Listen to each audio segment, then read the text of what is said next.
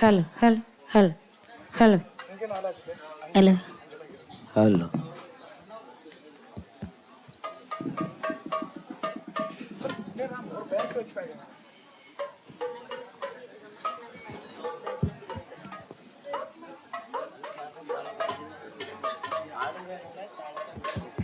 Hello hello check hello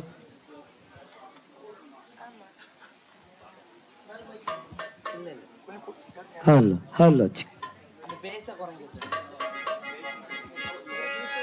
hello hello check hello hello hello hello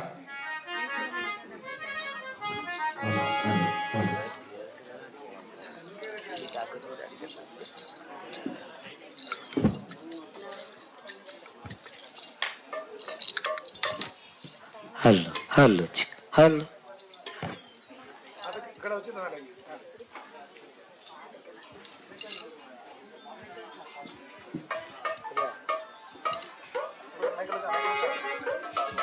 hello hello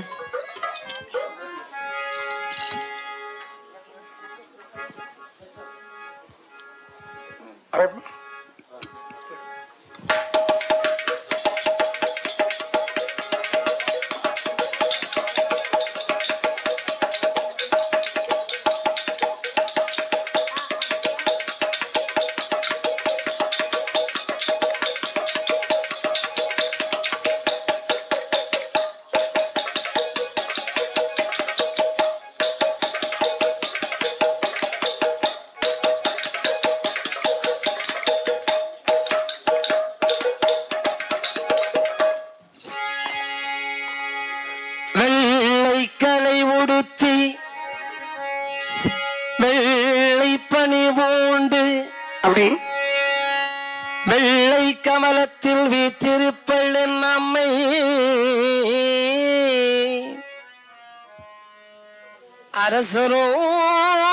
அரசரோடு என்னை இந்த சரியாசனத்தில் வைத்த தாயே அரசரோடு எங்களை இந்த சரியாசனத்தில் வைத்த தாயே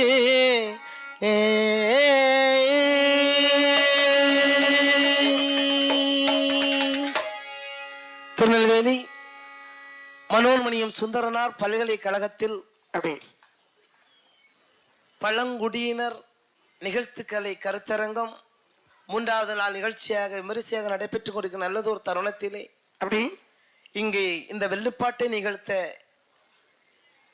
வாய்ப்பளித்த இந்த பல்கலைக்கழகத்தின் நிர்வாகத்திற்கும் பிரபாகரன் சார் அவர்களுக்கும் நட்டார் வழக்காற்றியல் துறையின் அறிஞர் ஆக்கா பெருமாள் மற்றும் ராமச்சந்திரன் ஐயா ஆகியோருக்கு நன்றி தெரிவித்துக் கொண்டு சரி வந்திருக்கின்ற அனைத்து ஆளுமைகளுக்கு எங்கள் நெஞ்சார்ந்த நன்றிகளந்த வணக்கத்தை உரித்தாக்கி கொண்டு நாட்டார் தெய்வங்களில் ஒன்றான சுடலை மாடன் சுவாமி பற்றிய கதையினை சரி சற்று நேரம் சமர்ப்பிக்கின்றோம். சுடலை மாடன் கதை படிக்க கதை படிக்க சிவனாரி துணி வருவாய் துணி வருவாய் சுடலை மாடன் கதை படிக்க கதை படிக்க கதை படிக்க சிவனாரி துணை வருவாய் துணை வருவாய் மாயாண்டி கதை படிக்க கதை படிக்க மகதேவ துணி வருவாய் துணை வருவாய் மகாதேவ துணி வருவாய் துணை வருவாய்.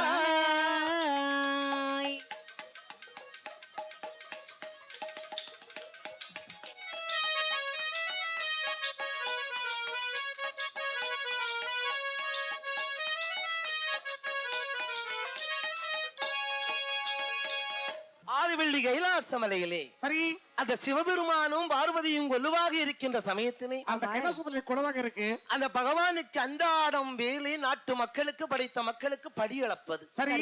ஒரு நாள் அந்த பார்வதியானவள் தன் பரமனை படியெழுப்பின் சோதிக்க வேண்டும் என்று சோதிக்க இந்த பார்வதியை சோதிக்கும் போது அந்த பார்வதியால் அந்த சோதிப்பிலே தோற்றுவிட தக்கராஜன் பார்வதி மகளாக அடைய வேண்டும் என்று மாநாதம் ஆடிக்கரையில் தவம் இருக்கிறான். அங்கே ஒரு குழந்தைக்கு பாவி தரிப்பு விடுகின்றார் பார்வாதேவி. கண்டெடுத்தான் தக்கராஜன் அரண்மனையில கொண்டு வந்து பார்வதி என்றும் திரிசீர் மடந்தை என்னும் வீரிட்டு வளர்த்து வர நம்ம தாட்சாயணி என்று பெயர் சூட்டி சிறப்பாக வளர்த்து வருகிறார்கள். அப்படி 12 திருவயதில் அன்னையானவள் திருப்பூத்தாள். நம்ம பக்குவ பெண்ணாக இருக்கின்றாள். சுயவரம் நடத்த வேண்டும் என்று எல்லா நாட்டு மன்னவர்களுக்கு லிகிதம் கொடுத்து அனுப்ப எம்பெருமானாகிய ஆண்டவர் பண்டார் மூலமாக வந்து அங்கே அந்த பார்வதியை திருமணம் முடித்து கைலாசமலைக்கு அழைத்து வருகின்றார். வந்து சிவனாரும் பார்வதியும்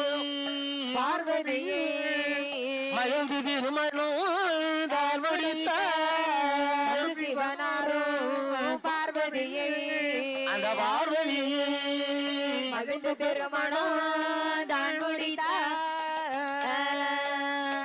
சந்தி சிவனாரும் பார்வதியும் சிறந்த கைலாசம் கொலுவிருந்தார். அப்படி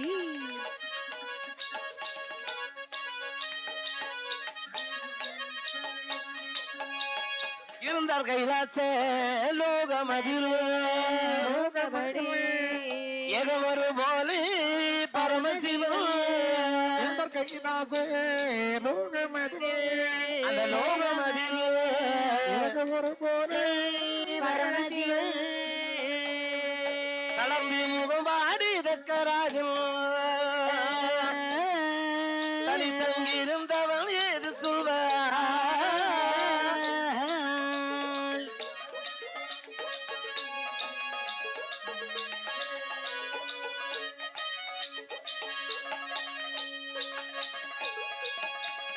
பார்வதி பண்டார வடிவத்தோடு மனமுடித்த பரமசிவன் அப்படி கைலாச மலையில் வந்து மீண்டும் சமேதரராக கொலுவரிக்கிறார். சிவனும் பார்வதியும் கொலுவாக அமர்ந்திருந்தார்கள். அங்கே தக்கராஜன் சபைகளிலிருந்து அங்கே அரண்மனையிலிருந்து பார்க்க தனது மகளை பரமன் கூட்டி சென்றதை அறிந்து உடனடியாக ஒரு வேள்வி ஒன்று நடத்தி அன்னவனை எரித்து அன்னவனை ஒருவனை உருவாக்கி ஊதிவாரி அணிய வேண்டும் என்று சரி தக்கராஜன் இங்கே ஒரு வேள்வி நடத்தி கொண்டிருக்கிறார். தட்சம் யாகத்தை செய்ய அங்கே வருகிறார் திருலோக சஞ்சாரி நாரதவாள் முனிவர். அங்கு வந்து நடந்த செய்தி எல்லாம் அறிந்து கையிலே வரவனிடத்திலே சொல்ல வேண்டுமே என்று நேராக கைலாசபுரைக்கு வருகின்றார். வந்து நின்று நாரதரும் சிந்தையேது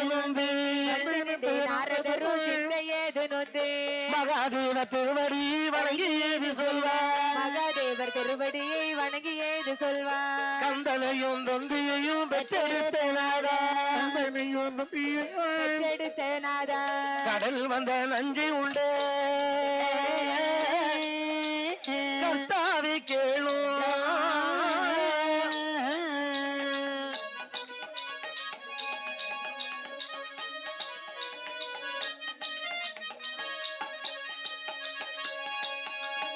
அக்கருக்கு ஒரு கண்ணி கொடுத்தோனே அக்கறை கொடுத்தோனே அங்க ஏற்கல்விக்கு ஒரு பங்கை கொடுத்தானே. தக்கனிட்ட கோட்டையது தானும் பலமாச்சி பக்கமிட்ட கோட்டையது தானும் பலமாச்சே. தானொருவர் அங்கு சொல்லி போகாதேயா தானொருவர் அங்கு சொல்லி போகாதேயா.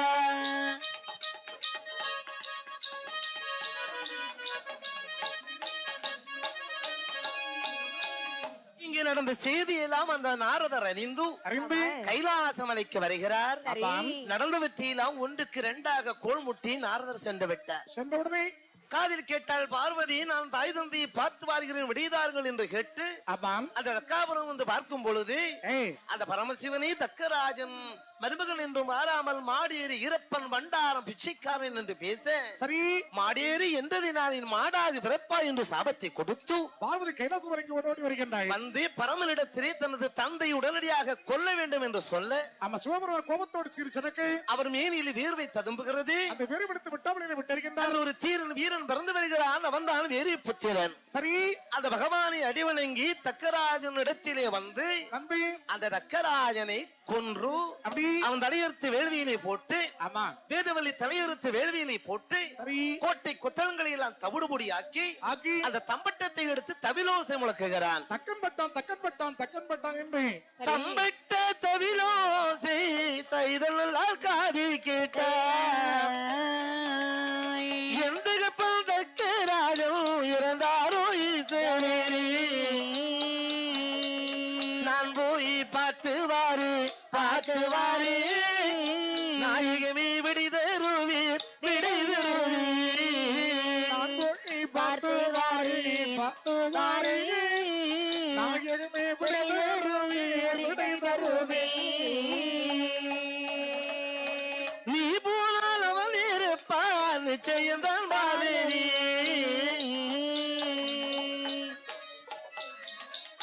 இருந்தாலும் போய் வாரேன் ஈஸ்வரரை விடுகிறாரோ பார்வதியால் விடையும் கொண்டு மாறாளி தக்காபூரம்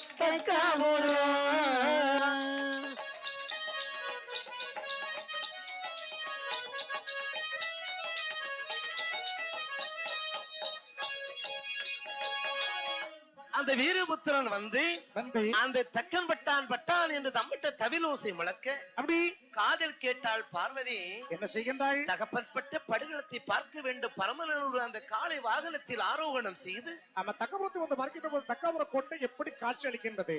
ஆடெருத்த களம்போலி அமதிப்பட்ட உதிரமுமா பாடுகின்றால் தகப்பனுடைய பருந்தலை கண்டால் இல்லை. சுவாமி, இறந்து போல என் தாய் தந்தையை உடனடியாக நீங்கள் எழுப்பி தர வேண்டும். பார்வதி, என்ன எழுப்பி கொடுத்த உங்களுக்கு தாங்கம்மா பார்வதி? என்ன சுவாமி? உயிரை கொடுக்கலாம், தலையிலேயே எந்த தலையாக இருந்தால் உடனே எழுப்பி தாருங்கள். வீரபுத்ரா சுவாமி, பட கெலசு சர்வக்கு சென்று சரி வடக்கு தலைவித்து தோன்றும் எந்த உயிரான பரவாயில்லை. சரி, அந்த தலையை கொய்து வா. இதோ கொண்டு வருகிறேன் தந்தை. ஆகட்டும் என்று அந்த வீரபுத்திரன் வடகைலாசபுரம் சென்று வடக்கே தலைவி துறங்குகிற ஒரு மாட்டு தறி ஒரு வரையாட்டின் தரை அறுத்து சிவனால் முன்பை கொண்டு வைத்தார். தலை எது காணவி சிவன் முதலாரோ தாயுமி பார்வதி மனமது மகிழ மாட்டு தலையுது தன்னை எடுத்து வெள்ளம் உள்ளதக்க ராஜன் கழுத்தில் வைத்தார். கழுத்தில் வைத்தவர் கருதியை பார்க்க கருத்துடன் தலையுது பொருந்தி வளர ஆட்டு தலையது தன்னை எடுத்து அழகுள்ள வீரவழி கழுத்தில் வைத்தார். கழுத்தில் வைத்தவர் கருதியை பார்க்க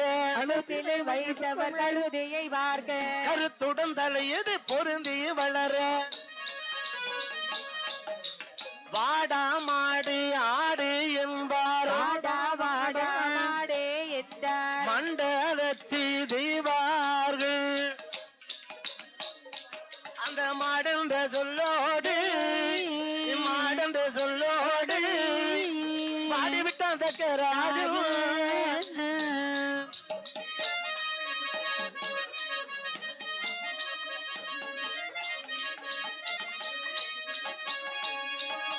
இப்படி இருக்க அப்படி அந்த வீரபுத்திரன் வடகிலாசபுரத்திலே சென்று மாட்டுத்தலை ஆட்டுத்தலை கொண்டு பகவான் மீது கொண்டு வைக்க பார்த்தார் சிவபெருமான். தக்கனுக்கும் வேதவல்லிக்கும் பொருத்தி இருக்க ஆடு மாடாக வலம் வருகிறார்கள். அப்படி கண்ட தேவர்கள் ஆடு மாடு என்று வசி மாறி பேச பார்த்த தக்கராஜன் வெக்கி நாணம் கொண்டு பகவான் மேலே வந்து ஆண்டவரை பார்த்து என்ன சொல்லுகின்றார்? ஆண்டவா, என்னுடைய ஆணவம் என்றே ஒளிந்து விட்டது. சரி, இந்த சுரூபத்தை எனக்கு உடனடியாக மாற்றி தாருங்கள். லட்சுமி, இந்த ரூபம் மாற வேண்டும் என்றால் உனக்கு இந்த பிறவியெல்லாம் போதாது. அப்படியானால் முன்னால் பிரம்மச்சுட்ட சுடரையிலே ஞானக்கரை எடுக்காட்டிலே உனது மையான கரையிலே நீ சுடரை மாடராக பிறக்க வேண்டும். சுடலையிலே பிறந்து வந்தால் சிவ சுடலை மாடன் என்று தேவர்களும் மக்களும் அழைப்பார்கள் என்று சொல்லி அந்த தேவாதி தேவர்களை வரவழைத்து வரும்பிள்ள தெய்வாரி மடன் மறை பிறவி செய்ய எங்களாலி மாடல் மாறி பிறவி செய்யக்கூடாது.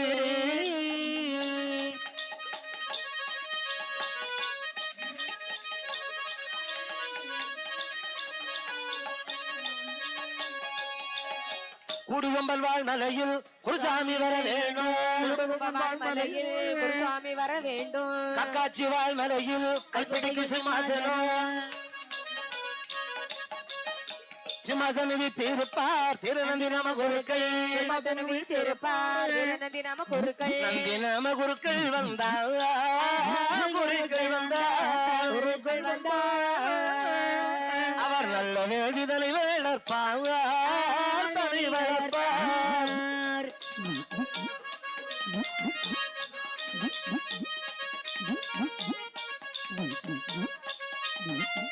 அப்படி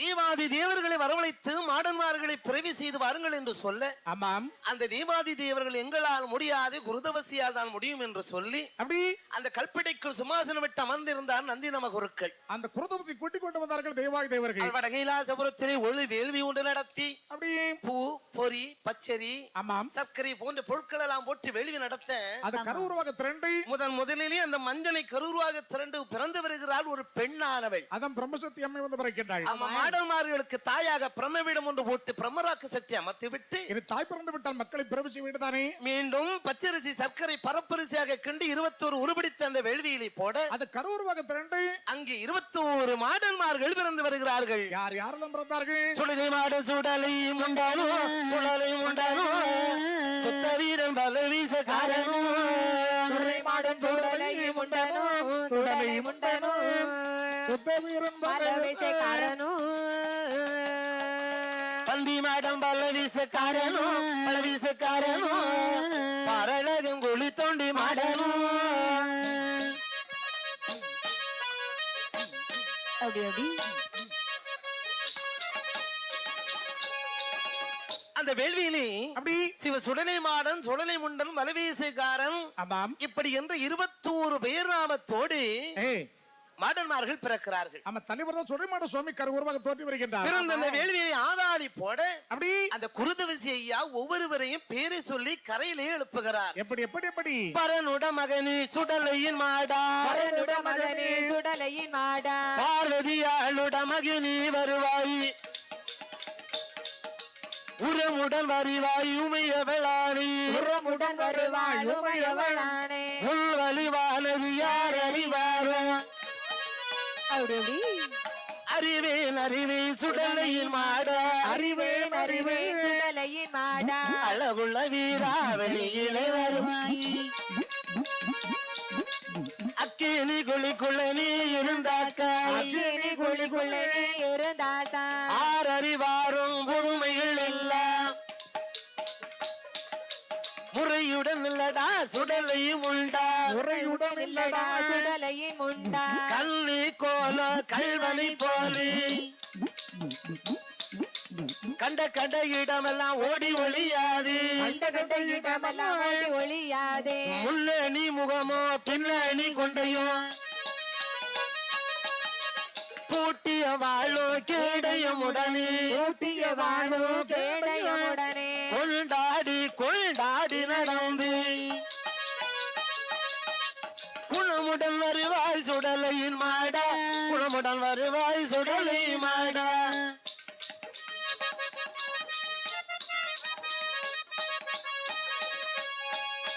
இப்படி அந்த வேள்வியில் பிறந்த 21 மாடன்மார்களை பேரை சொல்லி கரையேற்றுகிறார் குருதவசி சரி கரையேற்றி கைலாசமலையிலே பகவான் பெரிய கொண்டு விட்ட நேரத்திலே ஆண்டவா என்ன எங்களை பிரவிச்சதர்களே அநேக வரங்கள் வேண்டும் ஐயனே அப்பா மாடன்மார்களே இந்த பூலோகத்திலே மாந்திரீகம் பெருத்து விட்டது அது உண்மை மாந்திரவாதிகளை மதமடக்க வேண்டும் நல்லவர்களை எல்லாம் நீங்கள் காக்க வேண்டும் சரி மண்ணுக்குள் பதுங்க வரம் வான மீதில் பறந்து திரிய வரம் அந்த வரத்தை தந்து விட்டேன் மீண்டும் உங்களுக்கு சுவாமி எங்களுக்கு எந்த வரம் எல்லாம் போதாது வேற எந்த வரம் வேண்டும் உங்களுக்கு இந்த வரம் போராது இன்னும் வரம் தாயிரணி அம்மா போடி கொய்யா பழம் ஆளுக்கு 2 பரவி கொல்ல வரம் பெற்று மலடக்க வரம்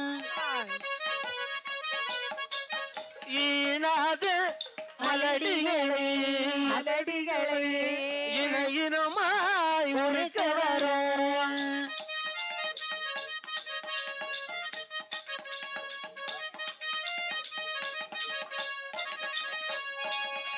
சுவாமி என்ன எங்களுக்கு எந்த வரம் எல்லாம் போதாது எந்த வரம் வேண்டும் உங்களுக்கு 10 மாத சோழிகளை பால் வடிய கொள்ள வரம் அந்த வரத்தையும் தந்து 9 மாத சோழிகளை உதரவெளி கொள்ள வரம் இதோ இதெல்லாம் போதாது சுவாமி வேற என்ன வேண்டும் எங்களுக்கு அப்படி அந்த சம்போட கரைவேனிலே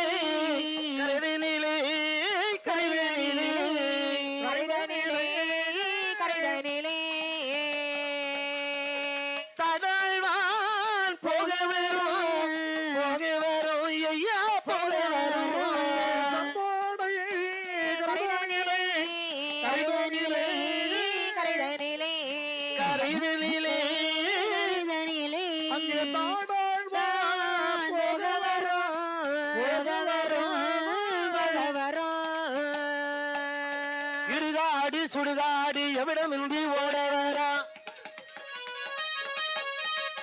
கட்டையிலே வைத்த பின்னங்கால வாரி போடவரா சம்பூடு கரையதிலே கரையதிலே கரையதிலே நாங்கள் மாண்டு பினோ தின்ன வரும் ஐயா தின்ன வரும்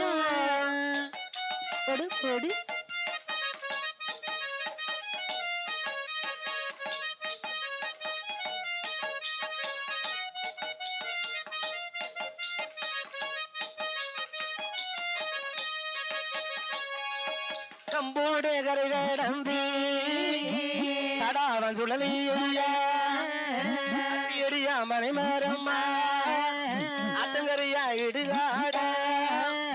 இடுகாடி சுடுகாடி எவனமின்றி ஓடுவாரா கட்டையிலே வைத்த பிணோ காலவாரி போடுவாரா இடமிருந்து வேகும் வேணோ இடமிருந்து வேகும் வேணோ எனக்குனக்கென்று எடுப்பாரா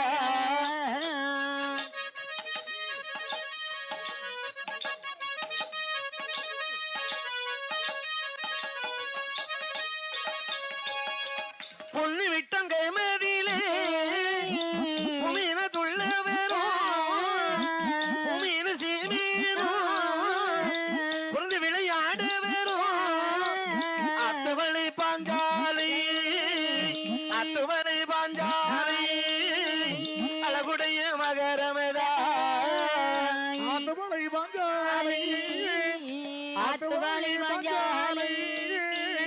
அழகுடைய மகரமதா சுவாமி சம்போடு கரைதனிலே சென்று அங்கிருக்கிறார் ஆரிய சாம்பான் மகள் அண்ணனடையாள் அழகான மெல்லிடையாள் அவளை நரவரி கொள்ள வேண்டும் அந்த வரத்தை தந்தேன் ஆரிக்கரை சேரிய அழித்து பெற்றுக்கொள் இடுகாடு சுடுகாடு சென்று சுட்ட பிணம் வெந்த பிணம் எல்லாம் நாங்கள் சாப்பிட வேண்டும் வேறு உனக்கு என்னப்பா வேண்டும் பொண்ணு விட்டான் கைமதிலே பூமியினாய் துள்ள வரோம் அந்த வரத்தையும் தந்தேன் அந்த கலைடவாள் குறிச்சியிலே கட்டுட வலங்கியர்களை கொன்று அவர்களிடத்திலே பூஜை வாங்க வரோம் வாங்கி பட்டகராஜம் கோரியிலே பகட்டி வெளி அறிய வரும் சரி சொருமத்தை என் காவதிலே சோலையிலே செல்ல வரும் என்று அந்த கொடி மரத்தில் உரைய வரும்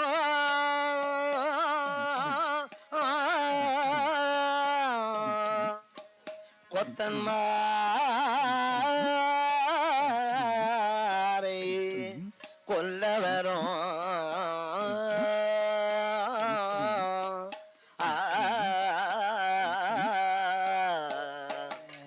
கொடிமரத்தி மூட்டோ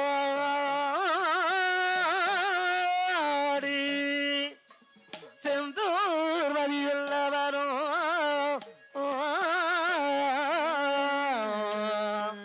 செந்தூர் பதிவேலிடம்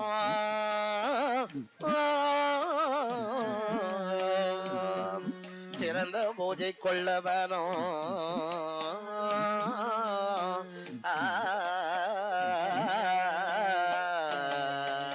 சுவாமி கொடிமரத்தில் உறைந்து வெட்ட வருவார்கள் கொத்தன்மார்கள் மரத்தேன் ஆமாம் அவர்களை கொன்று அவர்களோடு திருச்செந்தூரில் சென்று கொடிமரத்து மாடன் என்று சிவசுடனை மாடன் என்றும் தங்காத பேர் வாங்கி எட்டத்துக்கும் பூஜை கொள்ள ஈஸ்வரரை வரந்தார் அந்த வரத்தையும் தந்து விட்டேனப்பா உங்களுக்கு செப்பவே கேளுமையா திரிபுரம் எரித்த நாதா ஆமாம் ஒப்பிலா வரவும் தந்தீர் உலகத்தோர் அறியாவண்ணோ ஆமாம் இப்படி போனதுண்டால் என் அளவை அறிவாருண்டோ சரி அப்பனே உமது கையால் உலகமிக்க அன்புடன் ஒரு பூஜை தாரும் என்றார் அப்பனே உலகமிக்க அன்புடன் ஒரு பூஜை தாரும் என்றார்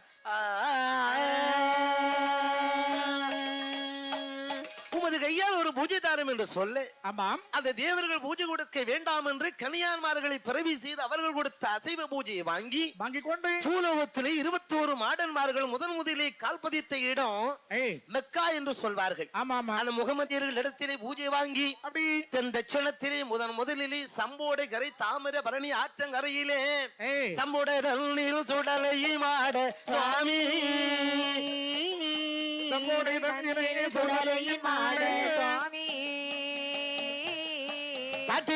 இது கூட்டு படையோடு வந்த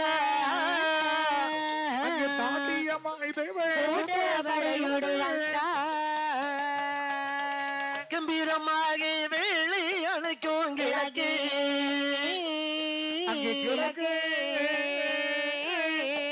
குலமாகி ஆரிய சாம்பான் மகள்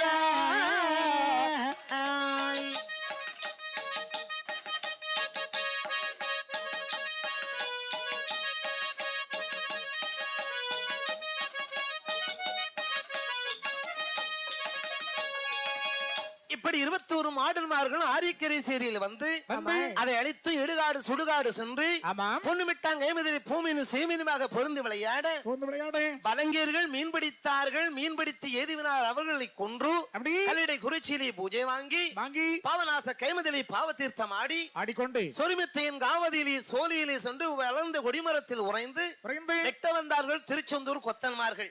அவர்களுக்கு நான் இருக்கிறேன் என்று காட்சி கொடுத்து அரண்மனையாரிடத்திலே வேண்டிய பொருட்களை வாங்கி பூஜை பெற்று அந்த கொடிமரத்தை விட்டு விலகி அந்த கொத்தன்மார்கள் கொடிமரத்தை வெட்டி வண்டியிலே ஏற்றி இலையிலோ இலையிலோ இலையிலோ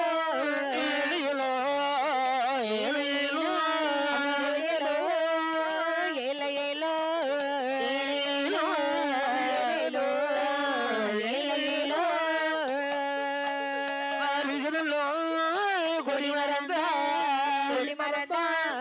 வண்டியோடு மாட்டோடு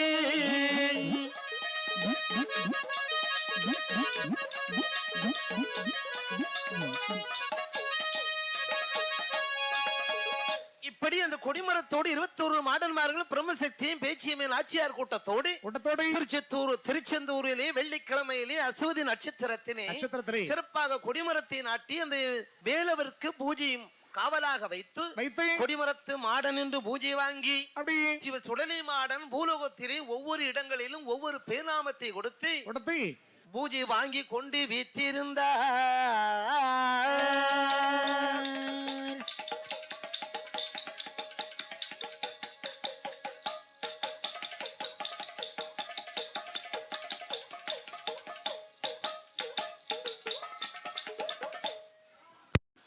நிகழ்த்த வாய்ப்பளித்த திருநெல்வேலி மனோன்மணியம் சுந்தர பல்கலைக்கழகத்தின்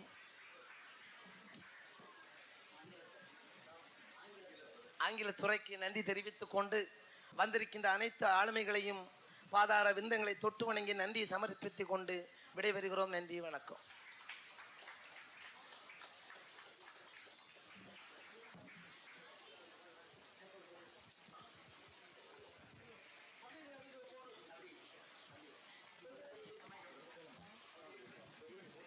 What a splendid performance. Normally this is a art which we call it as a villu paattu or velladichan paattu. It is being performed to express a story pertaining to spiritual or social issues. Later on it has come down to contemporary issue and many patriotic aspects. So the form, it is called as a narrative theatre, and the team have performed excellently well in front of this particular audience. So to know more about this Villu Paattu and Villadichan Paattu, may I now invite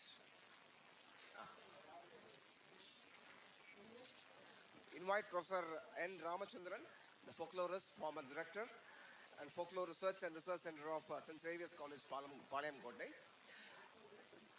Before that, we'll have a snap and then we'll have listen to the deliberations of Professor.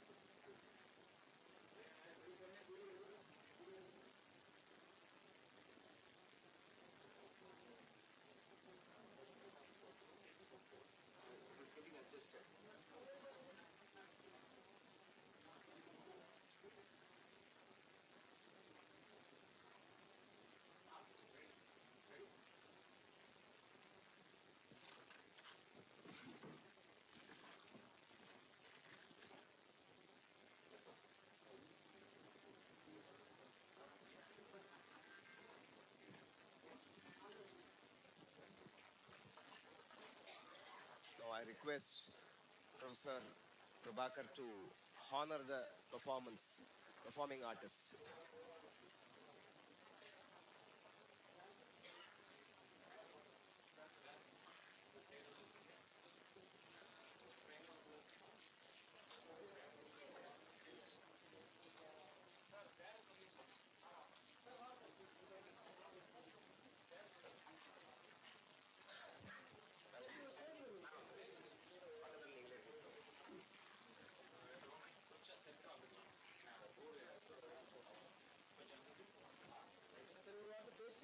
இது நமக்கு இந்த நிகழ்வை நடத்திய ஆளு கலை Valarmani D Thangamani, அவர் தான் lead singer. அண்ணாவி அப்படின்னு சொல்லுவாங்க, அல்லது புலவர்னு சொல்லுவாங்க.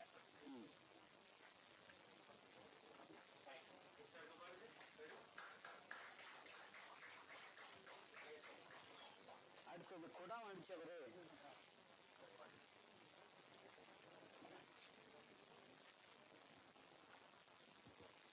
தர்மலிங்கம். ஆமாம், வில்லுப்பாட்டில் ரொம்ப முக்கியமான ஒரு மியூசிக்கல் இன்ஸ்ட்ருமெண்ட் இந்த குடம். நம்ம கவனிச்சிருப்போம், ரொம்ப சிறப்பாக செய்தார். அடுத்தது ஹார்மோனியம் வாசித்தவர் டி நீலகண்டம், நீலபெருமாள்.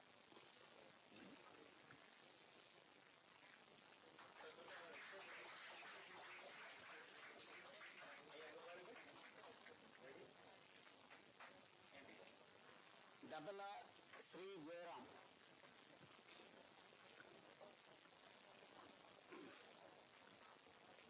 ஸ்ரீ ஜெயராம்.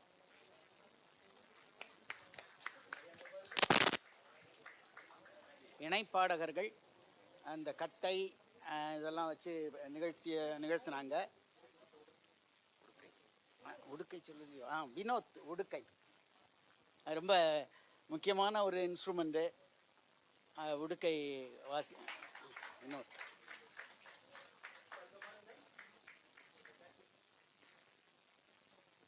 அப்புறமா இணை பாடகர்கள் அம்பிகா,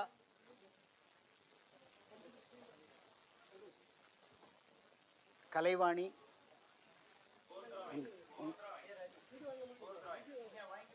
நீங்க வாங்க, நீங்க அங்க அங்க அங்க அங்க அங்க அங்க சார் பார்த்தோம்.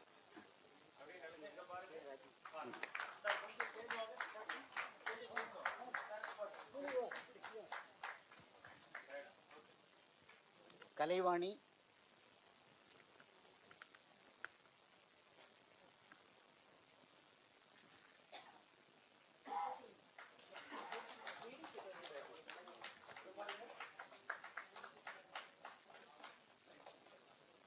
ரதி வாங்க.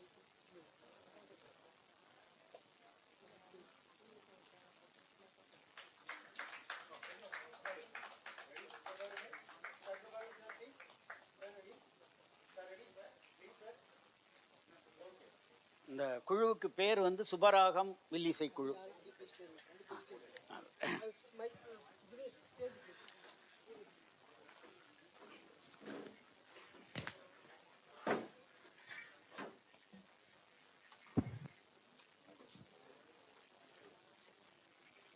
ரொம்ப சிறப்பான ஒரு வில்லிசை நிகழ்ச்சியை நாம் பார்த்தோம். மனோன்மணியம் சுந்தரனார் பல்கலைக்கழகத்தில் ஆங்கிலத்துறை, அதில் டாக்டர் பிரபாகர் அவருடைய டீம் மிகச்சிறப்பாக இந்த நிகழ்வை 3 நாட்கள் என்று நம்ம வந்து உட்கார்ந்துட்டு பார்த்துட்டு போயிடுவோம். இந்த 3 நாட்களுக்கு அவர்கள் எவ்வளவு நாட்கள் உழைத்தார்கள் என்பது எனக்கு தெரியும். அந்த உழைப்பினுடைய வெற்றி நாம் இன்னைக்கு பார்த்து கொண்டிருக்கிறோம். அவருக்கு முதல்ல அவரிடம் அவருடைய டீமுக்கும் முதல்ல வாழ்த்துக்களை தெரிவித்துக் கொள்வோம். இந்த வில்லுப்பாட்டு நிகழ்வு என்பது இது ஒரு ரிச்சுவல் பர்ஃபார்மன்ஸ். இது கோயில் அப்படின்னு நான் சொல்கிறது நாம் டெம்பிள்ங்கிற அர்த்தம் இல்லை, அதை வந்து ஷ்ரைன்னு சொல்லலாம். ஆங்கிலத்தில் நம்ம ஷ்ரைன் என்று சொல்லக்கூடியது வழிபாட்டிடம். அந்த கோவில்களில் அதுவும் நாட்டார் தெய்வ கோயில்களில் வந்து நடைபெறக்கூடிய ஒரு பெர்ஃபார்மன்ஸ் இது. இந்த இந்த நிகழ்வை நாம் பார்க்கும்போது அந்த கண்ணோட்டத்தில் தான் பார்க்கணும். இது ஒரு ரிச்சுவல் பெர்ஃபார்மன்ஸ். அப்போ ரிச்சுவல் பெர்ஃபார்மன்ஸ்னு வரும்போது கோயிலில் நடைபெறக்கூடிய சடங்குகளில் ஒன்றாக, வழிபாட்டு சடங்குகளில் ஒன்றாக, அதாவது எப்படி தீபாராதனை காட்டுகிறோமோ, எப்படி கொடை கோயில்களில் படைப்பு போடுவோமோ, தென் மாவட்டங்களில் நடைபெறக்கூடிய நாட்டார் நிகழ்த்து இந்த வழிபாட்டை வந்து கொடை அப்படின்னு சொல்லுவோம், அல்லது ஊட்டு அப்படின்னு சொல்லுவோம். சில இடங்களில் திருவிழான்னு சொல்லுவாங்க, சில இடங்களில் பரன்வெட்டு அப்படின்னு சொல்லுவாங்க. இந்த கொடை விழாவில் எப்படி வந்து படைப்பு போடுதல் ஒரு நிகழ்வோ, சாமியாட்டம் ஒரு நிகழ்வோ, அது மாதிரி இந்த வில்லுப்பாட்டும் ஒரு ரிச்சுவல் தான். இது ஒரு ரிச்சுவல், இது ஒரு பெர்ஃபார்மன்ஸ். அப்படி தான் நாம் பார்க்க வேண்டி இருக்கும். இந்த வில்லுப்பாட்டை நீங்கள் கூர்ந்து கவனிச்சிங்க அப்படின்னு சொன்னால், இதில் பாட்டு ஒருத்தர் லீட் சிங்கர் பாடுறாரு, பின்னாடி உட்கார்ந்து ஒருத்தங்க அதை இழுத்து பாடினாங்க, அதுக்கப்புறம் சில பாடல் வரிகளை மீண்டும் பாடினார்கள். குடம் அடிப்பவர் என்ன செய்கிறாருன்னா இன்டியூஸ் பண்ணுறாரு அந்த பாடகரை, லீட் சிங்கரை வந்து தூண்டி விட்டு கொண்டே இருக்கிறார். இதுதான். மற்றபடி மரபு ரீதியான வில்லுப்பாட்டு அப்படின்னு பார்க்கும்போது அங்கே ஹார்மோனியம் இடம்பெறாது, தபேலா இடம்பெறாது இந்த நிகழ்வில். ஆனால் இப்பொழுது பல வில்லுப்பாட்டு குழுவினர் ஹார்மோனியம், தபலா போன்ற இசைக்கருவிகளை வைத்து கொண்டிருக்கிறார்கள். உடுக்கு வந்து ரொம்ப முக்கியமானது. பேராசிரியர் ஆக்கா பெருமாள் கனியான்குத்து பற்றி பேசுகின்ற போது உச்சம் அடிப்பதற்கு ஒருத்தர், அதே மாதிரி எனக்கு இங்கே இருக்கக்கூடிய பார்க்கறதுக்காக தெரியாது, அதுக்காக தான் அப்படி இருந்தேன். No problem. சார் அப்படியா? சரி.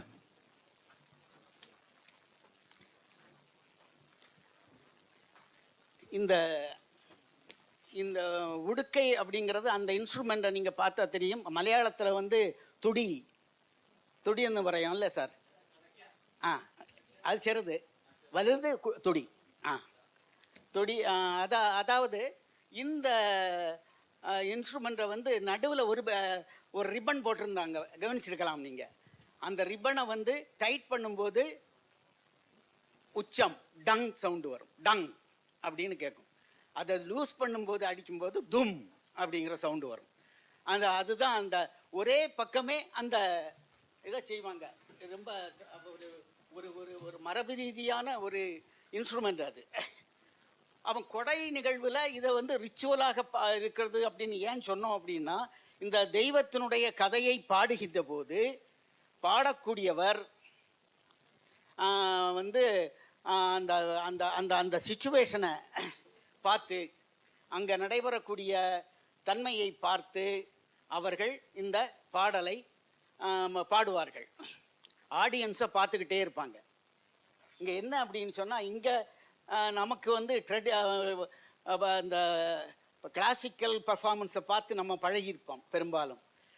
இங்கே இருக்கக்கூடிய ஃபோக் பர்ஃபார்மன்ஸ் எப்படி இருக்கும் அப்படின்னு சொன்னால், ஆடியன்ஸும் அங்கே ஒரு பர்ஃபார்மராக இருப்பாங்க. இதுதான் முக்கியமானது. அவர்களை தூண்டிக்கொண்டே இருப்பார்கள். அவன் இன்டராக்ட் பண்ணிக்கிட்டே இருப்பாங்க. இன்டராக்ட் பண்ணுறது வேர்ட்ஸ்னால மட்டும் இல்லை, அந்த எக்ஸ்பிரஷன்ஸ் மூலமாகவும் அவர்கள் வந்து இன்டராக்ட் பண்ணிக்கிட்டே இருப்பாங்க. அது ரொம்ப ரொம்ப முக்கியமானது. ரொம்ப கவனமாக அதை பார்த்தா தான் தெரியும். அதே மாதிரி இவாலுவேட் பண்ணிக்கிட்டே இருப்பாங்க. நீ பாடுறது சரியில்லை அப்படி நேரடியாக வந்து சொல்லிட்டு போவாங்க, அல்லது இன்னும் பிரமாதமாக பாடு அப்படின்னு சொல்லுவாங்க, ஜோராக இருக்கு அப்படின்னு அப்ரிசியேட் பண்ணுவாங்க. அதே மாதிரி அந்த கொடை நிகழ்வுகள் நடைபெற்று கொண்டிருக்கும் போதே, வழிபாட்டு நிகழ்வுகள் நடைபெற்று கொண்டு இருக்கும் போதே அவர்கள் என்ன செய்வார்கள் அப்படின்னு சொன்னால், அந்த அந்த அந்த நிகழ்வுகள் இப்போ வந்து சாமி குளிக்க போகும், அதுக்கப்புறம் திருப்பி வரும், அதுக்கப்புறம் ஆராசனம் வரும். கோமரத்தாடிகள் சாமி ஆட தொடங்குவாங்க. சாமி ஆட்டத்துக்கு இந்த துடி பாடினார் அவர். டங்கு டங்கு டங்கு டங்கு டங்கு டங்குன்னு அடி விழும். ஆட்டத்துக்கு இந்த கதை நகலாது, அந்த இடத்திலேயே கதை நிற்கும். என்று சொல்றார் நீரும் என்று வந்தார் சுடலை மாடன் அப்படின்னு அந்த அந்த கதை வந்து நகலாது. அந்த பாட்டு வந்து அந்த தாளகதி மட்டும் இருந்து கொண்டே இருக்கும். அது ஆடுவதற்கு அவரை தூண்டிக்கொண்டே இருக்கும். இதெல்லாம் நம்ம வந்து ட்ரெடிஷ்னலாக பார்க்குறது. கொஞ்சம் அதை என்ன செய்கிறாங்க அப்படின்னு சொன்னால், எல்லா ஃபோக் பெர்ஃபார்மன்ஸும் வர வர கொஞ்சம் கொஞ்சமாக வந்து இன்றைக்கு இருக்கக்கூடிய சூழ்நிலைக்கு, இன்றைக்கி வந்து எலக்ட்ரானிக் மீடியா அதுக்குள்ளே போகும்போது இப்போ என்ன அப்படின்னு சொன்னால், நமக்கு ஒரு பெர்ஃபார்மன்ஸ்னு வரும்போது அதுக்கு ஃபார்மும் இருக்கும், கண்டென்ட்டும் இருக்கும். இப்போ வந்து ஃபார்ம் கொஞ்சம் மாறுது, கண்டென்ட் கொஞ்சம் மாறுது. அங்கே என்ன நடக்குது அப்படின்னு சொன்னால், கண்டென்ட் மாறுகின்ற போது ஃபார்மும் கொஞ்சம் மாறும். அதே மாதிரி ஃபார்மனுடைய மாற்றமும் கண்டென்ட்டை சில இதில் மாற்றும். இப்போ அந்த ஹார்மோனியமும் தபலா எல்லாம் இருக்கும்போது அந்த வில்லுப்பாட்டினுடைய அந்த வழக்கமான இசையில் இருந்து அது கொஞ்சம் மாறுபட்டு இருக்கும். அது ரொம்ப முக்கியமானது, அதையும் கவனிச்சுக்கிடுங்க. அதுக்கு அடுத்தது இப்போ வந்து வில்லுப்பாட்டில் நம்ம காந்தி மகான் கதை, அதே இந்திய விடுதலை போராட்ட வரலாறு, பாளையங்கோட்டை தூய சவேரியார் கல்லூரி வரலாறு நிகழ்த்தணும். நாங்கள் எஃப்ஆர்ஆர்சி ஃபோக்லோர் ரிசோர்ஸஸ் அண்ட் ரிசர்ச் சென்டருடைய வரலாறு, இதெல்லாம் வில்லுப்பாட்டில் பாடப்பட்டது. இது அவங்களுக்கு எப்படி சாத்தியம் அப்படின்னு பார்த்தா, நீங்கள் நினைக்கிறது மாதிரி நம்ம கதையை எழுதி கொடுக்கறதெல்லாம் இல்லை.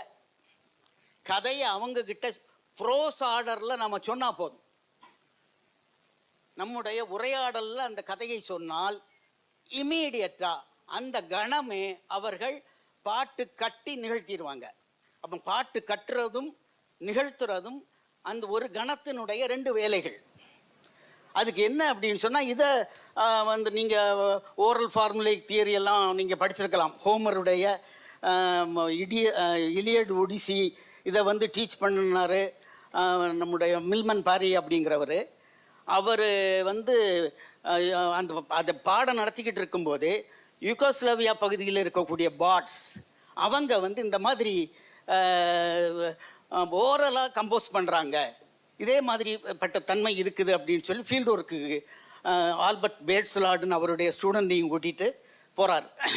அங்கே போய் நிறைய கலெக்ட் பண்ண பிறகு அவங்க கதையை சொன்னாலே போதும், இம்மீடியட்டாக அவங்க பாட்டு கட்டி பர்ஃபார்ம் பண்ணுறாங்க, கம்போஸ் பண்ணி பர்ஃபார்ம் பண்ணுறாங்க.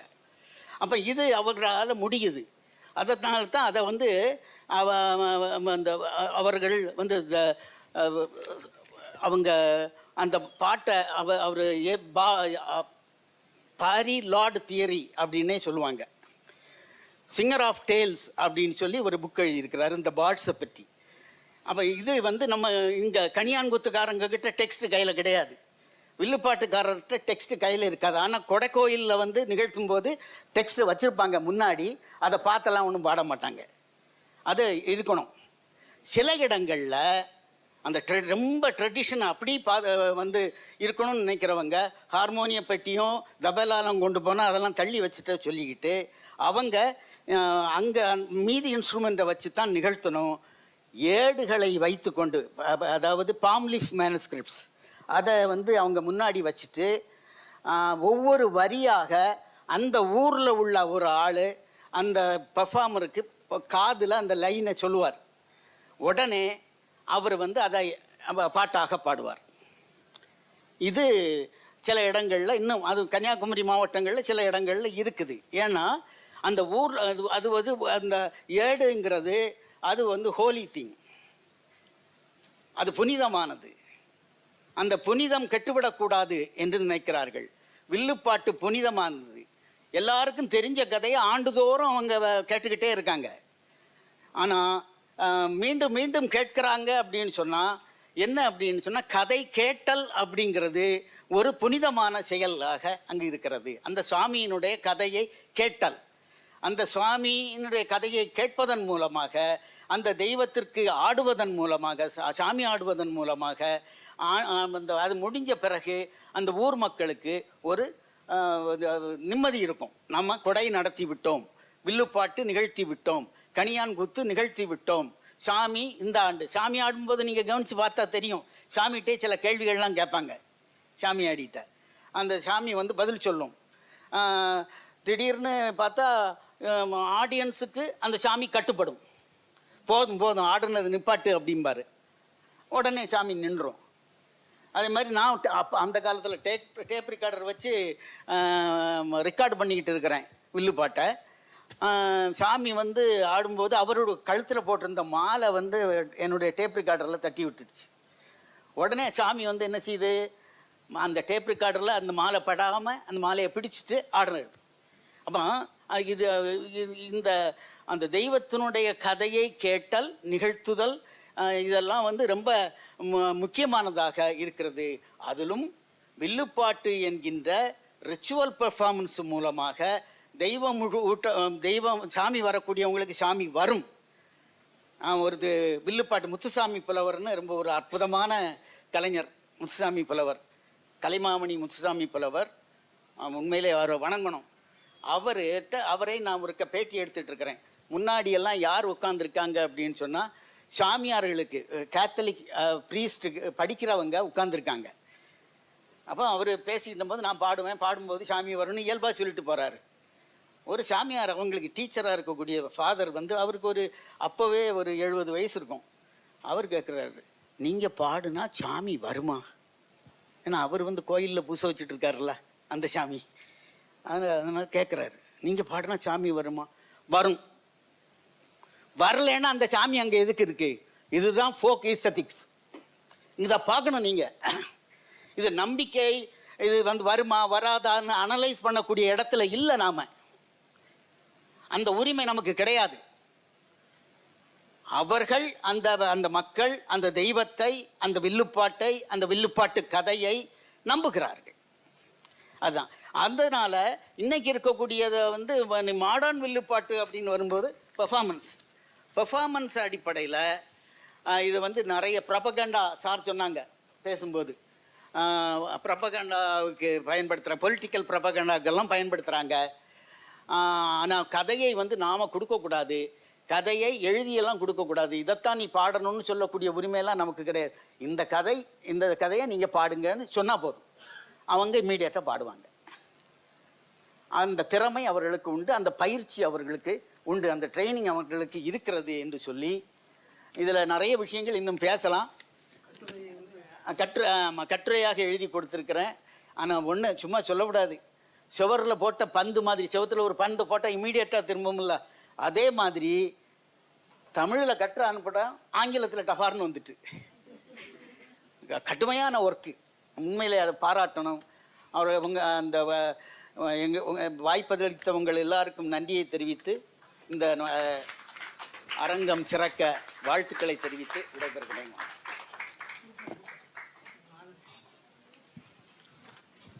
Thank you, Professor, for your excellent deliberations on the topic.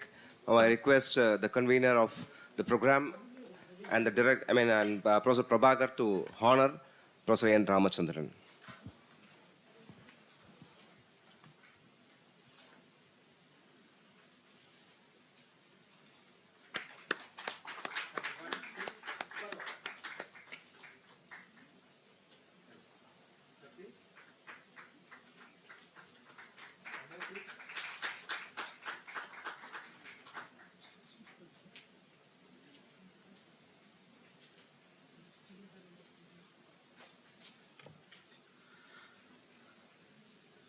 As a continuation of this particular sessions, we have one more art to be deliberated, Kakarasi.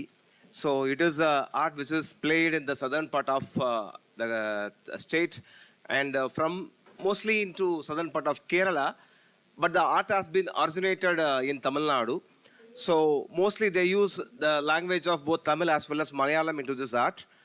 And what is all about, அதை பற்றின ஒரு deliberations கொடுக்கறதுக்கு I just invite Professor G. Stephen onto the stage. Professor Stephen is basically a folklorist and a former HOD of Department of Tamil, and he has taken many positions in this university, and he has created a folk museum during his tenure in the Department of Tamil, which is a very interesting fact to be visited.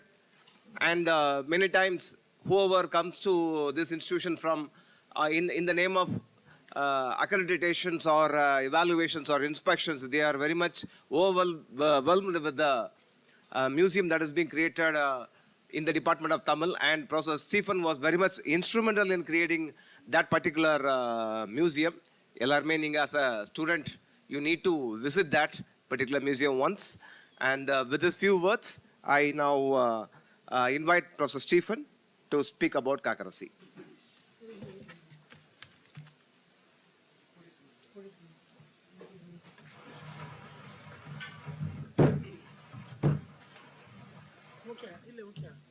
Okay.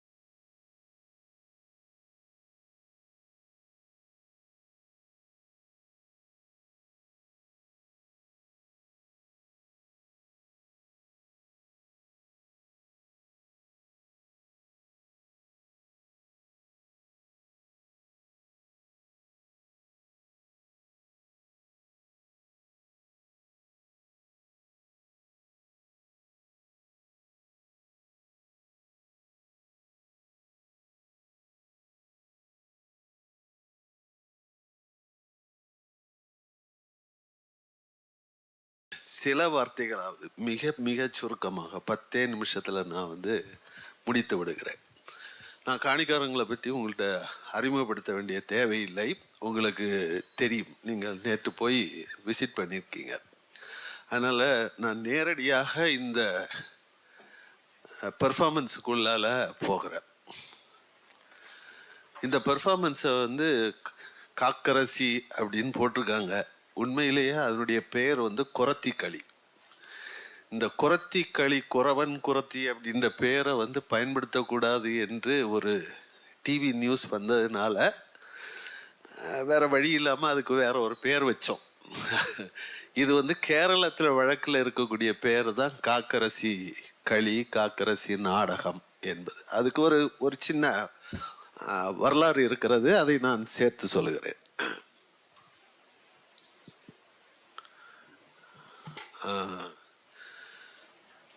காணிக்காரர்கள்ட்ட வந்து இந்த நிகழ்த்துக்கலை வந்து நிகழ்த்தப்பட்டது. இதை வந்து நான் பார்த்ததில்லை. முதல்ல நான் சொல்லிடுறேன், பிறகு நீங்கள் ஏதாவது நான் பார்த்துட்டு வந்து ஃபீல்ட் ஒர்க் பண்ணி செய்கிறேன் அப்படின்னு வச்சுருக்கூடாது. ஃபீல்ட் ஒர்க்கெல்லாம் பண்ணேன், ஆனால் பெர்ஃபார்மன்ஸை நான் பார்க்கல. ஏன் பார்க்கல அப்படின்னா, இந்த பெர்ஃபார்மன்ஸ் வந்து நான் கள ஆய்வு செய்யும்போது எனக்கு கிடைத்த தகவல் 1978 ஈச்சங்குட்டி காணி என்று சொல்லக்கூடியவர் கடைசியாக பெர்ஃபார்ம் பண்ணார். அதுக்கு பிறகு இந்த பெர்ஃபார்மன்ஸு காணிக்குடிக்கு உள்ளால எங்கேயுமே நிகழ்த்தப்படும். அவர் தான் இந்த குரத்தி களியினுடைய கடைசி ஜென்ரேஷன். அவர் ஏறக்குறைய 85 வயதாக இருக்கும்போது நான் அவரை சந்தித்தேன். எப்போ அப்படின்னா 90-92களில் அவருக்கு வயசு 85. அப்போ தான் நாங்கள் அதை வந்து திருப்பி பெர்ஃபார்ம் பண்ண வைத்தோம். அரைகுறையாக தெரிந்த ஒரு கலைஞர் குழுவை வந்து டெம்பரரியாக செட் பண்ணி அதை வந்து நிகழ்த்தி பார்த்தோம். ஆனால் அந்த உண்மையான பெர்ஃபார்மன்ஸ் வந்து முழுமையாக அவர்களால் பண்ண முடியலை. ஏன் பண்ண முடியலை அப்படின்னா, அதனுடைய அந்த பெர்ஃபார்மன்ஸினுடைய டெக்ஸ்ட் இருக்கு பார்த்தீங்களா, கதை, அதில் பிரச்சனை. 4 வெர்ஷன்ஸ் வந்து இருக்கு. 4 வெர்ஷன்ஸ் வந்து கிடச்சிது. 4 வந்து வித்தியாசமாக இருக்கு. அது ஒன்று. ரெண்டாவது வந்து என்ன பிரச்சனை அப்படின்னா, கதையை மட்டும் நான் சுருக்கமாக சொல்லி முடிச்சிடுறேன். என்ன அப்படின்னா, ஒரு தம்பரான், அவர் வந்து காணிக்காரர், அவர் ஒரு குரத்தி வருகிறார். குரத்தி வந்து அந்த காவலாளிகிட்ட கேட்குறாரு, இங்கே யார் இருக்கா அப்படின்னு. இங்கே யாரும் இல்லை, தம்பரான் வெளியில் போயிருக்காரு அப்படின்னு. அது வரையிலும் காத்திருக்கிறாள். தம்பரான் வருகிறார். வந்த உடனே வீட்டுக்குள்ளால போகிறார். போனதுக்கப்புறம் உனக்கு என்ன தெரியும் அப்படின்னு. தம்பரானே நான் கைரேகை பார்ப்பேன் அப்படின்றான். கைரேகை பார்க்குறா, பார்த்து சொல்கிறா, உனக்கு சீக்கிரம் வந்து கல்யாணம் நடக்கும், 2 மனைவி இருக்கும், பெரிய பணக்காரனாவ, அப்படி இப்படின்லாம் நிறைய சொல்கிறான். தம்பரானுக்கு ஏகப்பட்ட சந்தோஷம். அதனால் ஏராளமான பரிசு பொருட்களை கொடுத்து காவலாளியை வந்து துணைக்கு அனுப்புகிறான். இந்த காவலாளி என்ன செய்கிறான் அப்படின்னா, பாதி வழியில் போகும்போது தம்பரான் கொடுத்த பரிசுகளில் பாதியை பிடுங்கிட்டு மீதியை கொடுத்து அனுப்பி விட்றான். இப்போ போகிறா, காட்டுக்குள்ளால போகிறா. போகும்போது இன்னும் ஒரு குரத்தி அங்கு வருகிறாள். அந்த குரத்திட்ட வந்து 2 பேரும் பேசுகிறாங்க. பேசிட்டு என்ன செய்கிறாங்க அப்படின்னா, மீண்டும் அவர்கள் வந்து கொட்டாரத்துக்கு வருகிறார்கள். வரும்போது ஒரு குறவனும் சேர்ந்து கொள்கிறான். அது அவங்களுடைய கணவன்.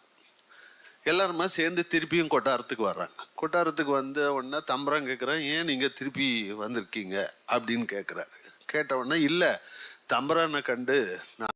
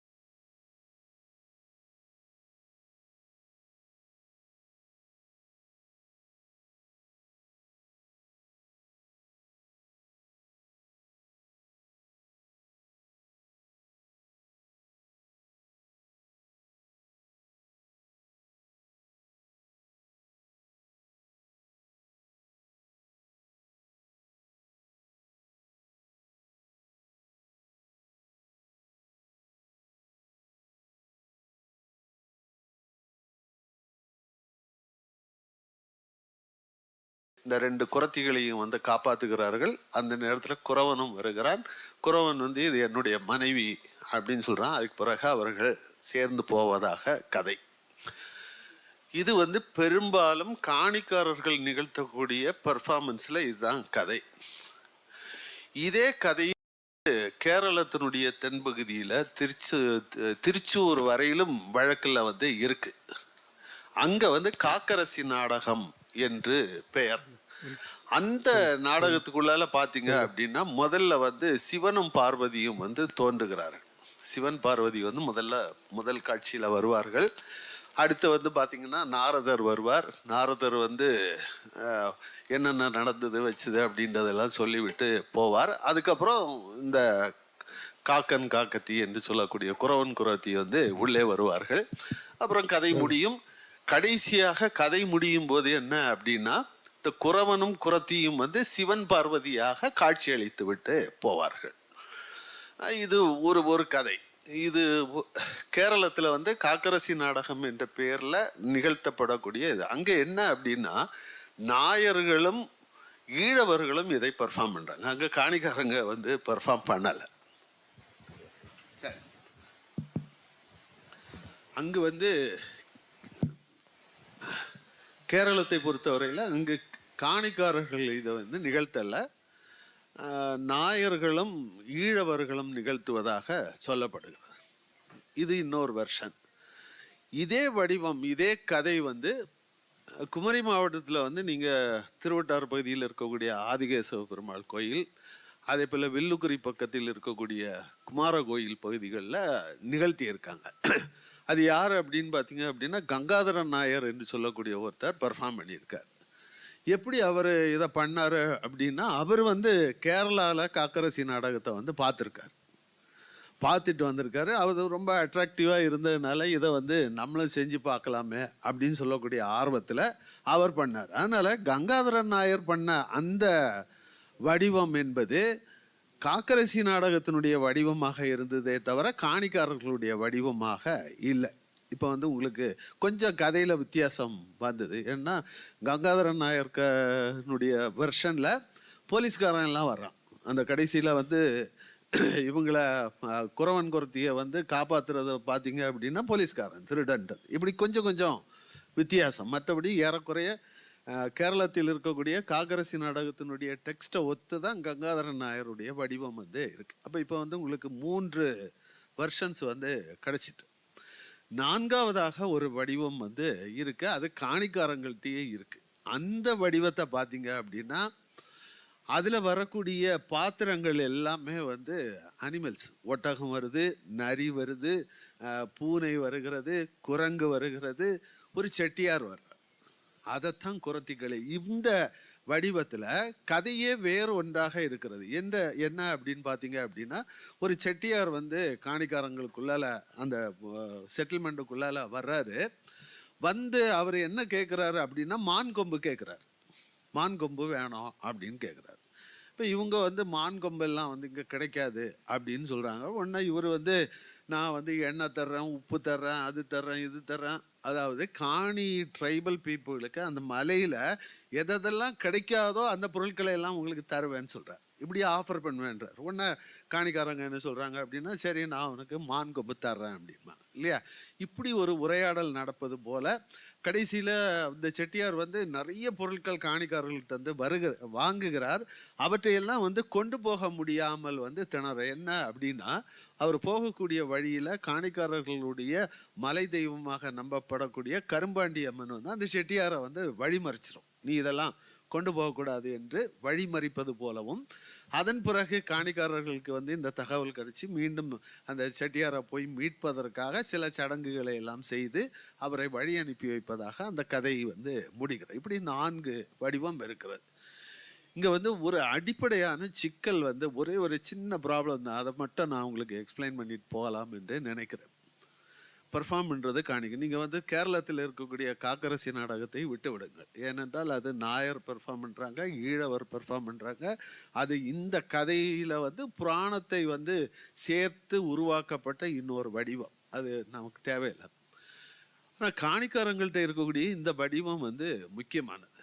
இதில் வந்து காணிக்காரன் தான் தம்புரானா இருக்கிறான், வர்றது வந்து குறவன். பெர்ஃபார்ம் பண்ணுறதும் நிகழ்த்தியதும் காணிக்காரங்க தான் பெர்ஃபார்ம் பண்ணியிருக்காங்க. குறவர்களை வந்து ஒரு கேரக்டராக வைத்த ஒரு கதையை காணிக்காரர்கள் நிகழ்த்த வேண்டிய தேவை என்ன? ஏன் பெர்ஃபார்ம் பண்ணுறாங்க? காணிக்காரங்கள்ட்ட இருக்கக்கூடிய கதைக்குள்ளால அதுக்குள்ளால வரக்கூடிய கேரக்டர்ஸ் வந்து காணிக்காரன் தானே இருக்கணும் இல்லையா? அதுதானே நியாயம். இப்போ வந்து இது ஏன் இந்த கேள்வியை எழுப்புறேன் அப்படின்னா, காணிக்காரர்களிடம் இருக்கக்கூடிய நீங்கள் வந்து கதைகளை எடுத்துக்கோங்க, வாய்மொழி பாடல்களை எடுத்துக்கோங்க, பேலட்ஸ் எடுத்துக்கோங்க, எதை வேணாலும் எடுங்க, எல்லாவற்றிலும் அவர்கள் சார்ந்த கேரக்டர்ஸ் தான் வருது. காணிக்காரன் தான் வர்றான், அல்லது காணிக்காரர்கள் சார்ந்த தெய்வங்கள் வருகிறது, இல்லை என்றால் விலங்குகள் வரும். ஓகே, இன்னொரு ட்ரைபல் கம்யூனிட்டி அங்கே உள்ள கேரக்டராக கதையில் வர்றது இல்லை. சில நேரம் சண்டைகள் நடக்கும், அந்த சண்டை தொடர்பான கதைகளில் வந்து வரலாம். ஆனால் இப்படி பெர்ஃபார்மன்ஸாக வந்து இப்படி இன்னொரு கேரக்டர் வந்து இன்னொரு பழங்குடி மக்களினுடைய இது வந்து கேரக்டராக வரல. ஏன் வருது அப்படின்றது வந்து மிக முக்கியமான ஒரு கேள்வி. ரெண்டாவது கேள்வி, உங்களுக்கு எல்லாருக்கும் தெரியும், குறவன் குறத்தி வந்து கைரேகை பார்க்கக்கூடியவங்க இல்லையா? ரெண்டாவது வந்து அந்த தம்புரானை பார்த்து கைரேகை பார்த்து சொன்ன உடனே அவன் எக்கச்சக்கமான பொருட்களை அள்ளி கொடுக்குறான், நிறைய பரிசு கொடுக்குறான், அது எல்லாத்தையும் வாங்கிட்டு போகிறான். ரெண்டாவது தடவை வர்றாங்க, ரெண்டாவது தடவை மொத்தமாக வர்றாங்க, 3 பேர் சேர்ந்து வர்றாங்க, அப்பவும் பரிசு அளிக்கிறான். ஏன்? அப்போ இதுக்கு பின்னால் வந்து ஒரு சோஷியோ கல்ச்சுரல் ஹிஸ்ட்ரி அப்படின்றது வந்து உள்ளுக்கு கிடக்கு அப்படின்றத வந்து பார்க்கலாம். அப்போ இதை புரிஞ்சுக்கணும் அப்படின்னா நீங்கள் ஒட்டுமொத்தமாக காணி ட்ரைபினுடைய அந்த செட்டில்மெண்ட்டினுடைய ஹிஸ்ட்ரி தெரிஞ்சாதான் இதை புரிஞ்சிக்க முடியும் இல்லையா? உங்களுக்கு தெரியும், இந்த ட்ரைபிள்ஸ் வந்து முழுக்க முழுக்க காட்டில் இருந்தவங்க. குறவர்கள் வந்து இன்டீரியர் ஃபாரஸ்டில் இருந்தவங்க, ரொம்ப உள்ள காணிக்காரர்கள் இருந்ததை விட அடர்ந்த காட்டில் வந்து இருந்தாங்க. காணிக்காரர்களுக்கும் குறவர்களுக்கும் இருக்கக்கூடிய ரிலேஷன்ஷிப் இருக்கு இல்லையா, உறவு, அது வந்து ரொம்ப முக்கியமானது. என்ன ரிலேஷன்ஷிப் அப்படின்னா, பெரும்பாலும் இந்த குறவர்கள் வந்து அதிகமாக வெளியில் வர்றதில்லை இன்டீரியர் ஃபாரஸ்ட். நீங்கள் சங்க இலக்கியத்தில் நல்ல குறிப்பு இருக்கு, அவங்க தான் எரிபுன சாகுபடி, காட்டை எரித்து வேளாண்மை செய்தவர், அவர் எரிபுன குறவன் அப்படின்னு எல்லாம் பேர் இருக்கு. அவ்வளவு தூரத்துக்கு பழமையான ஒரு ட்ரைபு, வர்றதில்லை. ஆனால் என்ன நடந்தது அப்படின்னா, திருவிதாங்கூர் மன்னர்கள் ஆட்சி காலத்தில் திருவிதாங்கூர் மன்னர்களுக்கு காணிக்காரர்களை வந்து ரொம்ப அதிகமாக பயன்படுத்தினாங்க. எதுக்கு பயன்படுத்தினா அப்படின்னா, ஒன்று வந்து உங்களுக்கு தெரியும், சேர மன்னர்கள் வந்து எதில் புகழ் பெற்றவங்க? தந்தம் இல்லையா? அயல் நாடுகளுக்கு வந்து ஏற்றுமதி செய்வது வந்து தந்தம். எப்படி தந்தம் எடுத்தான்? எங்கிறது கிடைச்சிது? எப்படி வர முடியும்? ஏதாவது ஒரு ட்ரைபல் பீப்புள் வந்து எடுத்து தான் கொடுக்க முடியும் இல்லையா? அதை சேகரித்து கொடுத்தவர்கள் வந்து காணிக்காரர்கள். சரிங்களா? அதே போல காடுகளில் இருக்கக்கூடிய வளங்களை எல்லாம் சேமித்து அரசனுக்கு, திருவிதாங்கூர் மன்னர்களுக்கு வந்து கொடுக்க வேண்டிய பொறுப்பு வந்து காணிக்காரர்களிடம் வந்து இருந்தது. உங்களுக்கு சபரிமலை ஐயப்பனுடைய கதையை கூட நீங்கள் ஒரு வெர்ஷன் இருக்கு, அந்த வெர்ஷனை எடுத்து பாருங்க. அந்த வடிவத்துக்குள்ளால திருவிதாங்கூர் மன்னர்களுக்கு, அந்த ராஜாவுக்கு வந்து வழிகாட்டியது யார் அப்படின்னா காணிக்காரர். அதனால திருவிதாங்கூர் மன்னர்களுக்கும் காணிக்காரர்களுக்கும் இடையில வந்து ஒரு விதமான ஒரு அண்டர்ஸ்டாண்டிங் ரிலேஷன்ஷிப் இருந்து. வேட்டையாட வரும்போது, இளவரசர்கள் வேட்டையாட வரும்போது அவர்களுக்கு பயிற்சி அளித்ததும் காணிக்காரர்கள் தான். அப்படி ஒரு ரிலேஷன்ஷிப் வந்து இருந்து இந்த டைம்ல தான் உங்களுக்கு 1820கள் இந்த பக்கங்களில் வந்து மலைப்பகுதிகளில் வந்து என்ன செய்கிறாங்க அப்படின்னா, எஸ்டேட்டுகள் வந்து வருது, தேயிலை தோட்டம், ரப்பர் தோட்டம், ஏலக்காய், அது இதெல்லாம் போடுறாங்க. அப்போ அவங்க என்ன பண்ணுறாங்க அப்படின்னா, இன்டீரியர் ஃபாரஸ்ட் எல்லாத்தையுமே வந்து எடுக்கிறாங்க. அப்படி எடுக்கும்போது முதல்ல பாதிக்கப்பட்டவர்கள் வந்து குறவர்களை அந்த காடுகளை விட்டு வெளியேற்றுகிறார்கள். அதில் தப்பிச்சது காணிக்காரர்களுக்கும் திருவிதாங்கூர் மன்னர்களுக்கும் இடையில வந்து ஒரு நல்ல டேர்ம்ஸ் இருந்ததுனால என்ன செய்யறான் அப்படின்னா, காணிக்காரர்களுக்கு அப்போதைக்கு ஒரு குடும்பத்துக்கு 5 ஏக்கர் மலைப்பகுதியை வந்து கொடுக்குறான். இந்த இடத்துல நீ வந்து வேளாண்மை செஞ்சு பழைச்சிக்கோ அப்படின்ற மாதிரி அவர்களே கொடுக்குறாரு. ஆக காணிக்காரர்கள் வந்து ஓரளவுக்கு மலையினுடைய அடிவார பகுதிகளில் செட்டில் ஆனாங்க. குறவர்களுக்கு ஒன்றுமே, ஏன்னா குறவர்கள் எண்ணிக்கையிலும் குறைவாக இருந்தார்கள், அவர்களை வந்து விரட்டினார்கள். அதனால் அந்த டைம்ல தான் அவர்களுக்கு வேறு வழி இல்லாமல் கூடை முடையவர்களாகவும் முதல்ல வந்து அவங்க என்ன பண்ணாங்கன்னா, காணிக்காரர்களை நம்பி வாழ்ந்தார்கள். காணி செட்டில்மெண்ட்டுக்குள்ளால வந்தாங்க அப்படின்னா காணிக்காரர்கள் அவர்களுக்கு உணவளிப்பார்கள், அவர்களுக்கு தேவையான எல்லாவற்றையும் செய்து கொடுக்கக்கூடிய ஒரு வழக்கம் வந்து இருந்து. இப்போ குறவர்கள் வந்து காணிக்காரர்களை நம்பி வாழக்கூடிய ஒரு ட்ரைபா மாறும். இந்த இதுதான் உங்களுக்கு வந்து இந்த குறத்திக்களி டெக்ஸ்டுக்குள்ளால வந்து பர்ஃபார்ம். அதனால தான் அந்த தம்ரான் வந்து பரிசளிக்கிறான். இந்த நினைவுகள், இந்த பழைய ஹிஸ்ட்ரியினுடைய ஒரு ரிஃப்ளெக்ஷனாக தான் இந்த குறத்திக்களி பர்ஃபார்மன்ஸ் வந்து பர்ஃபார்ம் பண்ணப்படுகிறது. அதன் பிறகு இந்த ரிலேஷன்ஷிப் வந்து அல்லது இது தொடர்ந்து அவர்களால் வந்து பண்ண முடியாததுனால தான் குறவர்கள் வந்து கீழே இறங்குறாங்க. கீழே இறங்கும்போது அவர்கள் கைரேகை பார்க்கக்கூடியவர்களாகவும் கூடை முடையக்கூடிய தொழில் செய்யக்கூடியவர்களாகவும் இந்த மாதிரியாக அவர்கள் மாறுகிறார்கள். ஆனால் எல்லா குறவர்களையும் ஒரே குறவர்கள் அப்படின்னு நீங்கள் நினைக்கக்கூடாது. நரிக்குறவர்னு ஒன்று சொல்கிறேன், அது வேற, சரியா? நீங்கள் அதே போல் நாஞ்சில் நாட்டில் இன்னொரு வரலாறு இருக்குது, நாஞ்சில் குறவன் ஒரு கதை இருக்குது இல்லையா? இப்படி நிறைய இருக்குது. குறவன் அப்படி குறவன் குறத்தி அப்படின்னு சொல்லக்கூடியது தமிழ்நாட்டில் வந்து ஒரு பாப்புலரான மோட்டிவ். அது வந்து லிட்ரேச்சருக்குள்ளாலேயும் இருக்குது, ஃபோக் ட்ரெடிஷன்ஸுக்குள்ளாலேயும் இருக்குது, கல்ச்சுரலாகவும் இருக்குது, ஹிஸ்ட்ரிக்குள்ளாலேயும் இருக்குது.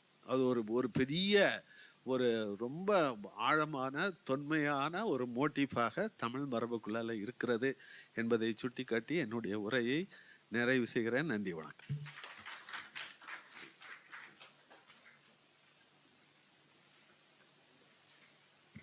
Thank you, Professor. Now I invite Professor Prabhakaran to honor the Professor G. Stephen.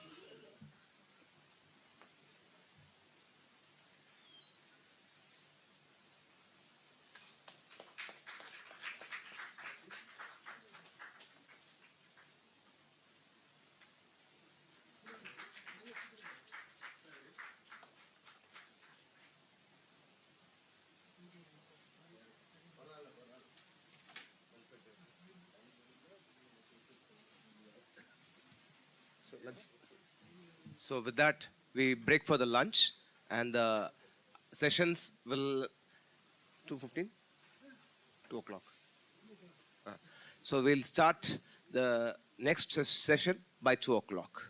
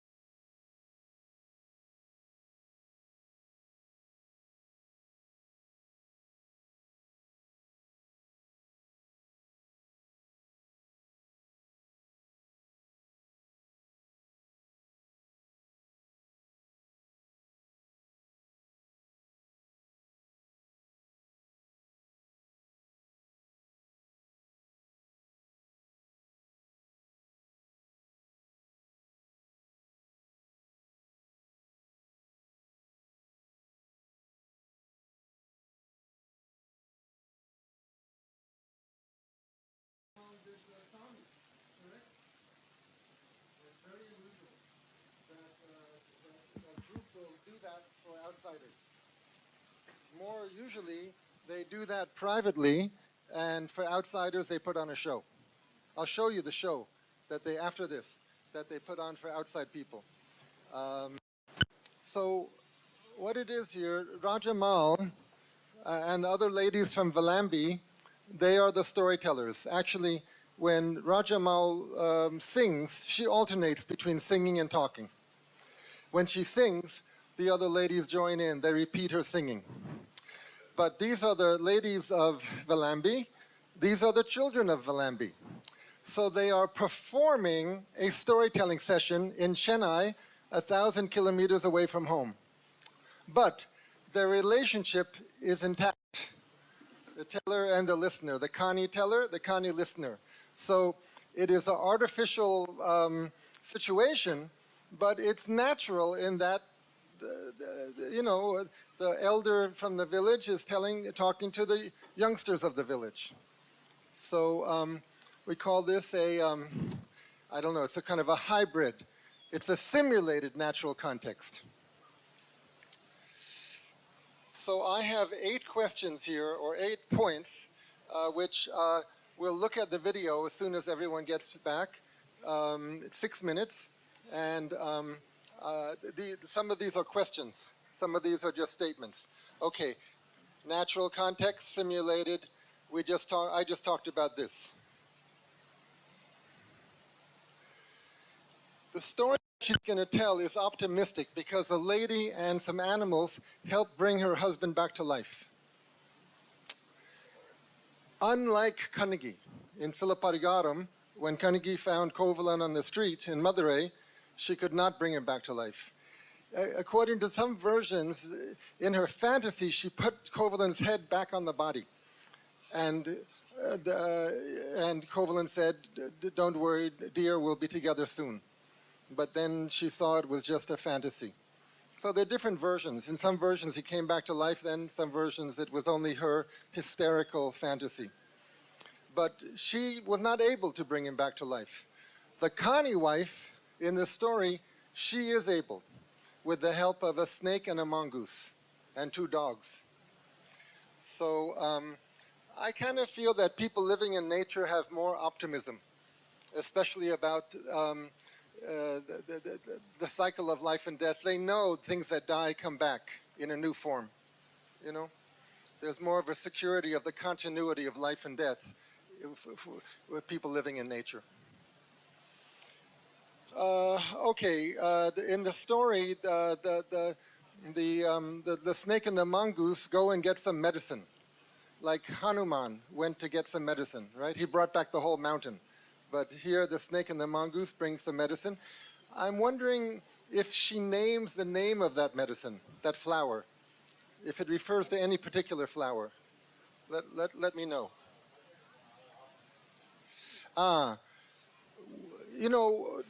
One scholar this morning mentioned that there are many similarities in Indian culture between the tribal, the folk, the royalty, the upper class. Between all social classes, there are some common elements in the arts. And one common element is storytelling with occasional singing mixed in. We saw it with Vilupatu. On the Orthodox level, it's Kata Kalikchebam, right? On the domestic level, it's Kardayam Patum, story and song. So whether it's domestic, professional, devotional, this pattern is very common. Some talking, some singing. So when she sings and the other ladies repeat her singing, just as an ornamental thing, try to understand the words. The words are a mix of Tamil and Malayalam because, these people speak tribal dialect, Malayalam and Tamil. When she's singing, what is she talking about? Is she commenting on the story as a narrator? Or is she speaking as one of the characters? Sometimes a character will sing, the character will say, "I'm very happy today." Or is she speaking as a storyteller? "Come and listen to my story." You see? Try to get a sense of that. You all speak Tamil, right? Obviously. And if you speak Tamil, you speak a little Malayalam. Okay. So I want you to help with this research. Okay. Storytelling is a living archive. This is a grandmother story that you're going to hear her tell. Kani people have many stories. Some of them are historical, some of them are animal stories. They have a story about, I'm going to repeat all this when the host comes back, right? So you're going to hear all this twice. The Kani people near Kiriparai, Vilambi, Tadikar, and Konam, they have a story that Andakalatale, long ago, the king of Trivandrum was overthrown and had to escape into the forest with some of his soldiers, and the Kani people helped him. And eventually he and his soldiers went back to Trivandrum and won. So that king was so grateful that he gave a land grant to the Kani people. As long as the sun will shine, as long as the rivers flow, this land is yours. So where is the document? And will the government of India respect that document? No, no. But some Kani people are sentimental about this. One man said, yes, that document is in Pechiparai, locked up in a safe. I didn't find it. Anyway, that is one story. You know, many times communities have stories about how they came to be, their creation. I think the Kani have a story, different parts of the body. See, I am not a real Tamil scholar because I didn't have the language ability. I've become a scholar and a trainer in English language of storytelling and different topics. Professor, we haven't begun yet. Yeah, No, you have to begin the session when you're ready. I have come and I listened. We're just having a chat before the session. So should we make them all come in? What should we do? Sir, we can go ahead with that. But then I want you to introduce me at a certain point.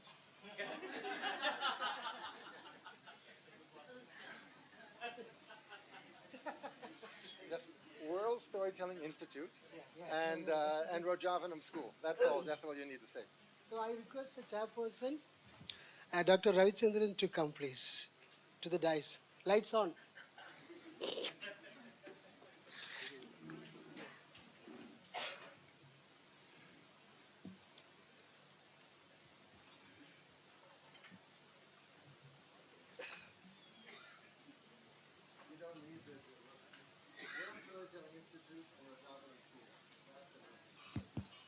I'll send everything else to them.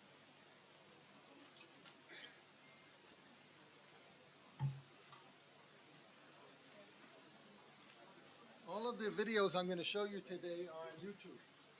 So if you'd like the YouTube link, just send me a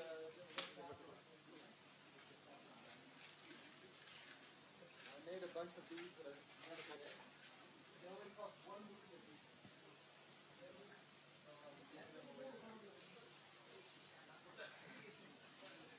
Ladies and gentlemen, a very good afternoon to all.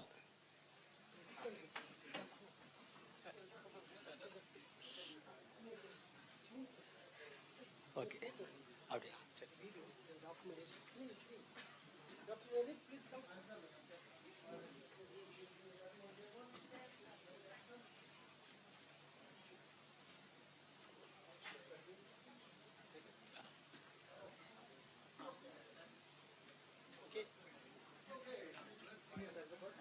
Dr. Eric, please come. Dr. Eric? Dr. Eric? Yes.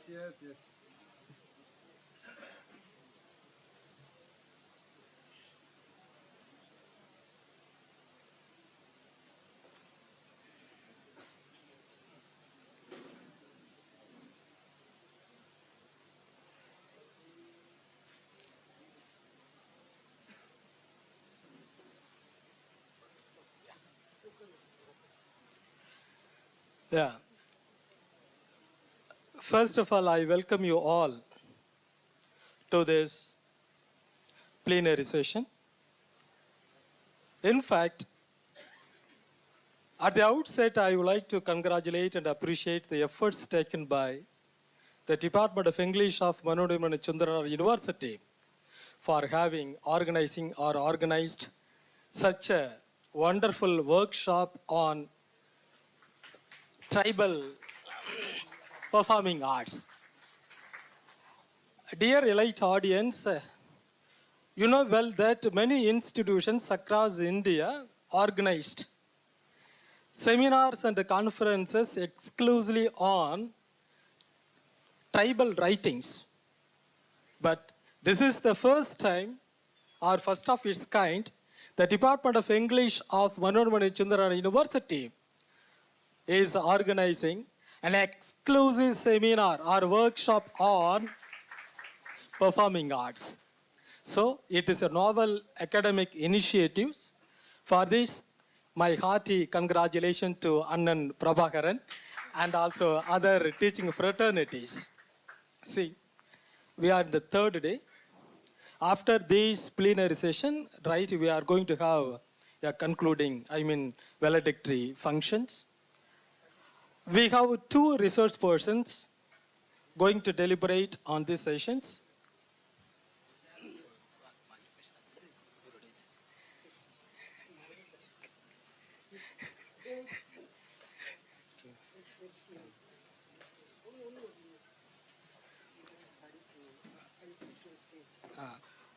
Let me invite Professor Hariharan to the stage, please.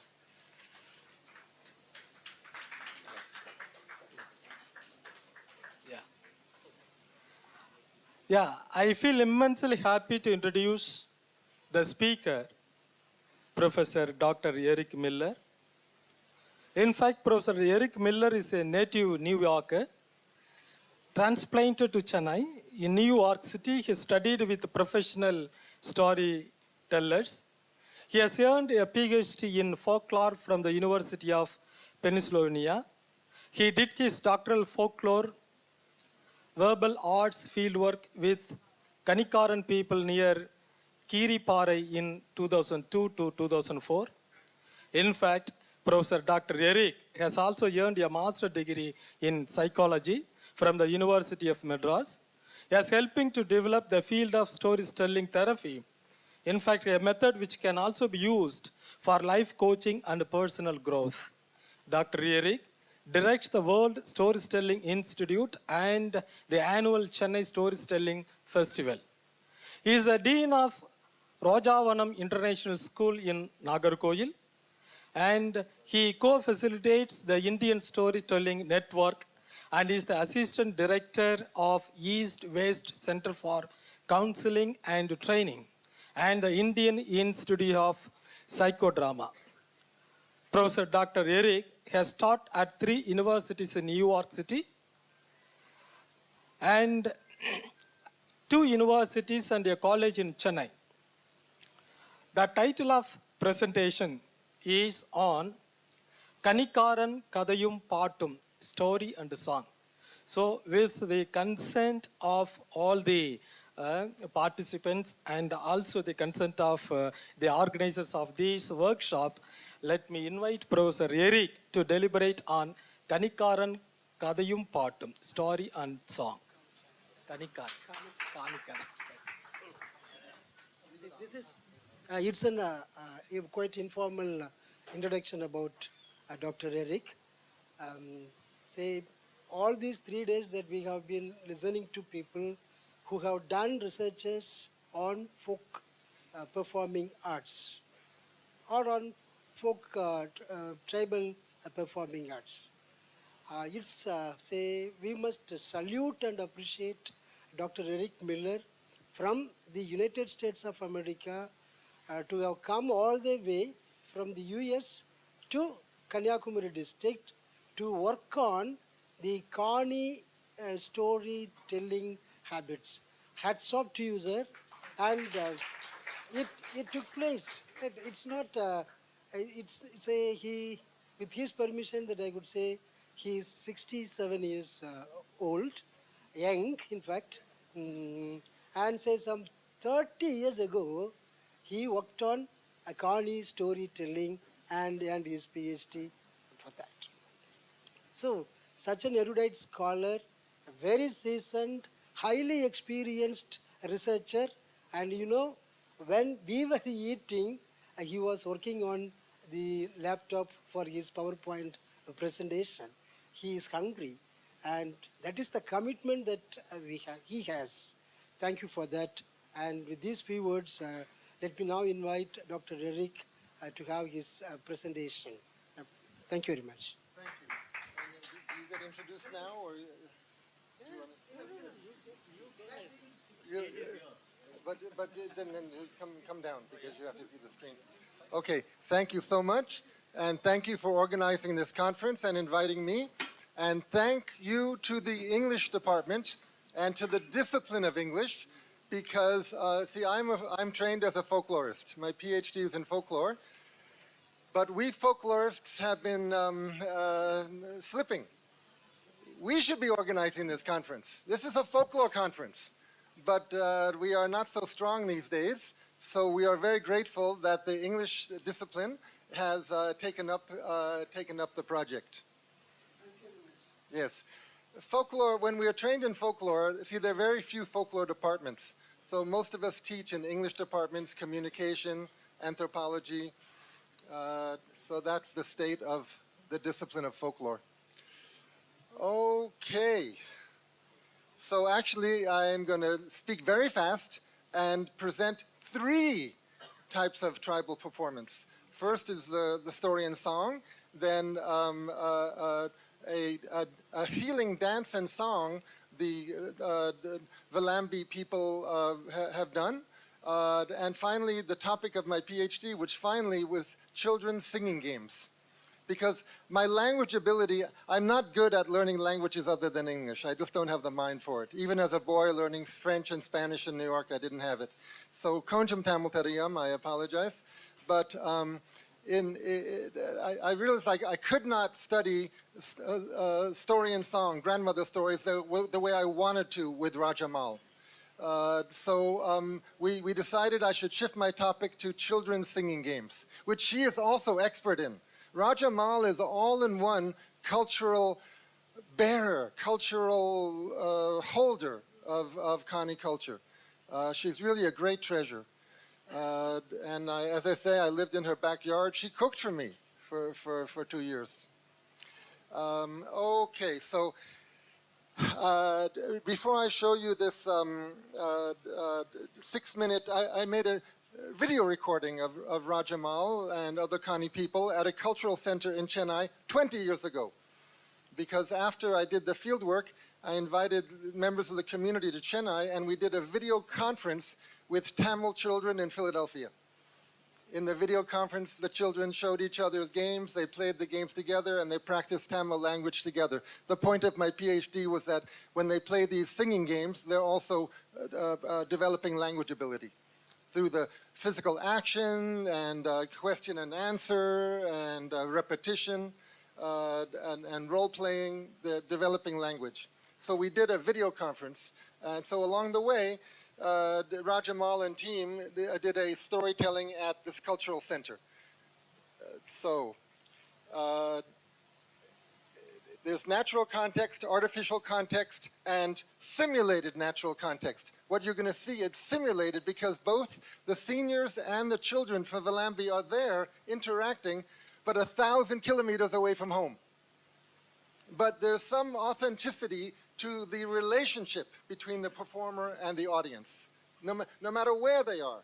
And I would say, in the future, when some people are in outer space, as long as they're having a relationship by video call from the moon to Venus, if they're having that relationship, to me, that's a certain authenticity. Okay, the story that you're about to hear is about a wife who, with the help of some animals, brings her husband back to life. This is one of the major stories of the Kani people. It's a folk tale or a legend, and in my mind I compared it to Kanigi, Silaparigaram. By the way, I did not come specifically to India to work with tribal people. I came because of Kanigi. I read an English translation, and that she could, Yeniku Nidivenam. and that the king would listen, and that when he found he was wrong, he apologized. I said, I have to go there. And in '88, when I first came, I went to Pumpuhar, and then I went by walk from Pumpuhar to Madurai, and later from Madurai to the mountains, following Kanagi. And I wrote a book about it, gave the first copy to Dr. Karunanidhi, and that's my original connection to Tamil Nadu.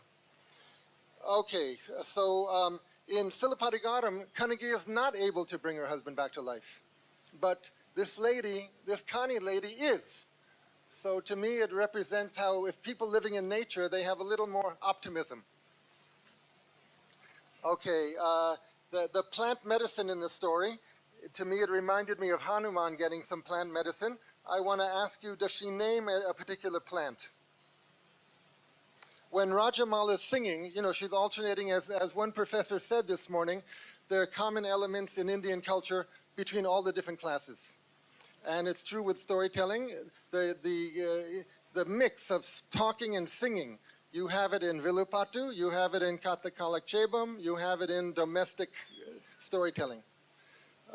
So when she's singing, try to tell me, I can't understand. Is she singing about the story, or is she acting as one character singing, please listen to my story, this is how I feel?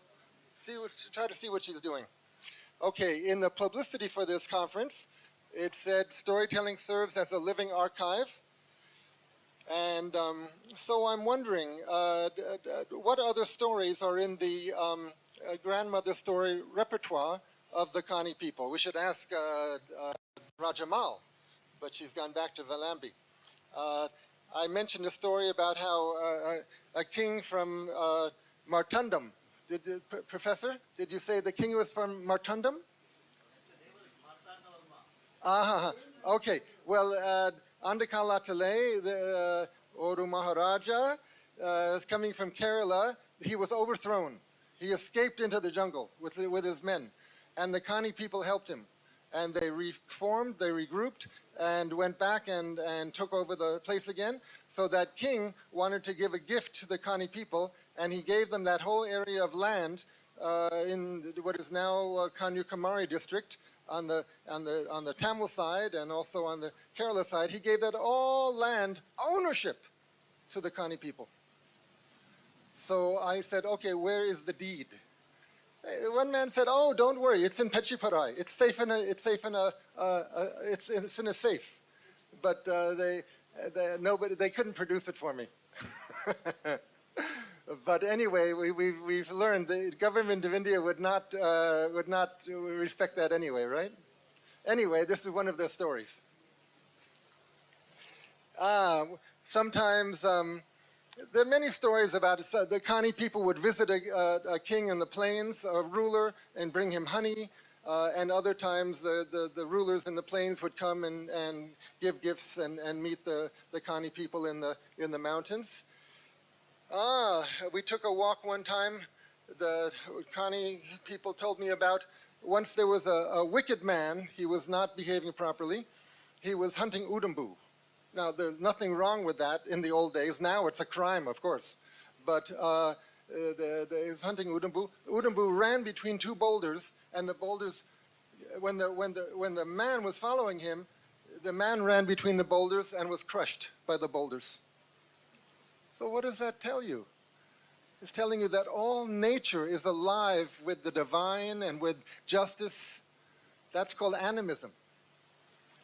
So that's a story they tell. They tell stories about in times of drought, many people came up from the plains and said, please give us water, give us food. And the Kani people helped them. So I want to ask, Professor Stephen, are you still here?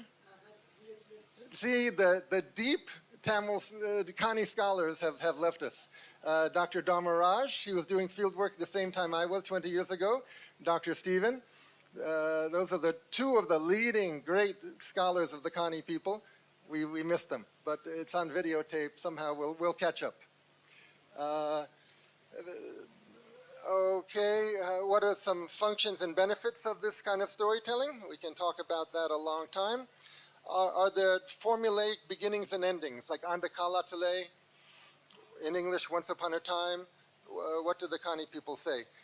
And finally, are there any other Kani people, aside from Raja Mal, who can talk like this? Okay, now, I actually organized a Kani cultural festival in Pechipurai 20 years ago, and Raja Mal was the leading person in that. Okay, here we go. Please listen to this story.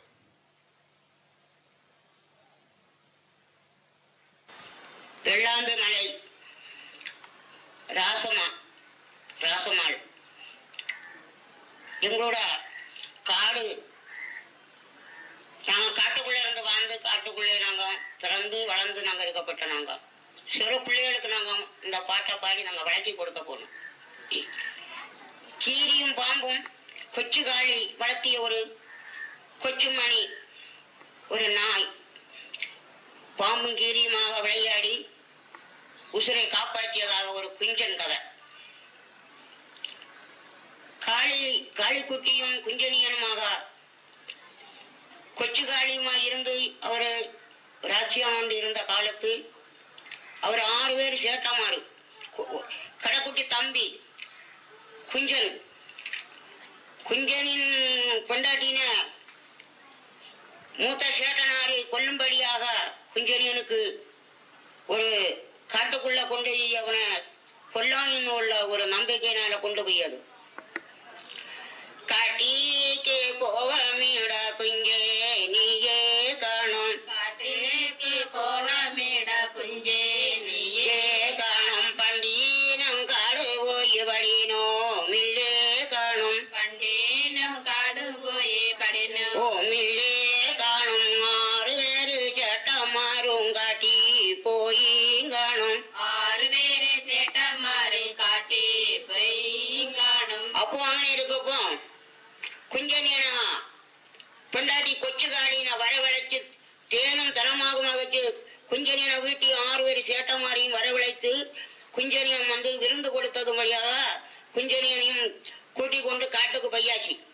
காட்டுக்கு அங்கேயே காடு போய் கொண்டிருக்கப்ப அங்க ஒரு அழகான ஒரு பூ மரங்கள் காணும். இந்த 6 சேட்டமாரும் கூட குஞ்சனியும் கடைக்குட்டி தம்பியும் 7 பேரும் போக ஒரு அழகான ஒரு பூ காணும். பூ எந்திர பூவா? அத்தைப்பூ. அத்திப்பூவை காணுனக்கு காணும் அவனோ காணும், அத்திப்பூவை காணுனக்கு காணுவானோ காணும், காணுனக்கு அழகு ஒன்றும் குஞ்சே நீயே காணும், காணுனக்கு அழகு ஒன்றும் குஞ்சே நீயே காணும், கொச்சு காலின கொண்டை வச்ச காணுனக்கு காணும், கொச்சு காலின கொண்டை வச்ச காணுனக்கு காணும், காணுனக்கு கொள்ளம் குஞ்சே நீயே காணும், காணுனக்கு கொள்ளம் குஞ்சே நீயே காணும், பண்டீனம் கொச்சு காலின கொண்டை வச்சோ காணும், பண்டீனம் கொச்சு காலின கொண்டை வச்சு காணும், கொச்சு காலின கொண்டை வச்சு படினோ மில்லு காணும், கொச்சு காலின கொண்டை வச்சு படினோ மில்லே காணும். சரி, அந்த பூ வரைச்சி கொச்சு காலின கொண்டை வச்சாண்டேன்னு அவர் 6 பேரும் சேர்ந்து இந்த கடைக்குட்டி தம்பி 7 பேருமாக அவர் வழியா போய் கொண்டிருக்கும். வழியா அங்க போய் கொண்டிருக்கிற சமயத்துக்கு இவன் தெரிஞ்சு காண சமயத்துக்கு 6 சேட்டமாரும் கூட அம்பு எடுக்கும். எந்தனுக்கு அம்பு எடுக்கிறது? குஞ்சனியனை கொல்லும்படியாக அம்பு எடுக்கிறது.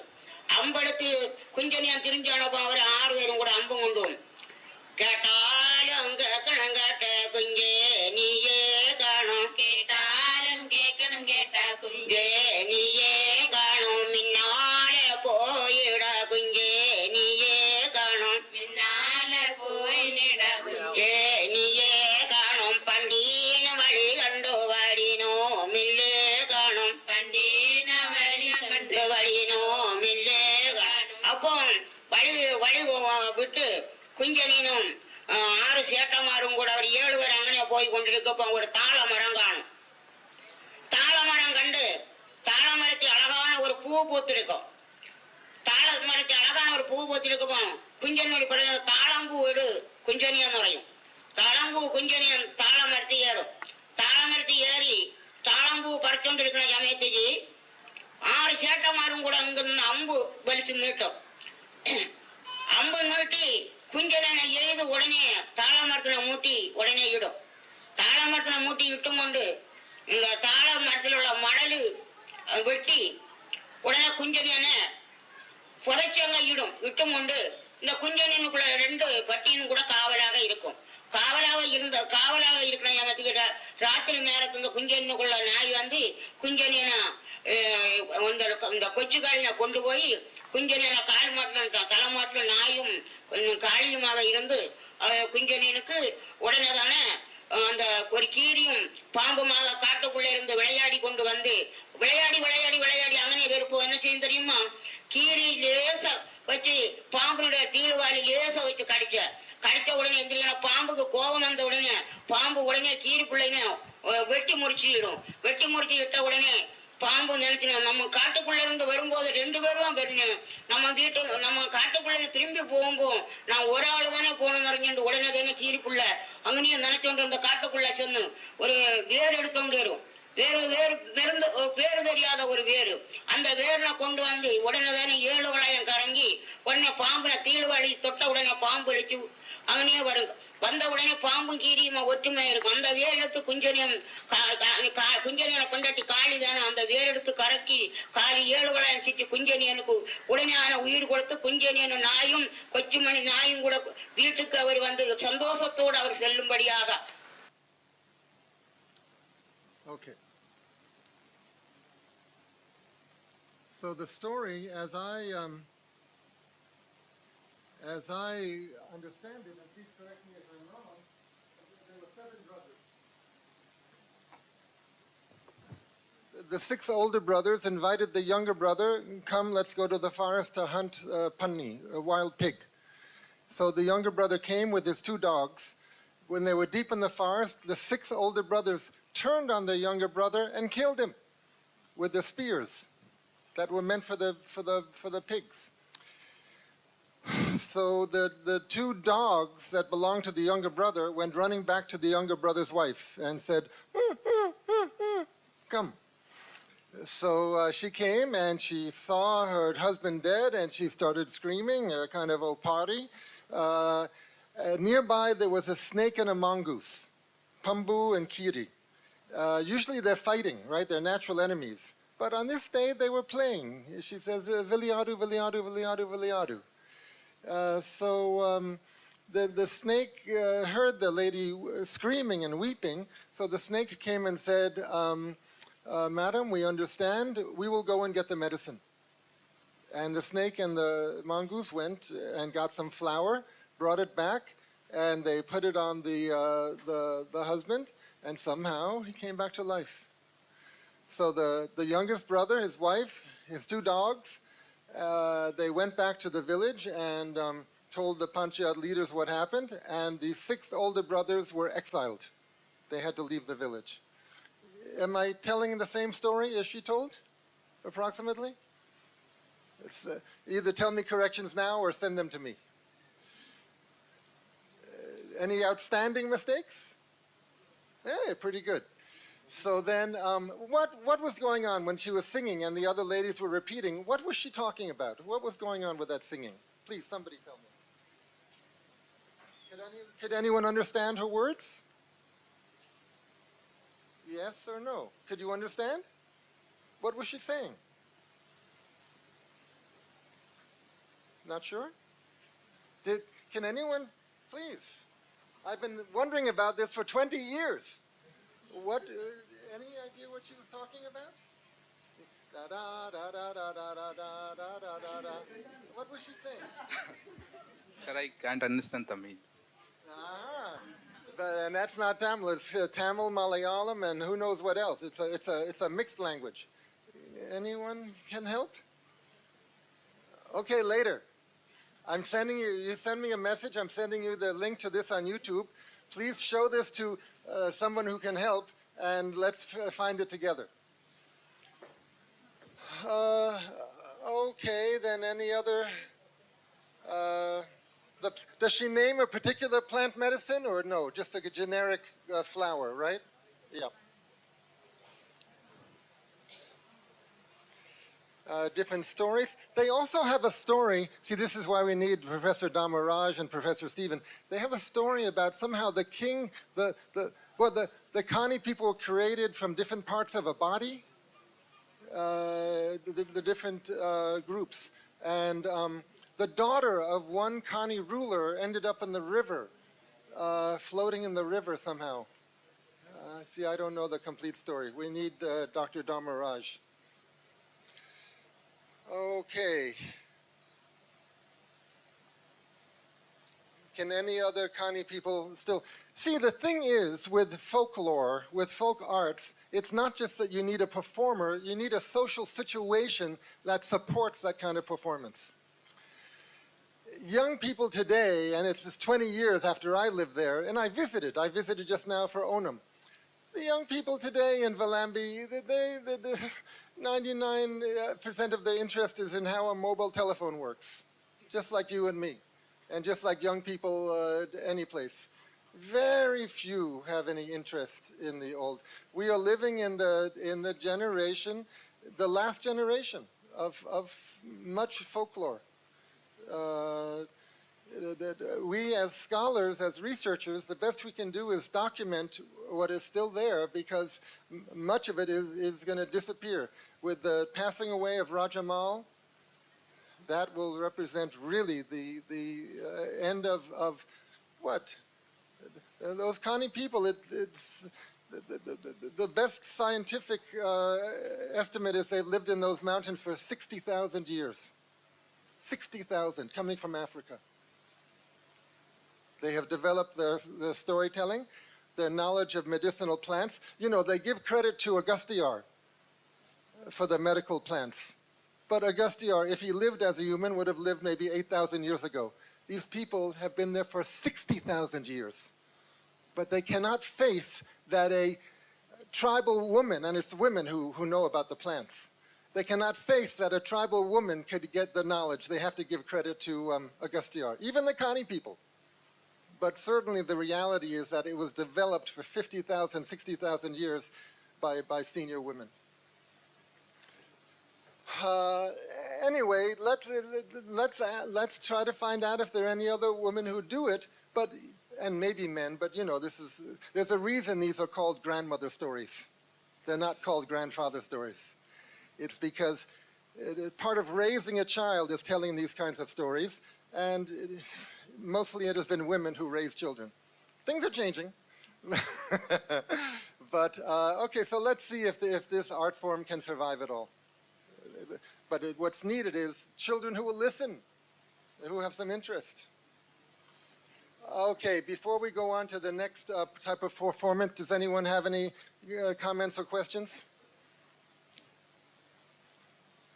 Should I go on? I go on. You want to say? No, it'll be much longer than that. It won't be much longer. It'll be a little longer. I'm going to show now the Kani dance at that same location 20 years ago. It is a healing dance, but it's all modernized. I don't know what... well, okay, let's see.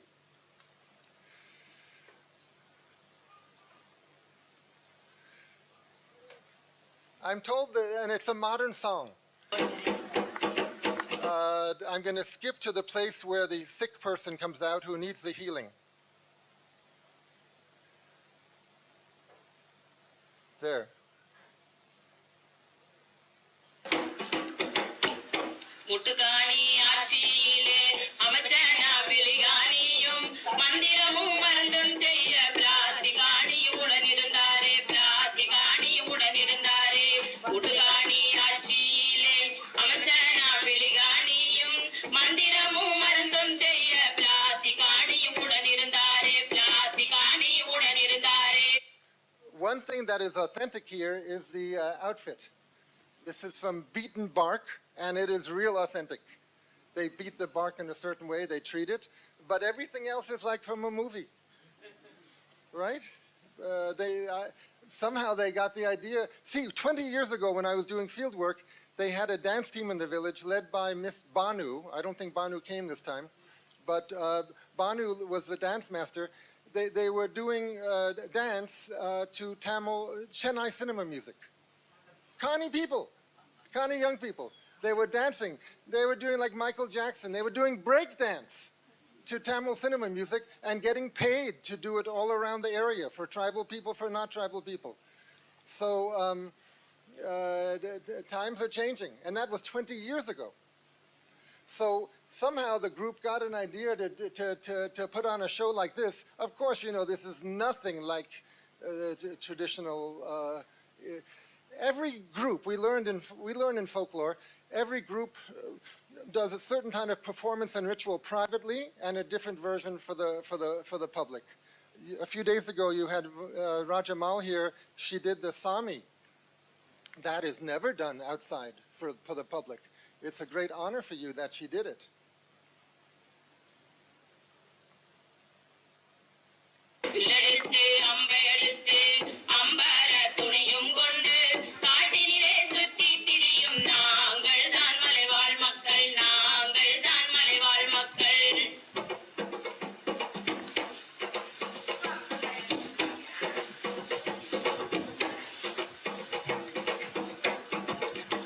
It's from a movie, right?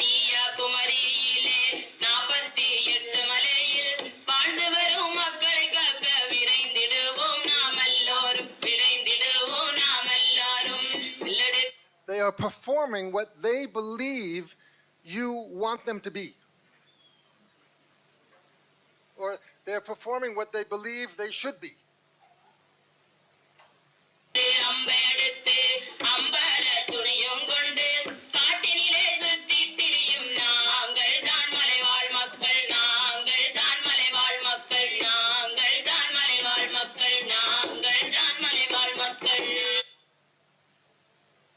Okay, any questions, comments?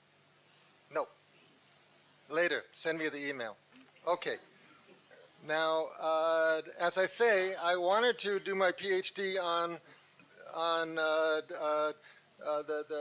the storytelling, but couldn't follow. So I shifted my topic to children's singing games. And there's a long tradition in folklore discipline of studying singing games around the world. There's always a physical component, and it contains some history, some ritual, some improvisation. And I developed a little theory that when they play these games, they're learning language, because they often say it and do it at the same time. They're acting out a skit. There's a lot of repetition, so it helps with learning language. I'm just going to play one of the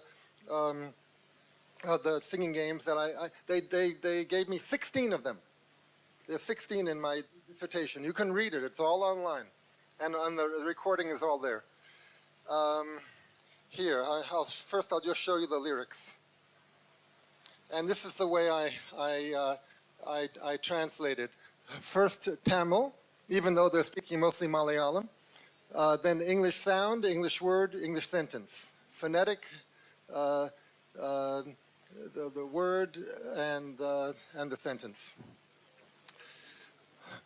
Oru kalu erikave, oru kalu erigave. See the repetition? But the verb changes. Orayam kili tavi parakave, orayam kili tavi parakave. Ara kili, para kili, ambalam parakave. Where is it? Ambalam parakam kili, ahayam parakave. Okay? Watch this. This is tribal performing arts.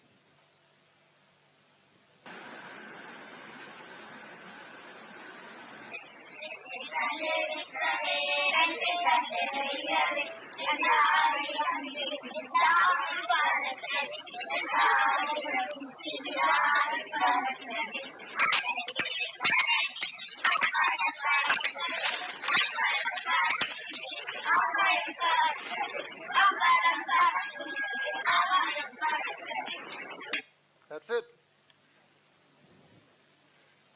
This 20 years ago, I don't think the children there, they don't know these even now.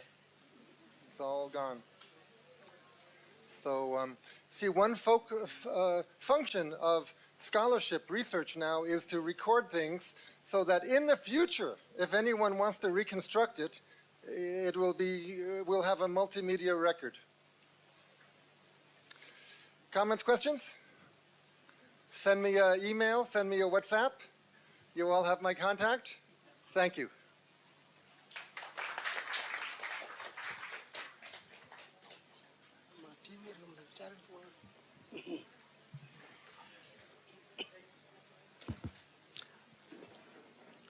Thank you, Dr. Eric Miller. Say, me and Dr. Sushma Jennifer, we submitted a project report to ICSSR, and that was on socio-linguistics of the Kani tribes, in which the project has already been completed and it was submitted to ICSSR and approved by ICSSR. Very soon that will be published as a book, perhaps the first ever book in English on Kani tribes, where we have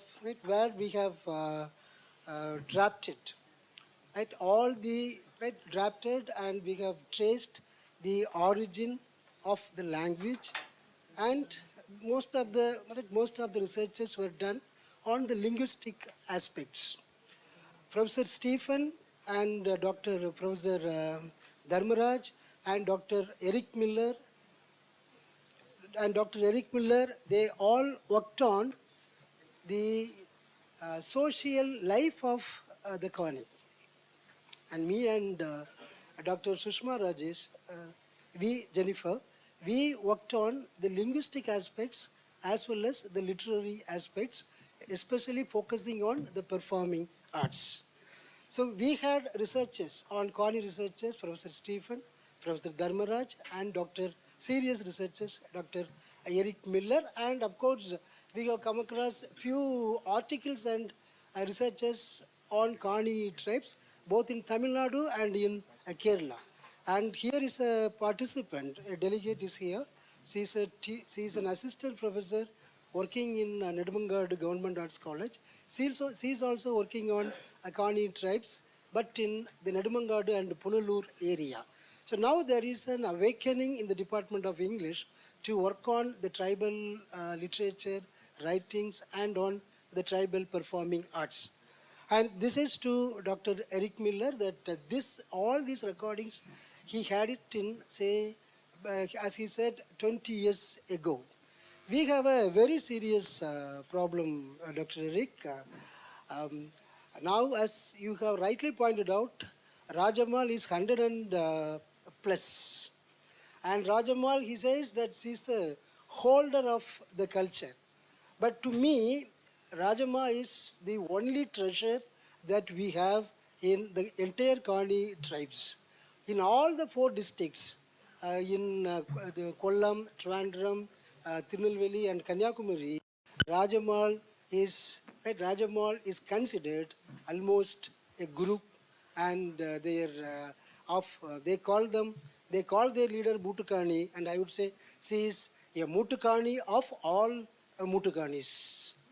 She is from a family of performers and ritual leaders. Her father was a great singer. A Pilati, right? As I said, she is a Pilati, a healer, right? A medical, community medical practitioner. So we have a very serious issue at present. Even yesterday, when I had an opportunity to walk with a Kani man. He was a forest god, and he is a forest god, and he accompanied me for the trekking. I used all the 2.5 hours that we were trekking in, conversing with him and trying to extract the knowledge from him. And he is a graduate in Tamil. And when I was asking about all these Totram, Chatrapadal, Totrapadal, and all the healing practices and all, and he was very plain in his confession. He said, "Sorry, sir, we are not aware of all these things." And only 2 or 3 persons, they know what you are speaking about. And so this is not the research. We are not trying to rather fill the research gap in our research. We have a research. Every research has a problem, but our research itself is a problem. Because the people whom we approach, as he has rightly pointed out, are entirely modernized, civilized, and our culture, we could call it an alien culture, has rather occupied, demoralized, and we are talking about colonization and all, but we have colonized them, and we have colonized their tribal culture, quite knowingly or unknowingly. So we have a second problem, that we need to decolonize our mind to decolonize their mind. Right? So this is the second problem. And the third one, right, as Dr. Eric has shown in his videos, clippings, we call everything tribal. And there is always an exaggeration too. And even, so this is a problem in the understanding. Many people, they claim that the Kani, he said 15,000 years, 16,000 years, 4,000 years, and there is a strong belief that their tradition is 4,000 years old. They connect their history with 4,000 years, number one. If it is I am talking 60,000 years, 60, coming from Africa. Yeah, okay. So this is the problem that we are facing. 60,000 years old civilization and traditions, and it is officially accepted in the census that it is 4,000 years old. But when we are asking, this is the problem that we are facing. When we are asking the Kanis, they are narrating stories about Martandavarma, only say 300, 400 years old story. They claim that we have been given land by Martandavarma, and therefore we are called Kani, the measure of the land. Kani is a measurement. So this measurement is, we are known by the measurement of the land that we hold. So Kani Karan, they call it Kani Karan. Another problem is there.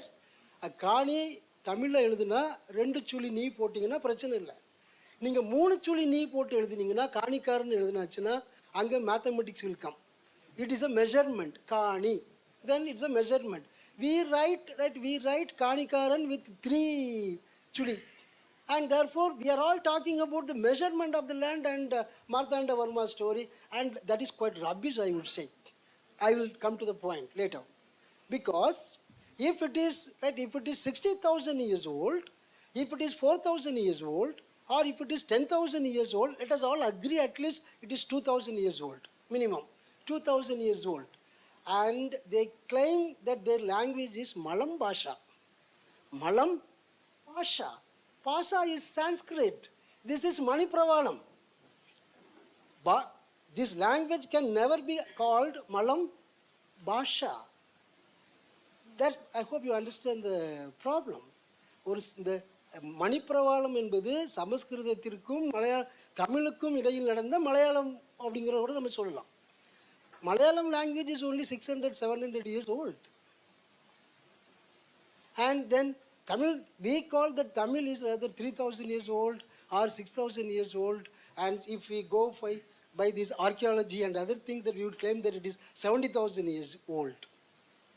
If Kanis are 60,000 years old, if Kanis are 4,000 years old, if Kanis are 2,000 years old, then the question arises, why do they speak the language which is recently developed?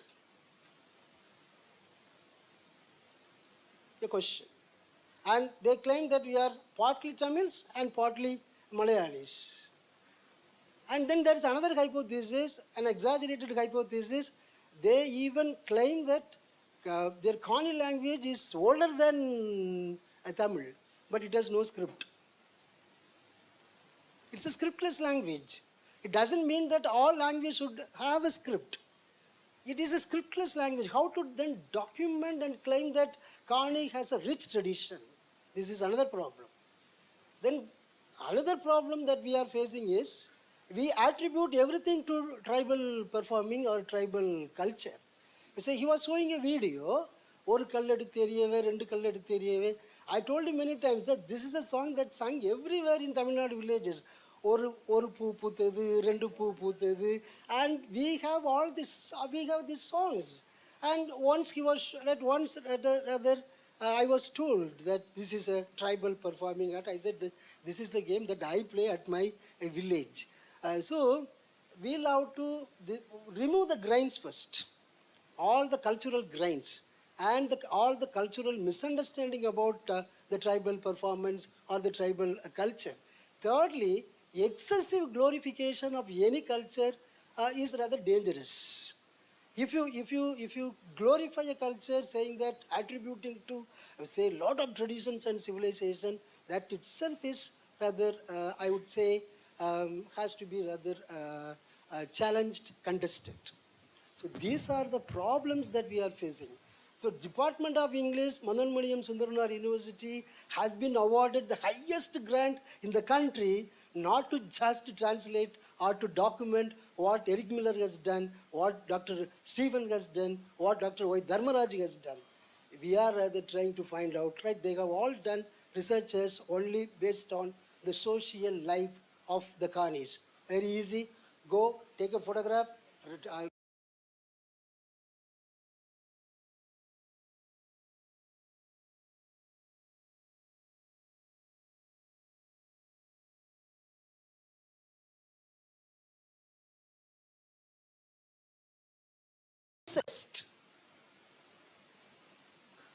So this is the problem that we have.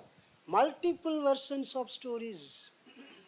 So we, the researchers, will have to move with them quite objectively and find out what is right, what is there in their culture, what best that it can contribute to the Indian knowledge system.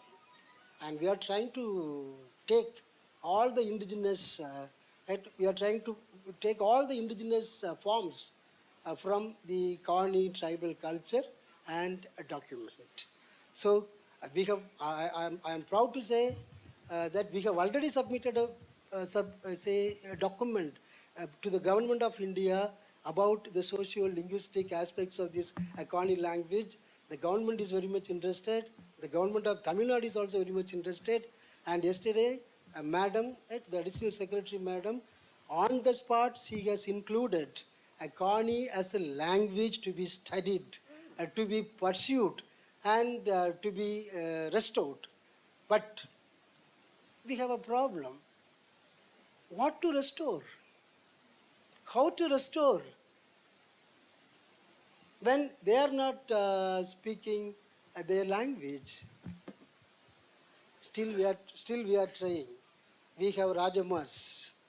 Right? We have Rajamas in some Kani settlements. Many more Rajamas. We'll have to find many more Rajamas in Kani settlements and try to approach them, get them. And she was telling me, we were talking about miscegenation. See, this is a very closed community. They don't even, they have two illams. One is marriageable and another one is unmarriageable. Two branches. Even marriage is very much, right, it is very much conditioned in Kani community. But now they say, I was told by the other Kani researcher who is attending this conference, even they marry Muslims. Another problem in the Kani settlement that you can find a lot of conversion has taken place. Churches. I haven't seen a mosque in a Kani settlement, but I have seen churches in Kani settlements. What are we going to do with that? What to restore? And how to rather pursue our research? So these are the problems that we are addressing, and we find that there is only one solution. The performing arts alone has the totemic, original, ancient messages encrypted. And our job is to decode the messages encrypted in the performing arts. at the healing art. And you have witnessed the program. You have witnessed the performance by Rajamma and Velmurugan and crew. From there that we can decode what is the message that they try to convey, what is the word that have. And all these things, say, I convey to my co-researcher, Dr. Eric. That well, I would recommend talking about this with Rajamal. She has the mind of a scholar. I mean, she respects the need for documentation of all this. So I would talk with her, record her talking pattern as a sample of Connie's speech, if she still speaks clearly. I was with her a few days ago, but I don't know because I'm not a linguist. But she will also lead us to other good speakers and other performers. She knows the scene, you know? She knows it. So I would start with her. Yeah, we have people here at Chinna Mailar and Mela Mailar. We have some old men. We have also met the Mutukanis there. Yes. And they are rather trying to help us. Yeah, but it's difficult. But if you record enough of her and other good speakers, then you can use artificial intelligence and we can speak in English and it will come out like in a Kani dialect. Exactly, we are working on that. We are using artificial intelligence. Now I hope you understand the workshop, the objective of the workshop. We are actually working on artificial intelligence, qualitative data analysis of the Kani performing arts. But you have to put in the original data of the actual speech patterns in order for it to come out. So we have to ask why. Why are we doing this? It's just part of the human heritage, the human legacy, the human development. It's interesting, it may be important, so we need to document it. And the more that we give respect to it and come and ask and help her visit and all, she gets more respect in the community. Speakers of Kani language get more respect. There can be ecotourism. There have been a number of ecotourism attempts with the Kani people. People need to make a little money for them to respect their traditional culture. They need to make money from that culture. And ecotourism, assisted by outsiders, it can be a good project. But never expect, and I wouldn't even recommend, to encourage the members of the community to do Sami for outsiders. Because many outsiders will say that's backward, that's dirty. Always keep in mind that communities naturally have one way of doing rituals within themselves, and for the outside world, let them put on a show to educate and entertain the public. People who are serious scholars will get inside. Yeah, that's true. That's true. Because once we witnessed a performance late at night, say we were encouraged. We were participating in the entire performance, and at the last, the pujari was the priest. Their priest, their pujari was giving vibhuti to all, and all the Kalis, they went and they bowed before him, and he applied this vibhuti on the forehead of the Kanis. All the time that I was with them, I was also wearing a dhoti. I was with them, and I was praying, and I participated in all their. Even I went to Parachavu late at night at 12:30. I went down to the cave to worship Parachavu. And all these things they appreciated. But when it comes to my turn, I also bow down before the Pusari. He refused to apply this vibhuti on my forehead. He said, Mone, veliyalukonu nanga thandilla. Veliyalukonu idu kittilla. Angane paranje, I was just sent out. And then the man who took me to the Kani settlement, he was rather a progressive thinker. And he came and he smiled at me and he told me, leave it. You just leave it. I said, I respect it. And it is not leaving it. I respect their culture. I respect their ritual. And when they said, you are not eligible to receive what we offer, I must respect it. And so this too happens, right? And as he said, if you are pious in your research, if you are very serious in your research, they will definitely accept you. And I believe we are very serious about it. And therefore, we could bring Rajamma and others and the crew here to our university. And they won't normally do this kind of performance anywhere other than their villages. And I would say that we are really proud to have Rajammal here in our campus and make her perform the healing dance and the healing things. So these few words. So this is what I would like to interact with my senior researcher, Dr. Eric.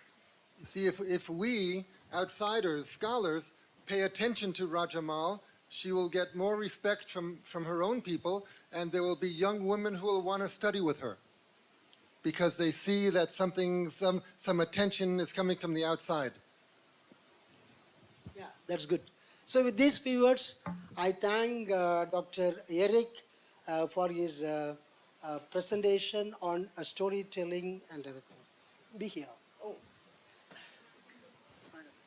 I request the chairperson, the chair of this session, Dr. Professor Ravichandran, to honor Dr. Eric with a memento and garland him.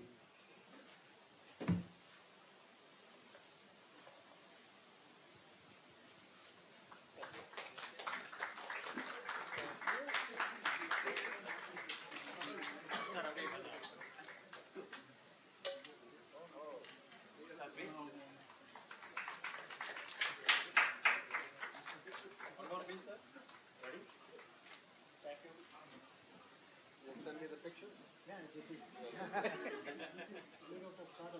can smell it. Good. And we have a unique, even Dr. Hari also likes it. We have a unique practice in our conferences, garlanding people with cardamom, and for which I acknowledge Dr. Dayala Krishnan. And that brings cardamom from Bodhi Nayakal. So this is specially made only for our own conference. Okay, so that is the uniqueness that we are trying to follow. Thank you.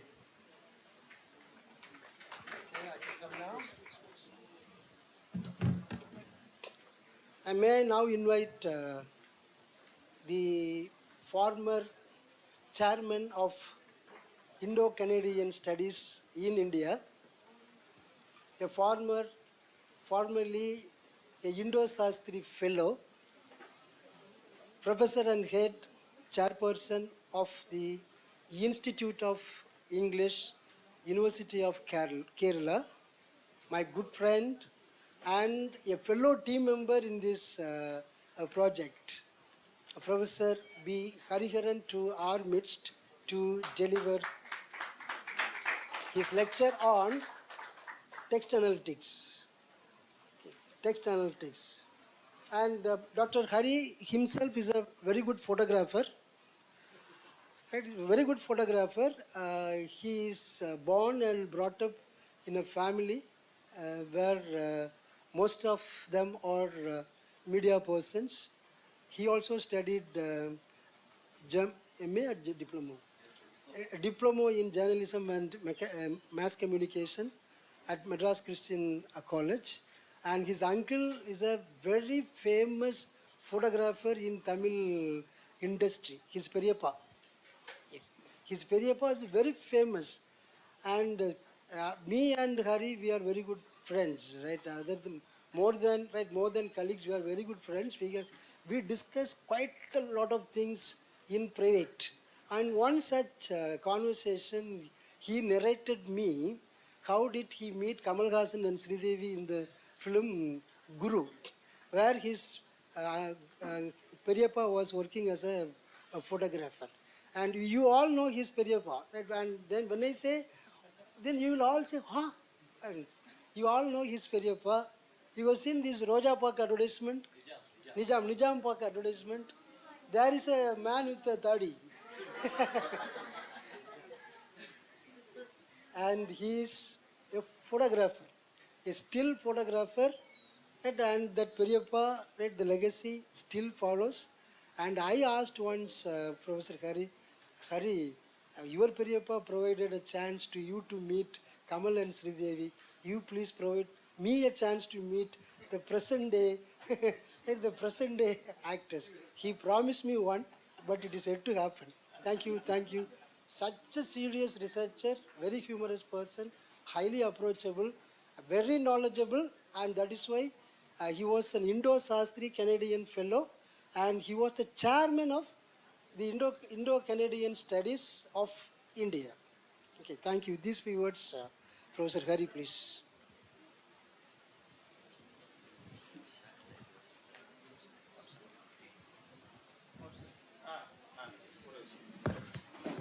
You can do that and then. Yeah. Thank you. Now this you have to set it, right? How do I? Fine. Good afternoon. I hope I am audible. It's time to wind up the 3-day workshop, and I assume I have the last word.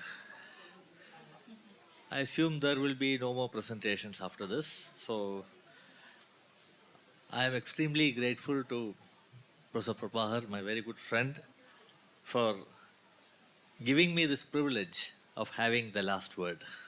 Thank you very much. Now, when he told me that there'll be a workshop, and then he told me that I must come for this presentation, I told him that he was having the wrong person, because I don't know anything about Kani tribes. Let me confess. Nor have I studied in great detail folk narratives. I am, though, terribly interested, very much fascinated with storytelling. I tell stories, I love to tell stories. I tell stories in my class. Jyoti Lakshmi is sitting here, she knows that. So, what I propose to do here is, I have not written any paper. I thought I'll talk about my experience as a researcher who did go on field for a couple of years. We have had Professor Eric sharing with you clippings from videos that he had taken 20 years ago. He certainly is older than me, so he can afford to say 20 years. I won't say 20, slightly less than that. About 15 years, certainly less. So 2009-11, I did a major project with the UGC, and I was studying public spaces in Kerala. And I remember going with my with the video camera. It was the first time that I was having a video camera with me to different places in Kerala, different performance sites in Kerala, and trying to document them, try to understand, more than document, try and understand what happens on these different sites across Kerala. So I was not very sure how I'll do this, so let me make a confession. Professor Prabhakar printed the title of my talk. That's the story. See, you're getting a story. He printed the title of my talk. See how story comes, textualizing the folk narrative.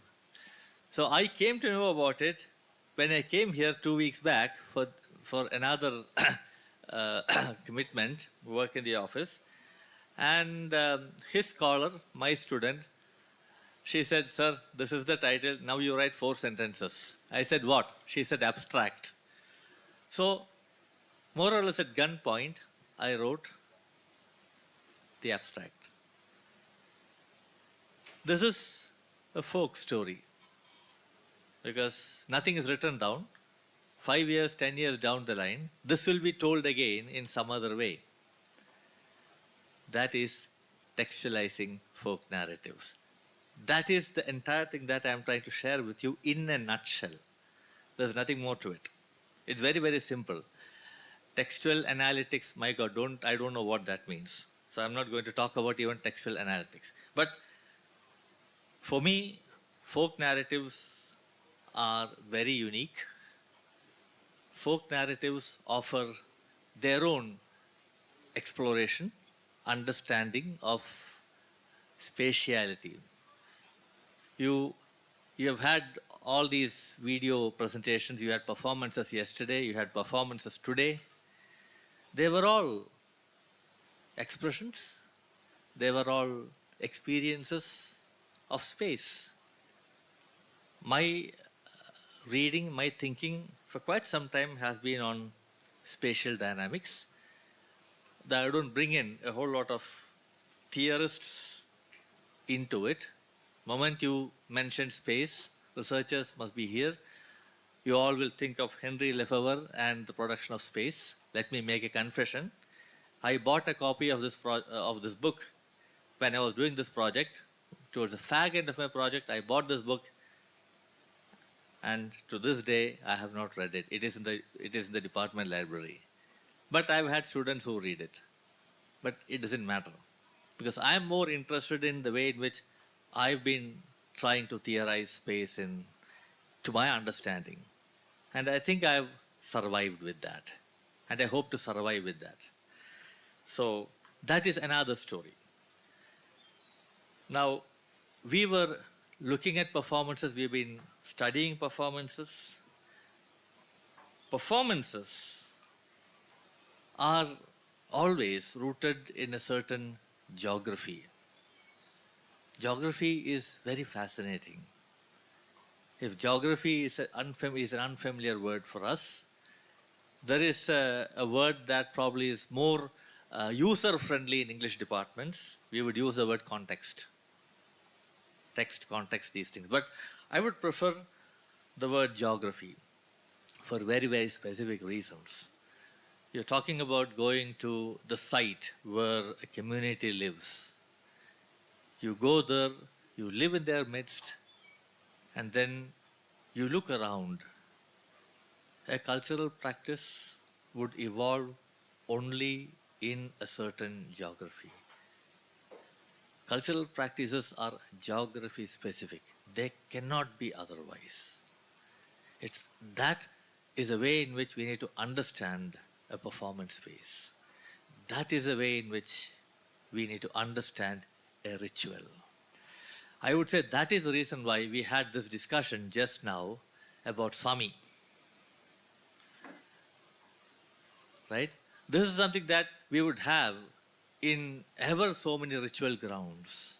And you cannot have Swami, for example, here. A teacher can speak, can give a lecture as though he or she has been possessed. That's it. But for that, you need to have a classroom and you need to have students there. Which is why I would perhaps go with Professor Eric when he talked about Swami. Because there are certain things that require that geographical frame. Because that's where the transformation of story actually happens, nowhere else. Now, this is something that I must say I was able to witness, I was able to see evolve, perhaps participate in my own way with a camera which had to be unobtrusive and which brings with it a lot of challenges. We talked today about documentation. How do we document? We need to have technology. How is it that we would go with this kind of a technology and then talk to a person or record an event? I'll give you a very simple example. I reached here this morning, and I still remember my friend sitting here. There's a performance going on. There were two of them were sitting here, and then he was sitting here and then taking a photograph. Now, for me, that in a way is a violation of a ritual, right? Right? I'm not criticizing anyone, but I'm trying to see, we need to recognize the sanctity of a space. Now, sanctity of a space is not something that is given, that is already there. See, it is something that is accrued, it evolves. Now, spatiality is the sum total of all these things together. This is what I learned when I went on the field to look at the spatial configurations in Kerala. Now, when we talk about this kind of a geography and the way in which spatiality evolves, what we also obtain is community space. Right? And that's where Prabhakar was not given the holy ash. True, that is what it is. You have to acknowledge it like that because it's so much grounded in that geography. Right? How do you enter a geography? This is a very, very fascinating question. We hardly think about it. No theory book on culture studies or whatever will give you an answer for this. So there is a problem. There's a big question here that could be a book that researchers can take up, a project that you can take up. How do you enter a geography? Because we can enter geographies in very many different ways and they all can be quite problematic. One example, this could be a deviation. One example is the way in which Europeans entered other geographies, and we know what happened, colonization. So how do you enter a geography is a very, very important question when you do this kind of an ethno study, or even when you go and try to live, partake of a very, very rich cultural site. So now to return to the geography that I was talking about, what it also does is it complicates our understanding of textuality. Because we talk about performances. What then is a performance text? Right? So what I've done now is to give a framework. So my question now is this: what then is a performance text? It's not absolute. What I'll do is I'll show you how a performance text evolves in the course of a performance. Performance texts always evolve in the course of a performance. The evolution of such a text is the performance. It is not that you watch a performance. Because when you watch a performance, it's not that you're watching a performance alone. What you're doing is you're trying to see how the text emerges and the way in which we receive the text, right?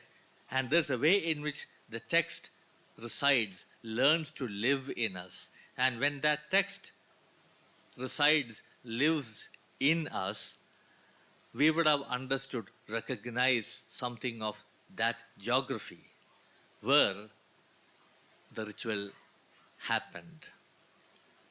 That is what we need to understand when we talk about a ritual text. A ritual text doesn't mean a ritual, something happening somewhere which involves a couple of people. No. Right? You have to look at it from 360 degrees. So what I'll do is I'll try to show you a couple of performances. One is from North Kerala. In the script that I wrote and gave, I did not include that. I'm going to talk about Theyyam. Theyyam is a ritual performed in North Kerala, in Kannur district, Kasaragod district, and parts of Calicut, north of Calicut, little bit, but largely Kannur and Kasaragod. Now, this was taken long back, and there again, there's a lot of healing that happens. The person, the Teyyakaran, has to go through certain rigors of fasting, abstinence, a whole lot of things. He probably will be working, or he's working as a postman or as a clerk or whatever. Now, that apart, when he comes to the shrine, we will not use the word temple, to the shrine, lies down and then starts doing this face makeup. It takes hours together, 4 hours perhaps. The details are very, very minute. There is a transformation that happens. You do the basic painting, right? So the text, so to speak, starts. You don't know when the text starts. Is there a beginning? Is there an end? Where does a text begin? Can one trace that point of origin of a text? That's a very interesting question to ask, right? So I'm leaving all those interesting questions there without giving you any answer, because I don't think I know them. Let me be very frank. Maybe you could tell me, or we all could think about it, or we can leave the questions hanging in this conference hall, and maybe next year we can come and take them. So I'll show you this evolution of the text. One video I learned by that time to do these things unobtrusively. So this is a fairly not very long, but I think I'll be permitted to show this. Sorry. 1 second. I have to do it differently. Open with. Yes. Volume.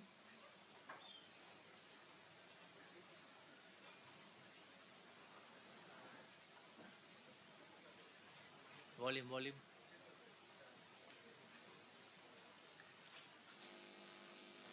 So the initial work, facial work has been done. Now can I play? Is that okay? I paused it. Is there anything else that you have to do here? I just paused it because I was not very sure. There's a problem. Just click. Yeah. Pause பண்ணிருக்கேன். நான் pause பண்ணிருக்கேன். Okay sir. You just have to check. It worked very clearly in my system. Speaker. Yeah, maybe it was the geography of my room. Maybe there's a bigger room, I don't know. Huh? Is there a problem with the... No, sir.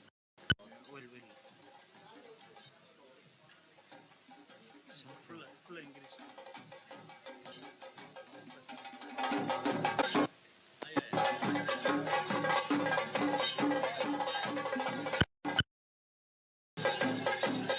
Facial makeup would have taken quite a lot of time.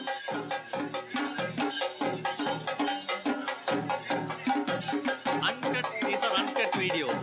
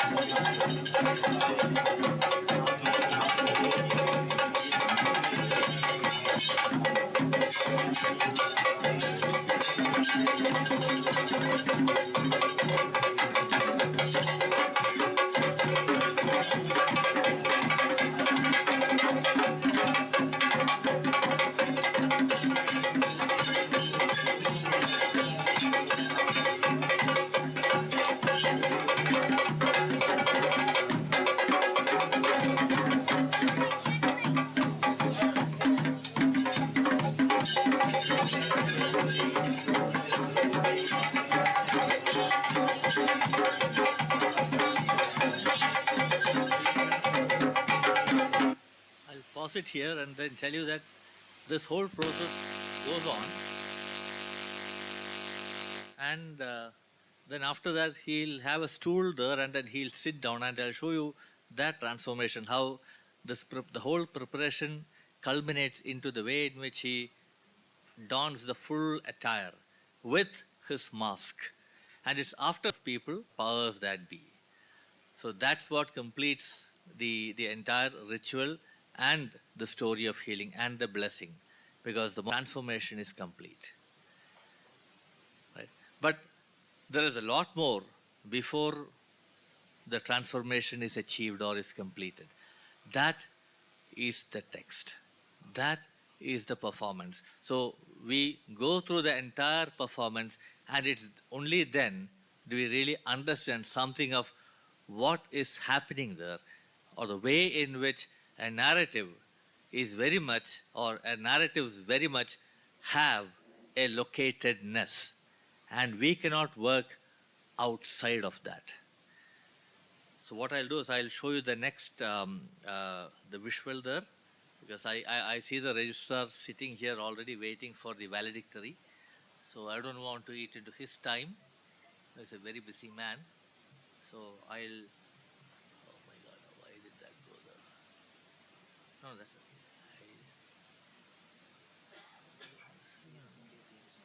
Yeah, we only VLC media player works. Volume.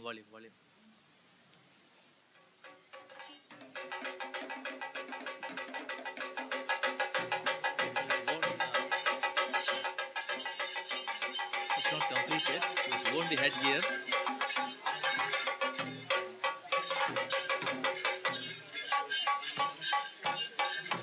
There's a lot more to happen.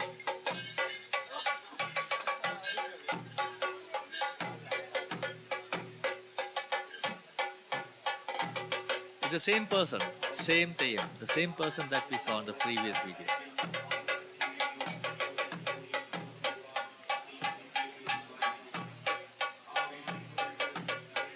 You can actually see how a story gets told. Because when you read a story, you should also get how the story is told.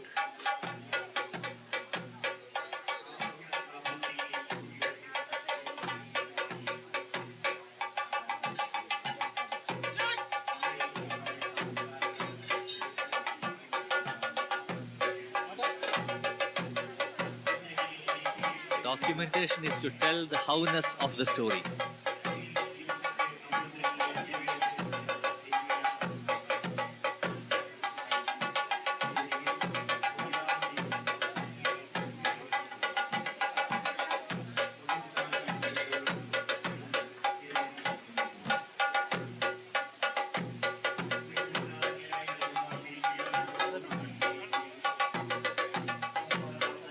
This is not acting. This is not done as part of a film shooting, as Eric was pointing out earlier. This is something that happens right there on that site, on that field.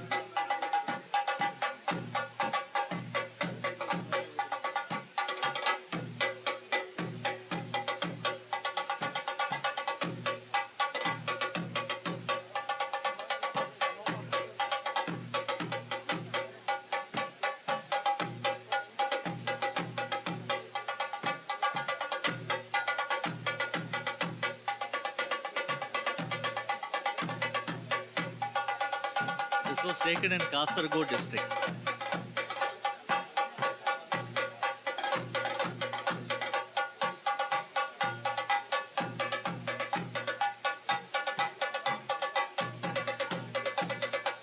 Now the face mask.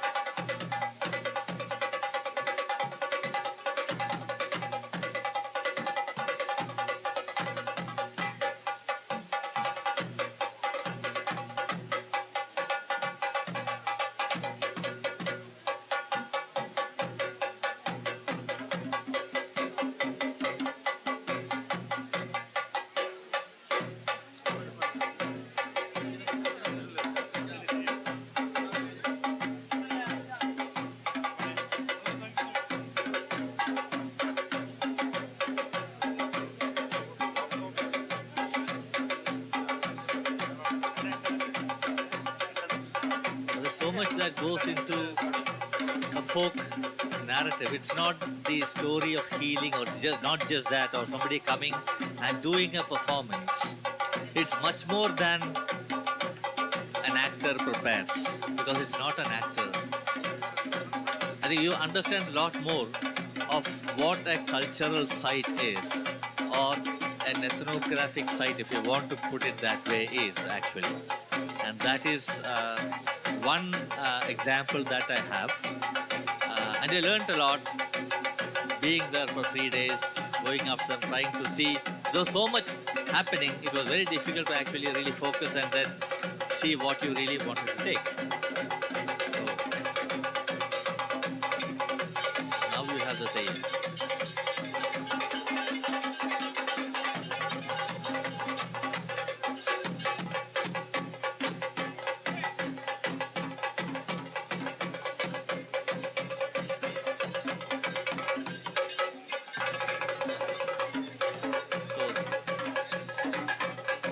I'm not going to show you the entire thing. I'm going to stop here and now talk about. Now, this is in North Kerala.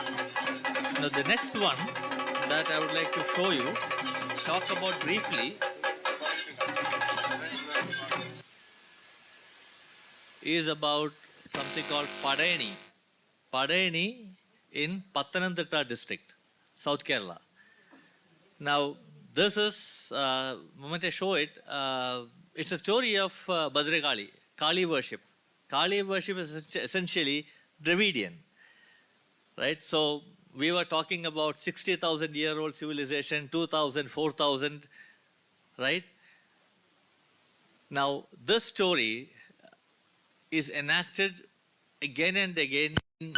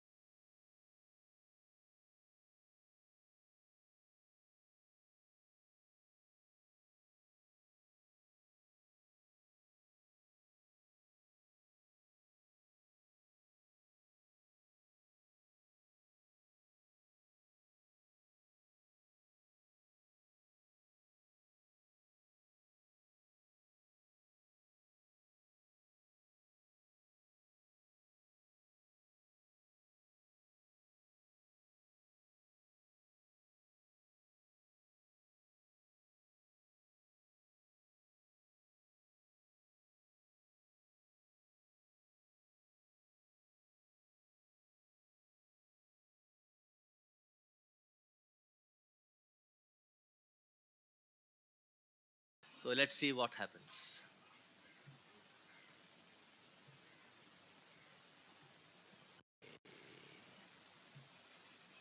Oh my God.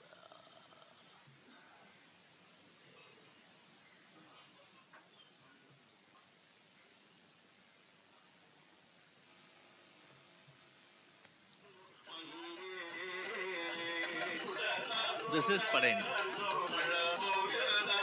This is again oral. No books, nothing. You will see a man standing there, bald, with a shirt, one white dhoti on his. You can see him there standing there among the singers. He is Kadamanita Vasudevan. Mathematics.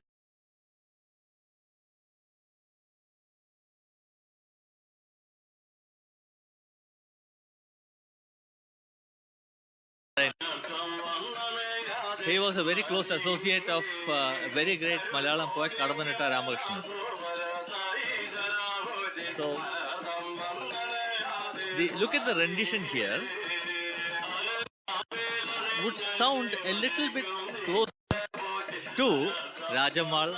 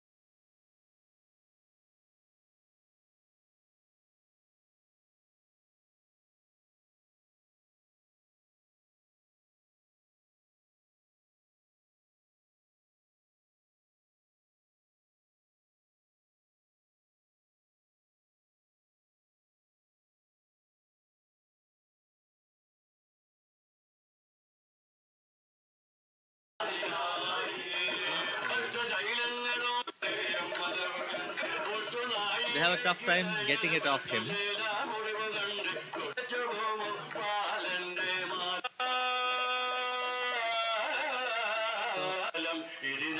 Stop this here, and I'll show you that the finale, the last visual. I'll stop with that.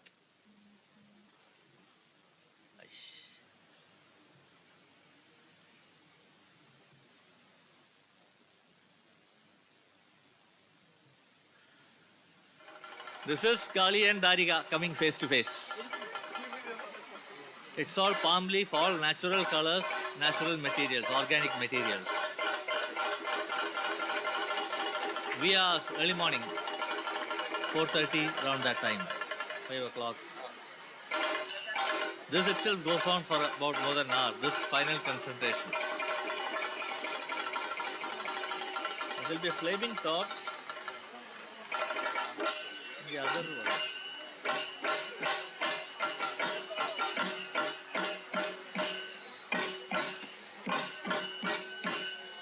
See the flaming torch there?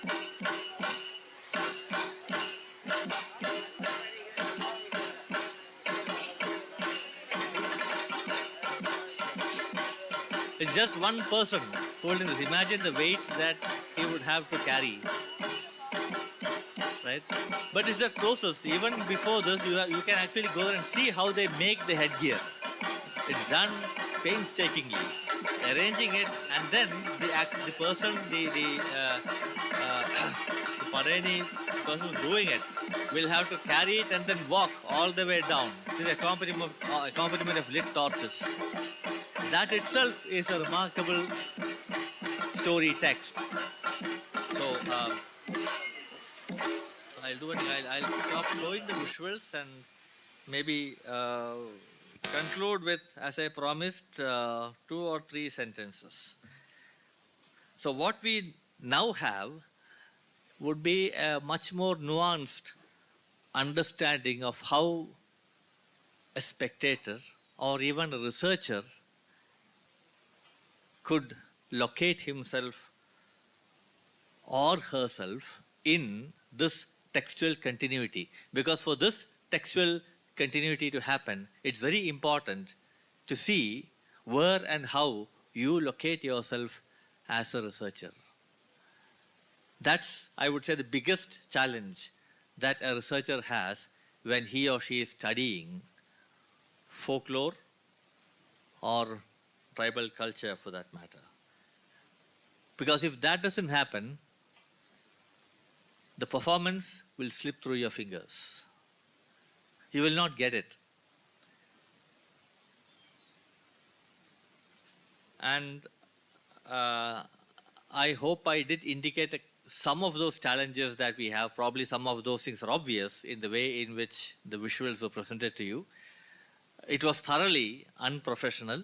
The Parani visuals that I had taken were the first one I did with a camera. I didn't know how to hold a video camera at that point. I had to get used to the lens. The camera came and next day we were off to Karmanita, not knowing what to do with it. And we had to learn. We learned it on site. Now, what we then have is a very interesting palimpsest. The documentation that you do in itself is a very interesting palimpsest. Because what it does, what the document that you do, what it does is to create an afterlife. What kind of an afterlife is that? It's an afterlife that talks to you about the ephemerality of folk narratives. Because if they were not ephemeral, you wouldn't go around with a camera to document it or talk to people. Because it's ephemeral. Stories are ephemeral. Stories are ephemeral. This ephemerality has a lot of has a lot of potential, narrative potential, which is why we keep returning to the field again and again. We have somebody sitting there, right at the back, last row, who's been, I would say, going to the field now for 20 plus years, with his chin on his hands, deep in contemplation. Yeah. Because he has been fascinated by the narrative potential that these traditions have. Why else do you think he would be wearing a 3-piece suit and sitting here in hot Tirunelveli? So, he's trying to become part of the geography, trying to become part of this site of cultural production. And we all try to do that in our own little ways. So thank you very much.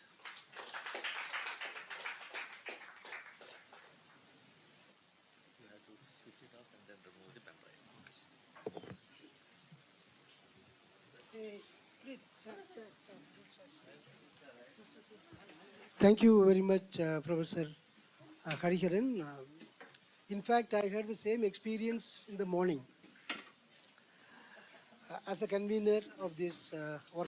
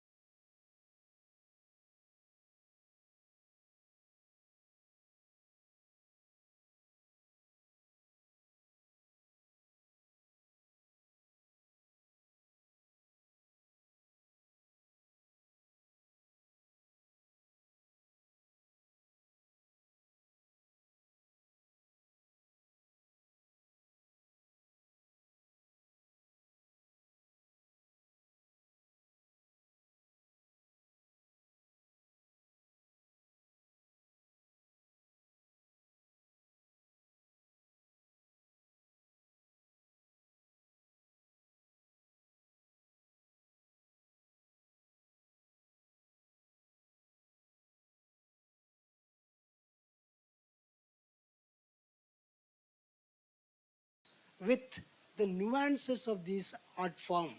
So that kind of a possession will take place in a moment of trance. And only in the moment of trance, these performers will perform quite furiously with a lot of quick movements. And I have witnessed it in many performances, the holy possession and also a moment of this trance. Trance, it is TRANCE. Okay, trance. That and because I know how mischievous our resource person is, and whenever I'm telling trans, then he said, I never said that. Why he used these words? Okay, so this kind of a transformation takes place only in this performance arts. And thank you, Professor Hari. We were talking about performances here, rituals here. This can also happen in theater, especially in classical theater. I am now in Tamil Nadu. I should tell this story. There are many versions of this. Nadigar Tilagam came to Kerala once, shooting of a film. And in Trivandrum at Margi, there was a performance. And in Kathakali, generally, all female roles are done by only men. So there is still this actor called Margi Vijaykumar. So it was Vijaykumar coming there as Urvashi. I think it was Urvashi that she was playing, and Arjuna on stage. So Urvashi trying to attract Arjuna. So there is so much of Sringara in it. And performance, I think, went for about 2 hours. Nadumudi Venu and all were nearby. And after the performance, Shivaji apparently asked them, I would like to meet the actors. And Vijay Kumar was there, and somebody else was Arjuna, etc. They were all there. And Shivaji Ganeshan has come, Nadigar Tilagam has come. So they all were very eager to meet him. And Shivaji took the hand of Margi Vijay Kumar, that is Urvashi, looked at it and said, you have such nice hands like Urvashi. He thought it was a woman.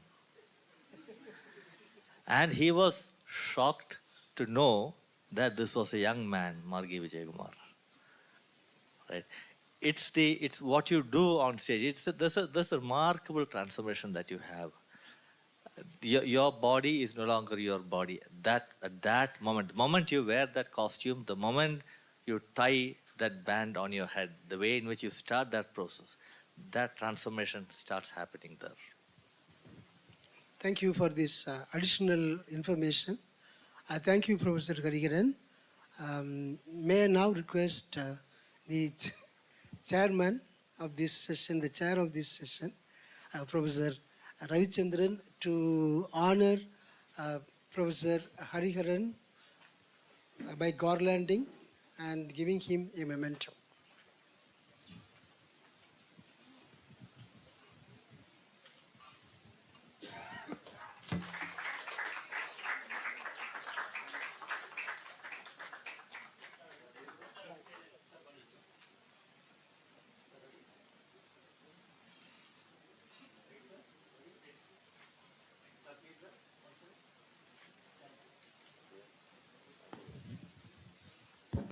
In couple of minutes that we will have our valediction. After valediction, we can have our tea.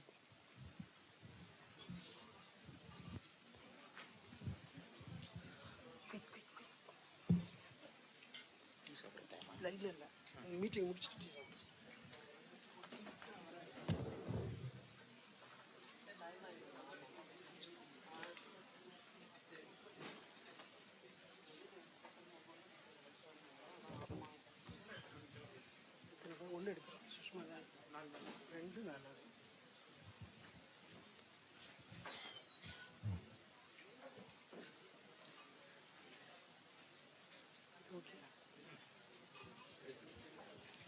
May I now request the dignitaries, our respected registrar, to come over to the stage.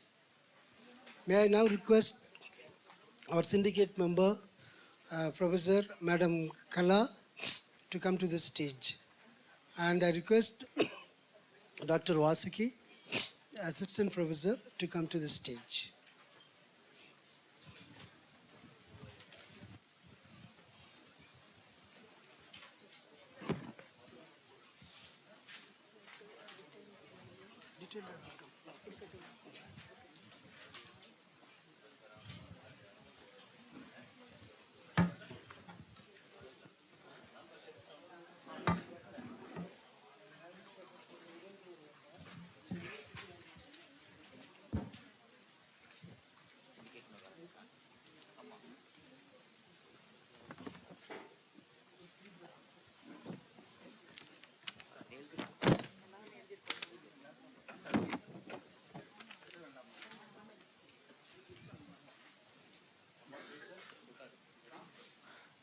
We have arrived to the end of a 3-day national workshop on tribal performing arts sponsored by Indian Council of Social Science Research, ICSSR, Ministry of Education, Government of India.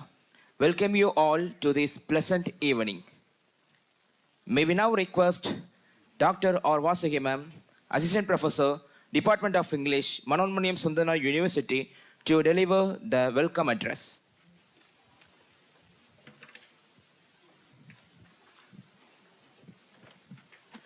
Good evening, ladies and gentlemen. It's my great pleasure to stand before you to welcome this August gathering for this 3-day national workshop on tribal performing arts.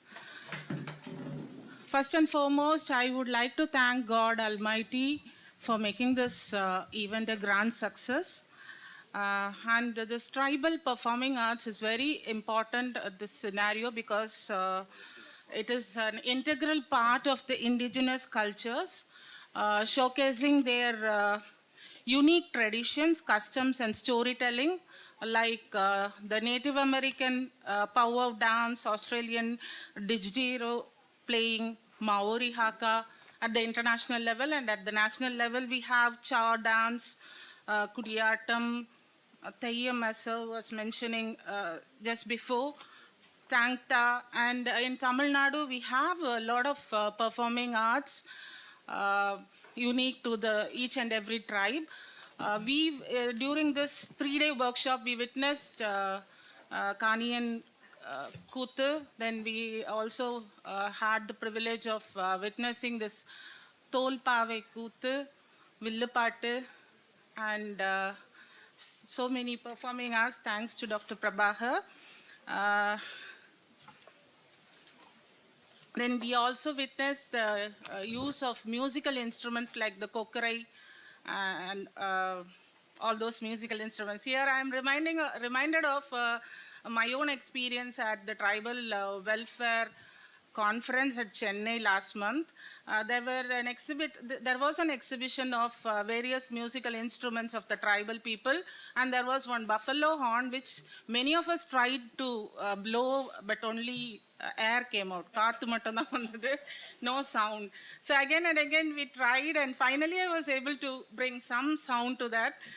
So at that point of time, I understood how skillful, so much of skill is needed to even play those instruments. So it was really a wonderful experience, and I hope everyone must have felt the same all these 3 days, having the flavor of the tribal people, the experiences of, we were also experiencing their culture. So first and foremost, I am very happy in welcoming our beloved registrar, Dr. Socrates, who has always been in constant support in all our academic endeavors amidst his busy schedule. I'm grateful that he's here among us. Thank you, sir, and I welcome you on behalf of the ICSSR team and the Department of English, Manonmaniam Sundarnar University. Next, I welcome Dr. Kala. She's the Dean of Science and Professor of Mathematics, member syndicate. She's a very simple person, but a very powerful lady. As a woman and as an academician, she always has been a very good friend and a well-wisher to me in person. So, ma'am, I'm extremely happy that you are here among us. Welcome you, ma'am. So, the man behind all this, our beloved HOD, Dr. Prabhakar, the principal coordinator of this project, and the man who worked behind in the making of this event, Dr. S. Prabhakar. I am very happy in welcoming you to this valedictory ceremony, sir. Then I'm happy in welcoming eminent academicians from various institutions, our resource persons, Dr. Eric Miller, Dr. Hariharan, the resource persons of today, and then Dr. K. Ravichandran, Dr. N. Ramachandran, Dr. David Arpudraja, Dr. Padmanabhan, Dr. Bhuvaneshwari, Dr. Dayal Krishnan sir, Dr. Chandra Bose, Dr. Xavier Chandra Bose sir, Dr. Selvaraju sir. Welcome you all on behalf of the Department of English and the ICSSR project. Welcome. And without this, I also extend a very warm welcome to all the scholars and students of various institutions and our own beloved scholars and students. I'm also happy in welcoming the photographer team, Subramanianna and his team, our technician, Kannananna, and all those who are behind this event. I once again welcome one and all. Thank you.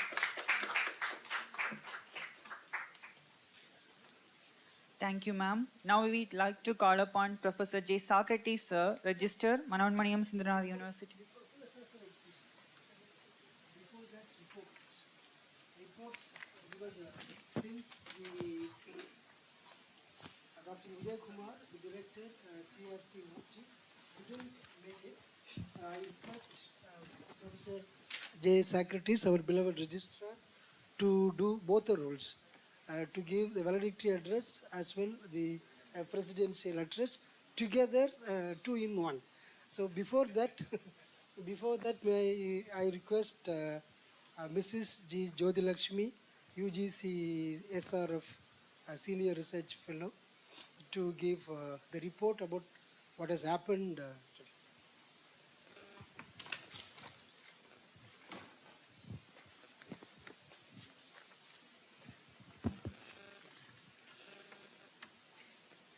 A very good afternoon to one and all, respected dignitaries on the dais, faculty members, and other delegates present here.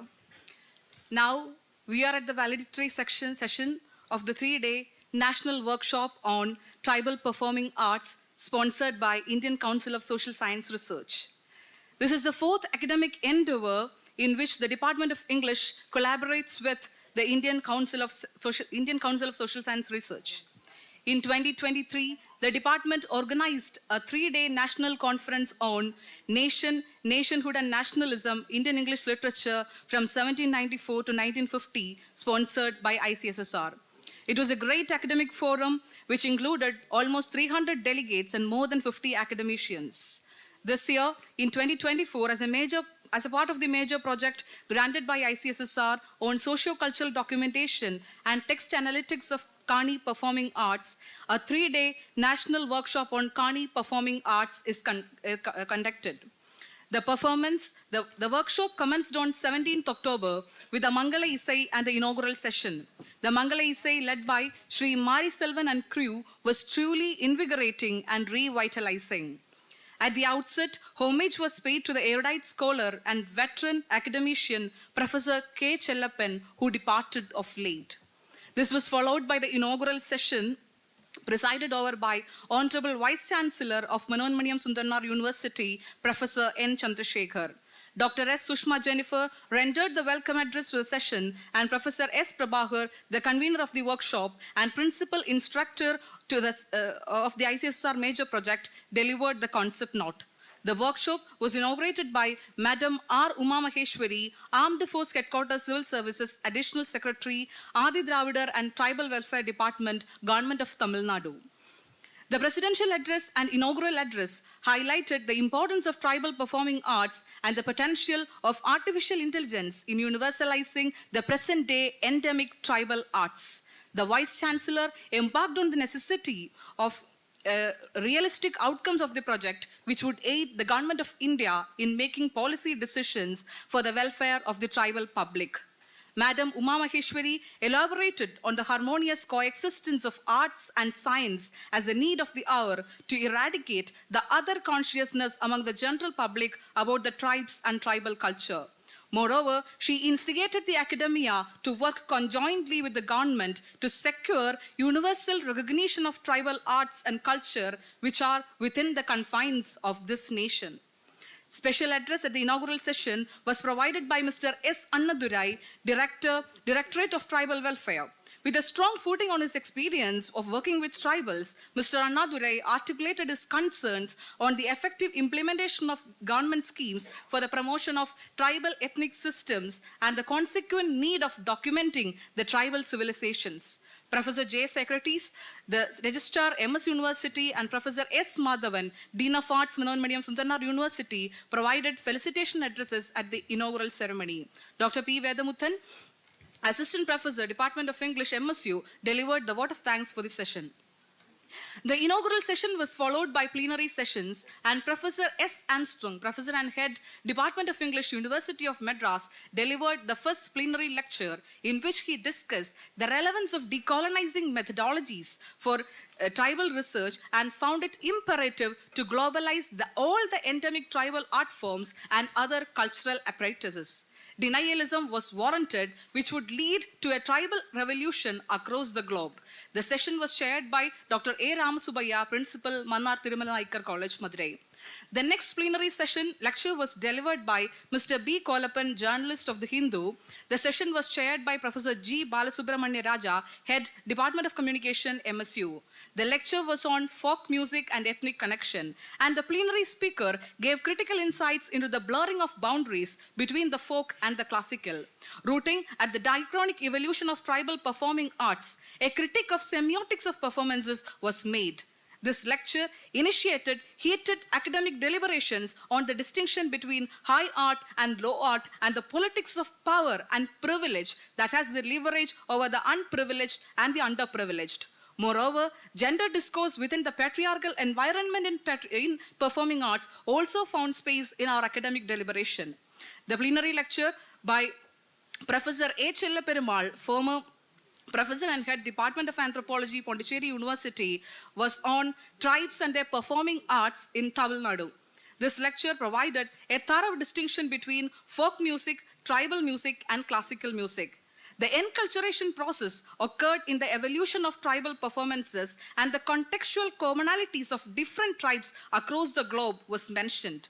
Moreover, the lecture invoked collective participation in the tribal performances, quite contrary to the solo or individual performances that we find in classical arts. The academic deliberation resulted in a landmark statement in the discourse of performing arts that none of the performance theories are applicable to any tribal arts.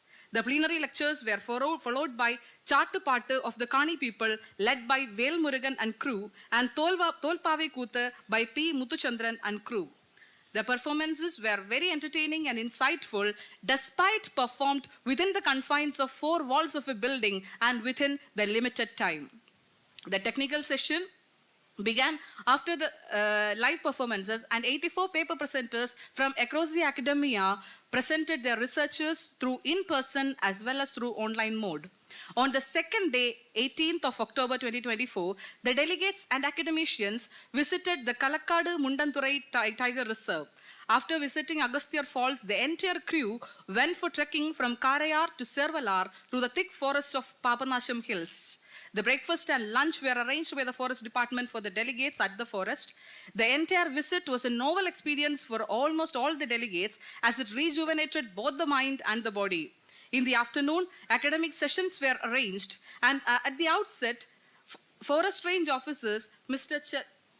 Officer Mr. Chelladurai gave the delegates a brief on Kalakkadu Mundandurai Tiger Reserve, which was the first tiger reserve and river sanctuary in Tamil Nadu.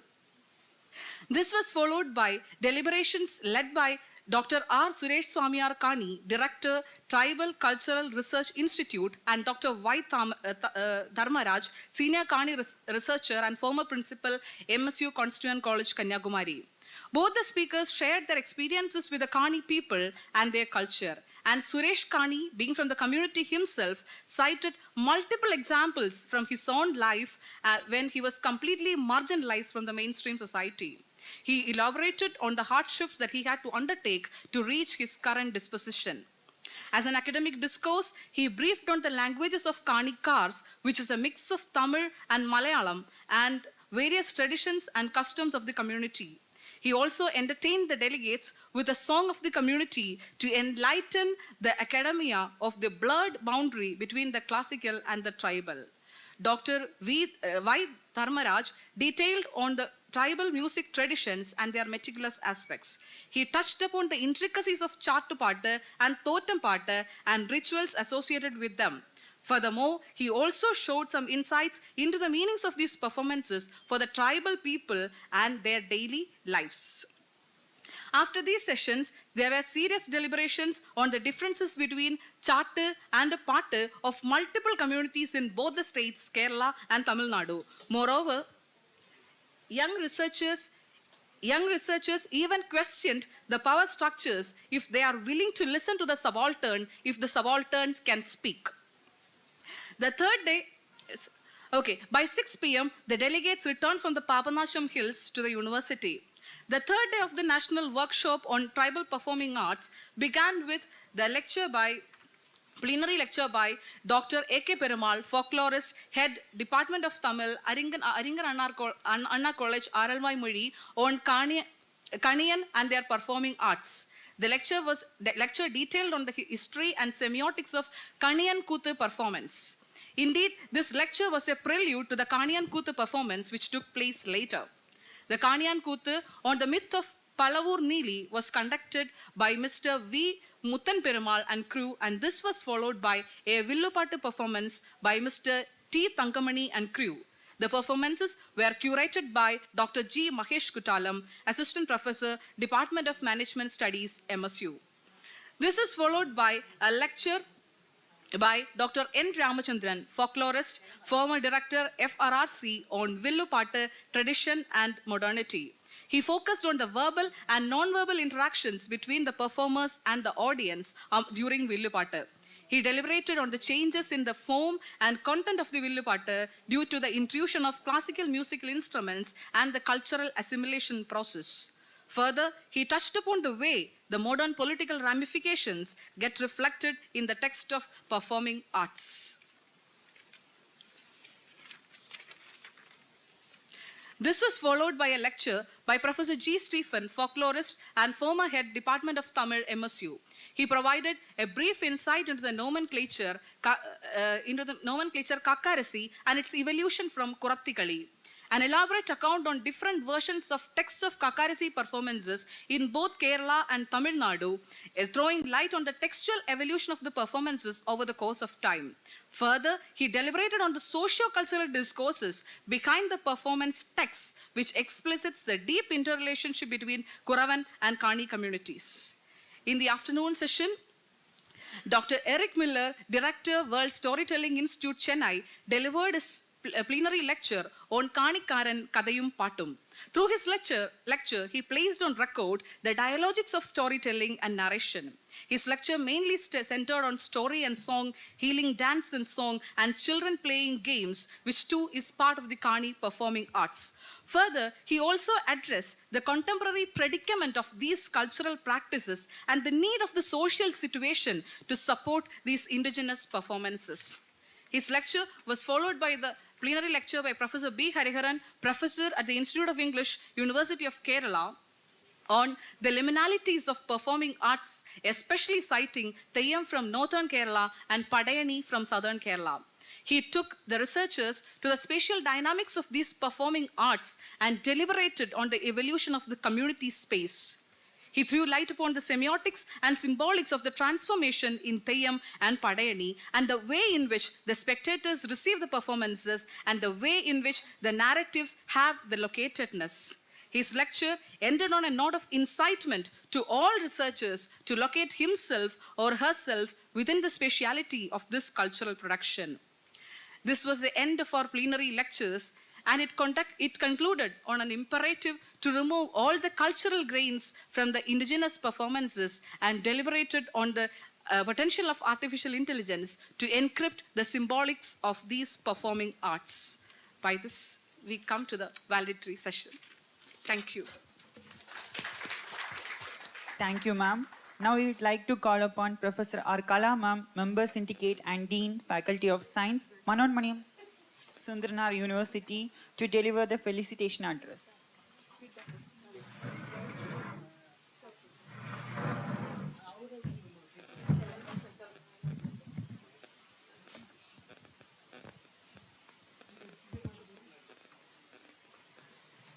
Now may I call upon Ms. Saumya, Assistant Professor, Government College, Nedamangadu, to deliver her feedback on this conference.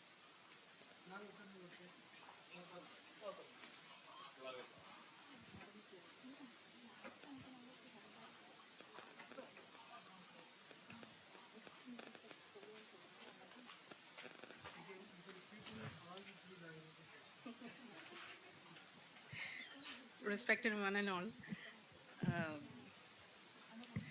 what I should say, I'm totally excited with this because Manonmani University is actually creating a history, that's for sure, no doubt in it. Thanks to the team English and Prabhakar sir for that. That's the most important thing I would like to say. Being part of this history is making me much more excited. And as many one have said here, it's a unique thing by creating. And what I found it attractive is the framing of the workshop itself. That much exciting it was. Those who were in the field trip, we know what we are taking back in our accounts, in our academics, in our profession. And as being a scholar myself, I am also doing my research in indigenous knowledge preservation and again in Kani tribe itself. So what I am taking back, the multiple number of resource persons, contacts and scholars, you just can't imagine what I am taking back. Personally, ahangaram undu enikku in my own language, as he said, I could say in many of the languages. So തീർത്തും അഹങ്കാരത്തോടു കൂടിയും അതിന് അഭിമാനത്തോടു കൂടിയും തന്നെ I am taking back all the things that I have got here. And it's a dream come true for me because getting everything under one umbrella, that's what MS University have made or created for me. Thanks. And usually what, and that I should add for that, usually what we see in workshops is, again for performing arts, in the evenings there will be the performances and the days will always be packed with the lectures, or only the lecture sessions. So the framing is a unique thing that the workshop had. Thanks for that. Thank you. Now may I request Dr. David Arputaraj, Assistant Professor, Bharatiyar University, to give his feedback.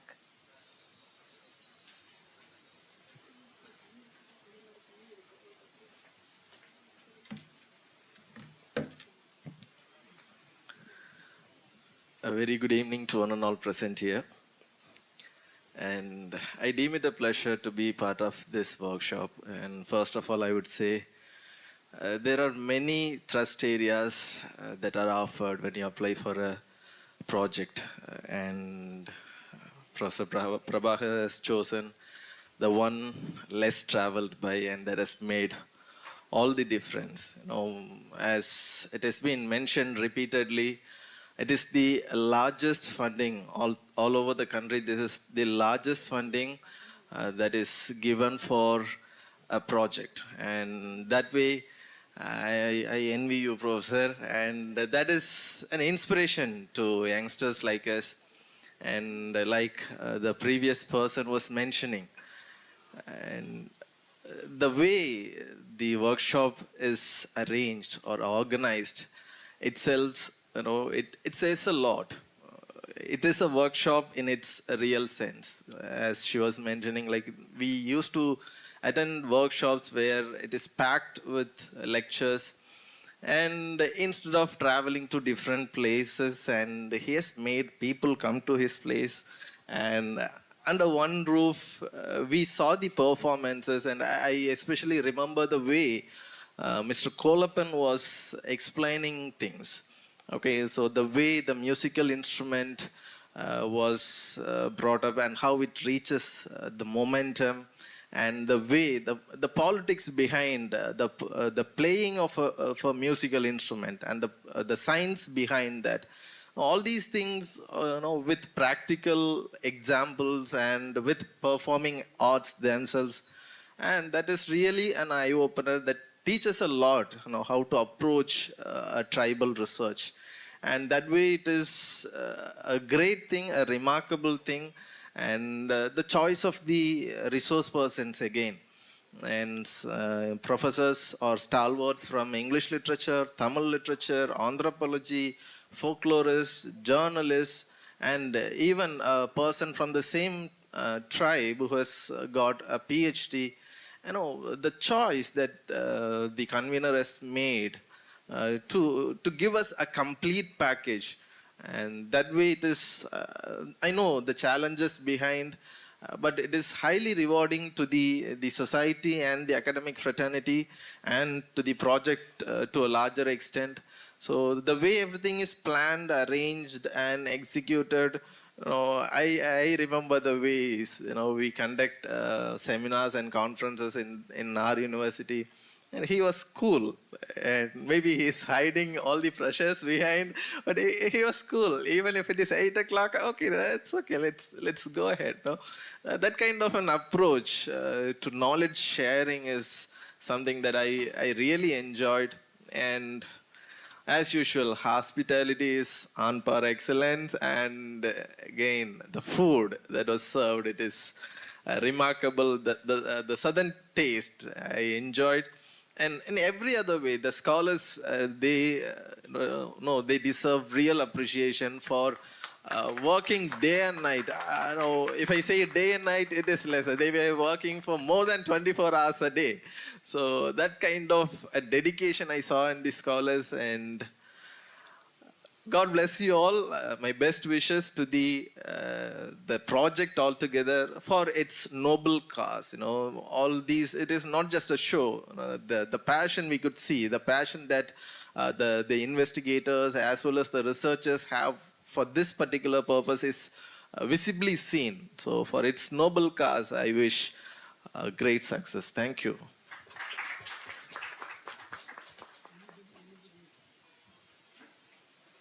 We request anyone else from the audience to give their feedbacks. Any volunteers?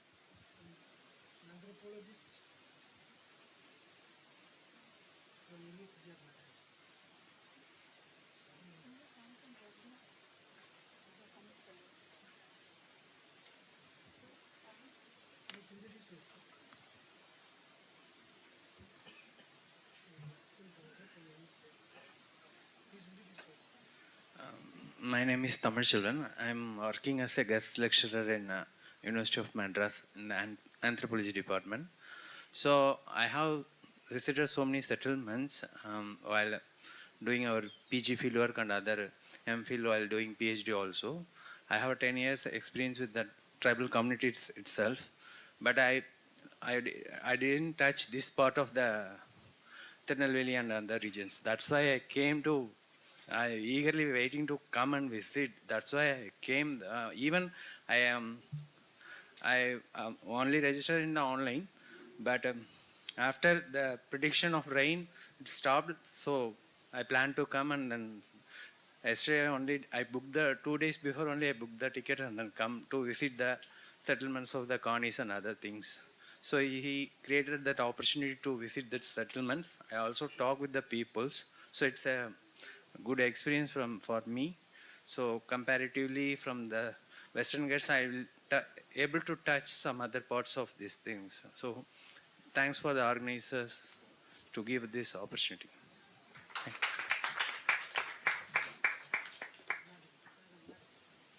Thank you, sir. Now I would like to call upon Professor Arkala ma'am, Member Syndicate and Dean, Faculty of Science, Manoanmaniyam Sundaranaar University, to deliver the felicitation address. So, respected Registrar, dear Coordinator of this program, Dr. Prabhakar, Dr. Vasuhi, the resource persons, Dr. Eric Miller, Dr. Hariharan, the other faculty members from our department, from our university and from other universities, chairpersons, research scholars of this university and also from other universities. Good evening to each and every one of you. It is indeed a privilege to be a part of this valediction of this 3 days national workshop. I think I could say that it is a grandeur. So right from the invitation, I was taken aback by looking at the invitations, a long list of resource persons, chairpersons, each and everyone from different universities. This shows how much rapport this coordinator has with the other fraternity. So right from the invitation, the Mangalizai, I was in my class, I could hear the Mangalizai. So everything was very elegant, very scrupulously planned and executed. So hearty congratulations to the coordinator and the research scholars and his team for making this thing possible. Of course, we should thank ICSSR, because without the financial support, such a grand ceremony would not have been possible. And thanks to ICSSR and also for this coordinator for executing it. And also the theme of this workshop, that is tribal performing arts. Of course, it is, I could say that it is the need of the art and it is a part of our heritage. And of course, it is our duty to revive the deteriorating tradition and culture. And as far as this coordinator is concerned, Dr. Prabhakar, he is a source of inspiration to me. And whenever I need a single word for something which I could say in Tamil, for example, when I wanted to express one of my colleagues as Asthana and I am in search for a word, so immediately he is always preferable to me than Google. Immediately I would call him, he give me a word and he will be faster than Google. Immediately he will be giving me the word. And yesterday I had a handicap because I want to describe him as Nadamadum Google, but of course I couldn't ask him the correct word. So I just say him as moving Google. That's what I can say. So I always admire his resilience and his perseverance. It is a very typical quality because he has had so much of handicaps, but he could overcome each and everything and would move on forwards, I could say. Okay. And regarding this performing arts, I could relate something with my mathematics. I hope you know mathematics has no Nobel Prize, but equivalently it has a prize called Fields Medal. And the one who got that medal in 2014, he is a mathematician of Indian origin, but settled in US. By name Manjul Bhargava, and he says that normally for a science person, the left side of the brain works, and for arts people, the right side works. This man, he is as good in mathematics as in playing tabla. He is a student of the famous tablist Zakir Hussain, and he says that whenever I am tired with mathematics, I go and play tabla. And whenever I am tired with playing tabla, and come back to mathematics. So any science person should give equal importance to an arts person, so that to some performing art, so that both the sides of the brain will work and he could excel in his own field. That was the message. So now, even nowadays, many certificate programs are offered in colleges on performing arts, maybe in future on tribal performing arts also. So it is a very interesting thing, and of course, I don't know whether science people are here, and even Professor Hariharan, he related a mathematics professor there in that clipping. You said, yeah, okay. Yeah, Vasudeva Pillai, okay. So definitely it will pave, I can say, a foundation stone, this particular conference. So I wish that this particular workshop will pave the foundation stone for this research in tribal research, as well as in each and every department activity. Okay, so let me congratulate Dr. Prabhakar for all his activities, and I wish him success in all his future endeavors. So thank you for giving me this opportunity. Thank you. Thank you, ma'am. And now we would like to call upon Professor J. Socrates, Sir, Registrar, Manoanmaniyam Sundaranaar University, to deliver the presidential and valedictory address.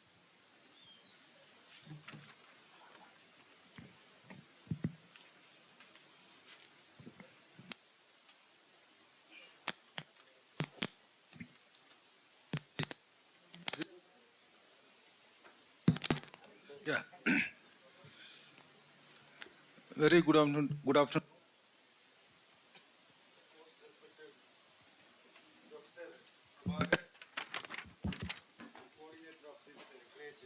Three-day event.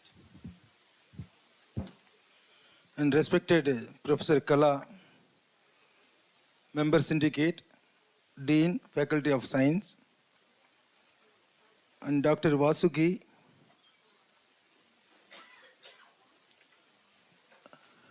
and Dr. Hariharan, Professor of English, University of Kerala, and Dr. Bose, Dr. Selvaraj, Dr. Magesh, professors from Madurai Kamaraj University, and Dr. Eric Miller and Professor Ravichandran from Tiruvallur University, other learned colleagues and friends. Again, I'm coming here for this valedictory function of a 3-day workshop on performing arts, tribal performing arts, which is funded by ICS. I'm overwhelmed today because the way in which Dr. Prabhakar is organizing any event of academic things in this university campus. As I said in the inaugural address felicitation, I have been inspiring all his activities. Madam rightly said, all his handicap, he has come over entire things, and he has been succeeding in all his academic achievements. And the conference which he has organized, this is very unique. Prabhakar himself is a unique.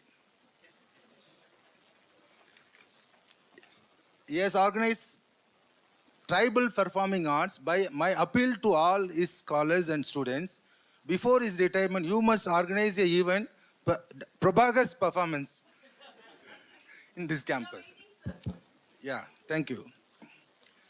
So, in the 3 days deliberation, you might have heard several aspects of literature, folklore, dance, performing dance, rural, indigenous knowledge, so on and so forth. But my view is something different. Being an economics professor, tribal community is an indigenous community. There are several amendments enacted by Indian Parliament. But this enactment which has not been addressed properly for the welfare of this tribal community. This is what I would like to emphasize more on this literature people. You have to take into consideration along with this performing arts where they are living. So this has to be addressed. So as rightly said our Honorable Vice Chancellor in the inaugural session, this is not only for the sake of organizing an event or doing some project. This project has to be replicated to bring some policy changes, and thereby the tribal community could get some benefit out of this, the rich traditions, perishable traditions should be restored. This is the ultimate objective of these 3 days deliberations. So as you all know that 2020 census, nearly about 125 million tribal population in our country, out of which 50% of the tribal population, they came down from hill areas and they settled in barren lands. I do not know how many of you know this fact. And moreover, their income from forest could be more. Yeah.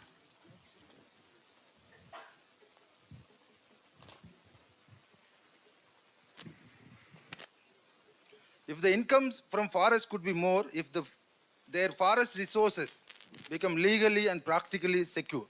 So, as an economic student, I come across with several articles, natural resource accounting.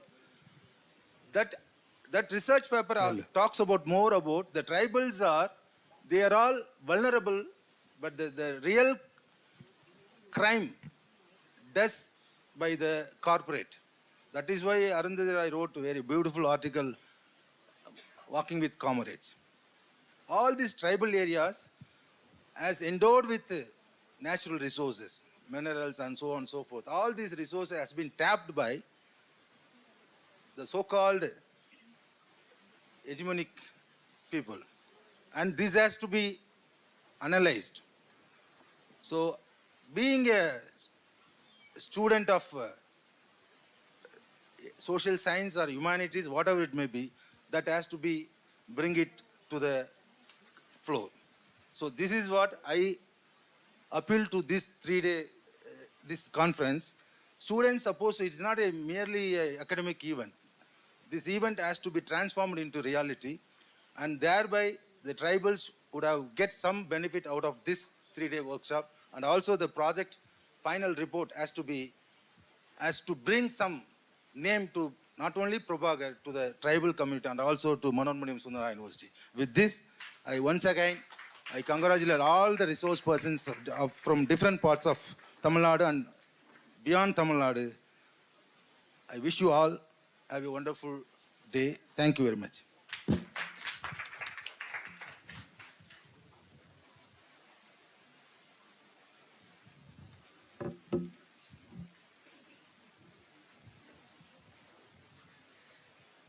So I just want to put one more word. As on date, our university has very few projects. And this project of Dr. S. Prabhakar is a boon to us. And I know how much strenuous efforts he has put in applying for this project and also in getting the project. Because we were in a committee, and he said that in the morning 4 o'clock, I just submitted the project. Just today morning 4 o'clock, I submitted the project. So I know how much efforts he has put in, and he has got the reward for this effort, for all his efforts. And definitely this project is a stepping stone for our university regarding NAC and other everything, NIRF. So thanks to the efforts put in by him, and definitely his efforts will serve the purpose for what this project is granted to him. So thank you, sir.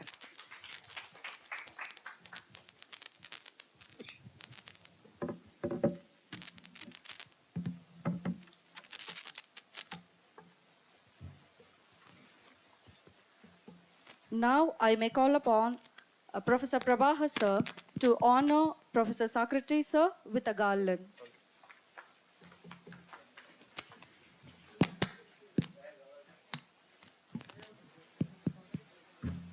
Hello.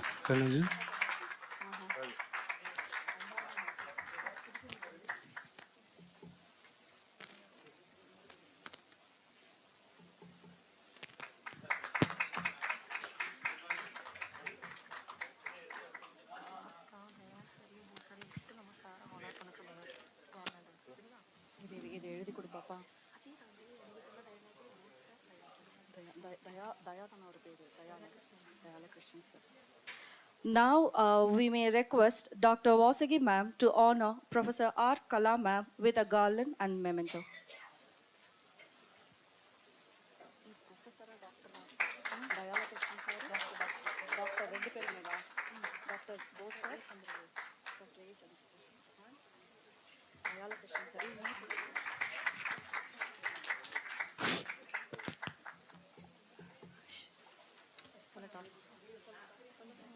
Now I request Dr. Bose sir and Dayala Krishnan sir to honor Dr. Prabhakar sir with a memento and garland.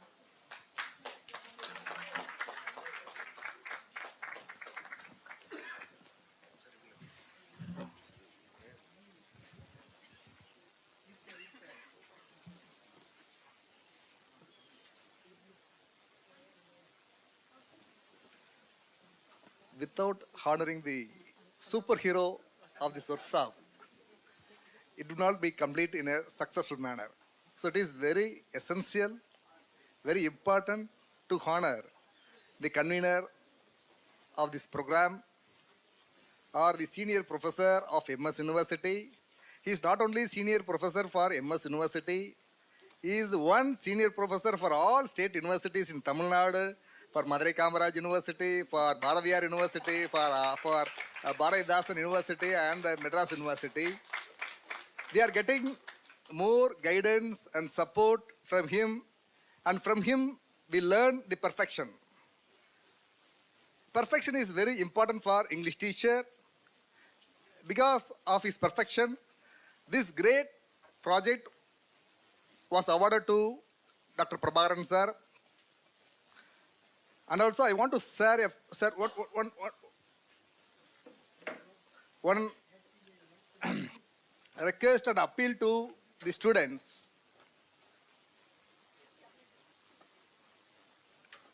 Dr. Prabhakaran sir is very much affectionate towards his teacher. All of you know that his teacher in the photo of Dr. K. Chellappan is there, okay? One who respects teacher, definitely they will attain a very beautiful place in their lifetime, okay? So you please respect your teacher. Definitely you all will get a very beautiful place and very important place in your life. Now I request the faculty members from Bharatiyar University and Tiruvallur University and Saurashtra College and Majra College faculty members to come to this dais and honor our superhero, Dr. Prabhakaran sir.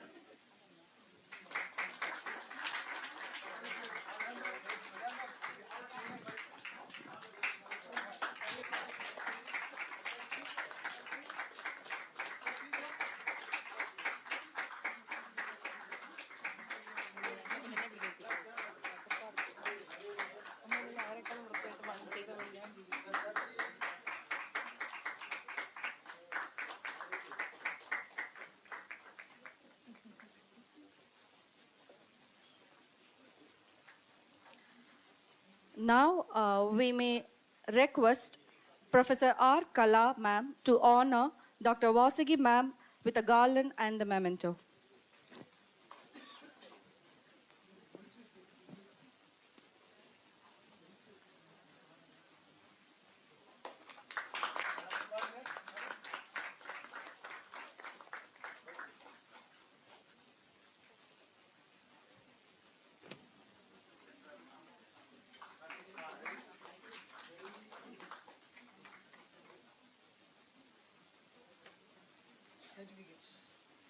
Now it's time to give the Promising Researchers Award, the Best Research Paper Award, and certificates to the paper presenters.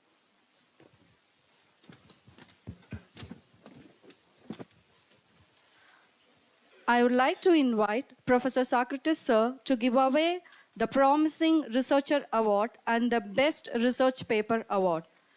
The Promising Researcher Award goes to S. Saumya, Assistant Professor, Department of English, Government College, Nedumangadu, Thiruvananthapuram.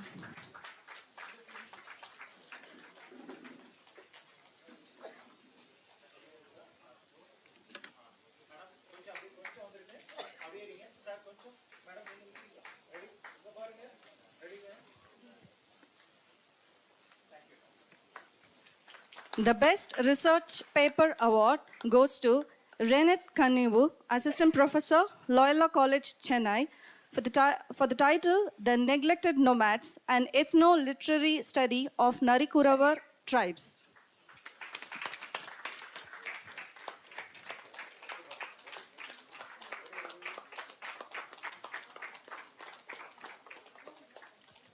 Now I may call upon Professor Socrates sir to give away the certificates of the paper presenters. S. Saumya, Assistant Professor, Department of English, Government College, Nedumangadu, Thiruvananthapuram. Renat Kanivu, Assistant Professor, Loyola College, Chennai. M. Esther Hepzibah Sherin, Research Scholar, Department of English, Manamaniam Sundara University. J. Anitlin Benita, Research Scholar, Lakshmipuram College of Arts and Science, Neyyur, Kanyakumari. Amlin Beatrice, JS, Research Scholar, Lakshmipuram College of Arts and Science, Neyyur, Kanyakumari. Sajav Monica, Research Scholar, Fatima College, Madurai.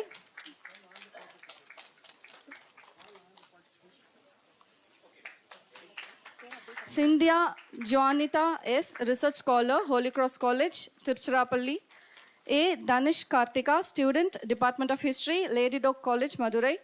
J. Raghu Anthony, Associate Professor, Department of English, Holy Cross Home Science College for Women, Thoothukudi.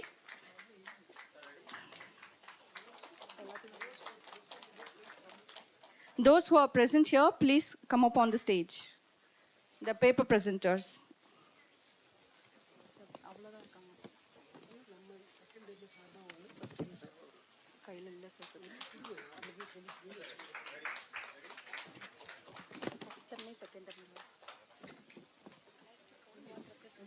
I would like to call one representative from First MA, Manumaniam Sundara University.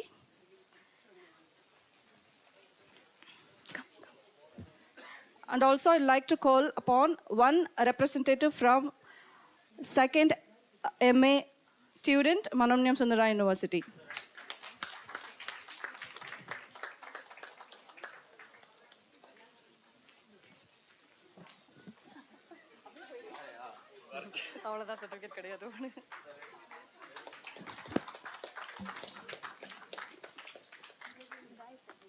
Thank you, sir.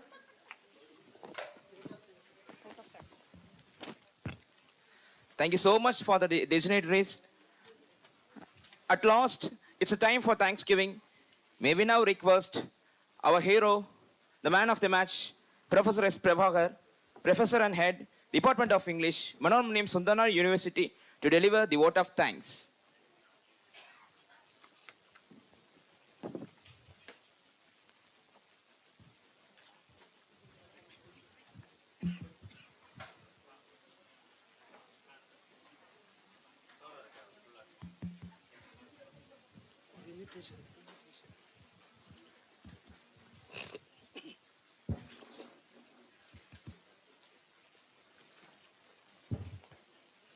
Most respected Registrar,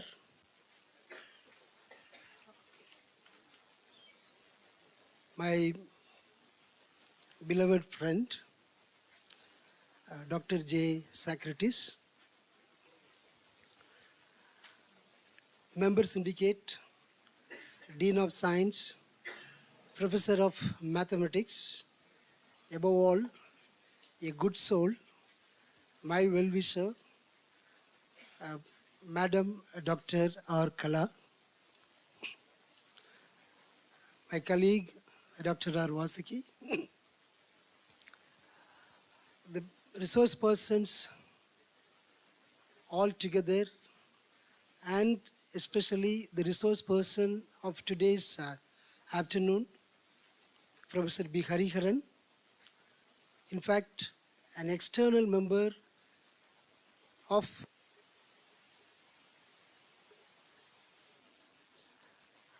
Dr. Eric Miller, a man from the United States of America, and one who has shown enormous interest. Dear friends from other universities, from the universities of University of Madras, from the Tiruvallur University, Bharatiyar University, Madurai Kamaraj University, and Bharatidasan University. Learned colleagues, my bosom research scholars, and my dear student friends. It's time to thank everyone for the successful workshop, for the success of this workshop. In fact, I am in a state of confusion from where to start and where to end. Should I follow the protocol? Or if the registrar permits me, that I'll speak from my heart.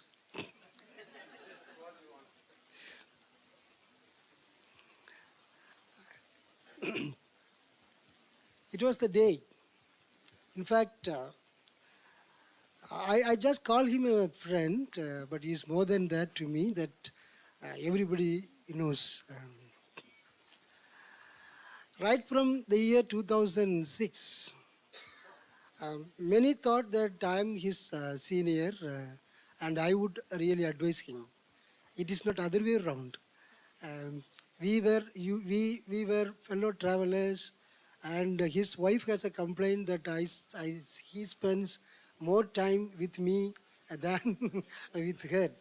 So we used to travel together, we everywhere, right? We used to travel together everywhere, anywhere in the part of the world. And all the time that he rather asked me, you have everything, right? In your CV, you have everything, you have everything, you have everything. But why don't you have a project? But he is a man, I also scold him equally for becoming the registrar. Many thought that I am rather, I might support, right? I supported him to become the registrar. Right? I discouraged him to become the registrar because he's a very serious researcher. Right? Very serious researcher, and he was instrumental behind the human index of Tamil Nadu, and he worked on Tuticorin, Tirunelveli districts, and he got an opportunity to work on Kanyakumari, and even now he has a plan, and in fact the government has chosen him for that human indexing, but being a registrar he did not, or he doesn't want to do that. So right from 2006 that he often complains and asks me to apply for the project. And my another friend, Dr. Selvaraj, he has the habit of getting funds and say grants from all the sponsoring agencies. And he's so junior to me, and whenever we are in a conversation, academic conversation, these two will rather look down upon me and for not having one project. He's a man of projects and he's project A. And these two are always complaining. Then one day that I thought, okay, whatever be the case, whether I could settle the money or unsettle myself, that I must apply for a project. There came an opportunity. In fact, as I told you in the afternoon, we had already done a project in the form of a postdoctoral fellowship on a similar concept. We worked on. Thanks to with the permission of the registrar, may I now request the co-project coordinator, Dr. Sushma Jennifer, to come to the stage. Since he came late, we couldn't provide her a seat. Sit down, please. Yeah, please. We did a project on the socio-linguistics of Kani. And when this opportunity came, we thought now that we could shift it to the performing art form, because we had already done a pilot study. We had already done a 2 years work on this Kani social linguistics. So we were so confident that we could get it. And it is, I even posted it on the social media, and I'll come to that part later. I say it was all my PhD research scholars and my postdoctoral research scholar, Dr. Sushma Jennifer, Jyoti Lakshmi, UB Blossom, Suga, Anushya, Sherlyn Johnson, Mispa, Kejapriya, Kishore Kumar, and of course my newborn babe, Ajim. Dinesh, because Dinesh has become a teacher now, therefore I couldn't, my mind couldn't accept him as my research scholar still. They all work together to prepare, this proposal. I just dictate. I just sizzle it out in the last. They only prepared, I have assigned the task to them, to my entire PhD research scholars team. I wrote the proposal. I just dictated it to them, and they only rather classified all the documents and all. And that is why even in my Facebook postings that I have said, thank you, my PhD scholars, you made it.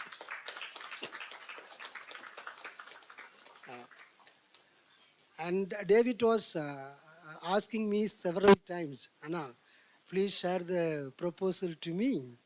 And as usual, that I am a very absent-minded professor. And one day, to his surprise, I shared my proposal. Say, this is how that I wrote my proposal. But the intellectual property right says it is SPR's scholars' proposals. Okay. So thank you, my PhD scholars and my team, actually my SPR scholar team who prepared this. Thank you very much. And also Dr. Sushma Jennifer. Now let's see, wants to have a word now. Okay, now let me be quite formal. So this is why and how I applied this project and got the the largest or the fund, the high value fund from the government of India. Why I applied?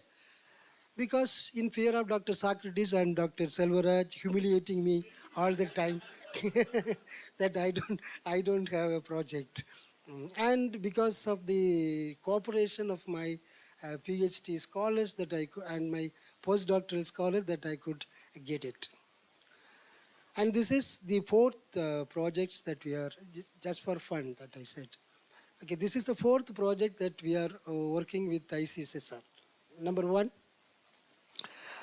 first of all, that I thank the Government of Ministry of Education, Government of India, the Indian Council of Social Science Research for having chosen us and accepted the proposal on tribal performing arts for its Nobel grant. I thank the Ministry of Education, Government of India, especially ICSSR, this organization, for having chosen Manonmaniyam Sundaranar University and the Department of English. This project, many think it is in my name. No. Again, that I am quite unhappy that the grant is given to me, but the award letter is given to Dr. J. Socrates.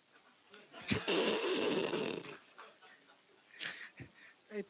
The registrar of the project will be awarded only to the registrar, not to the project investigator.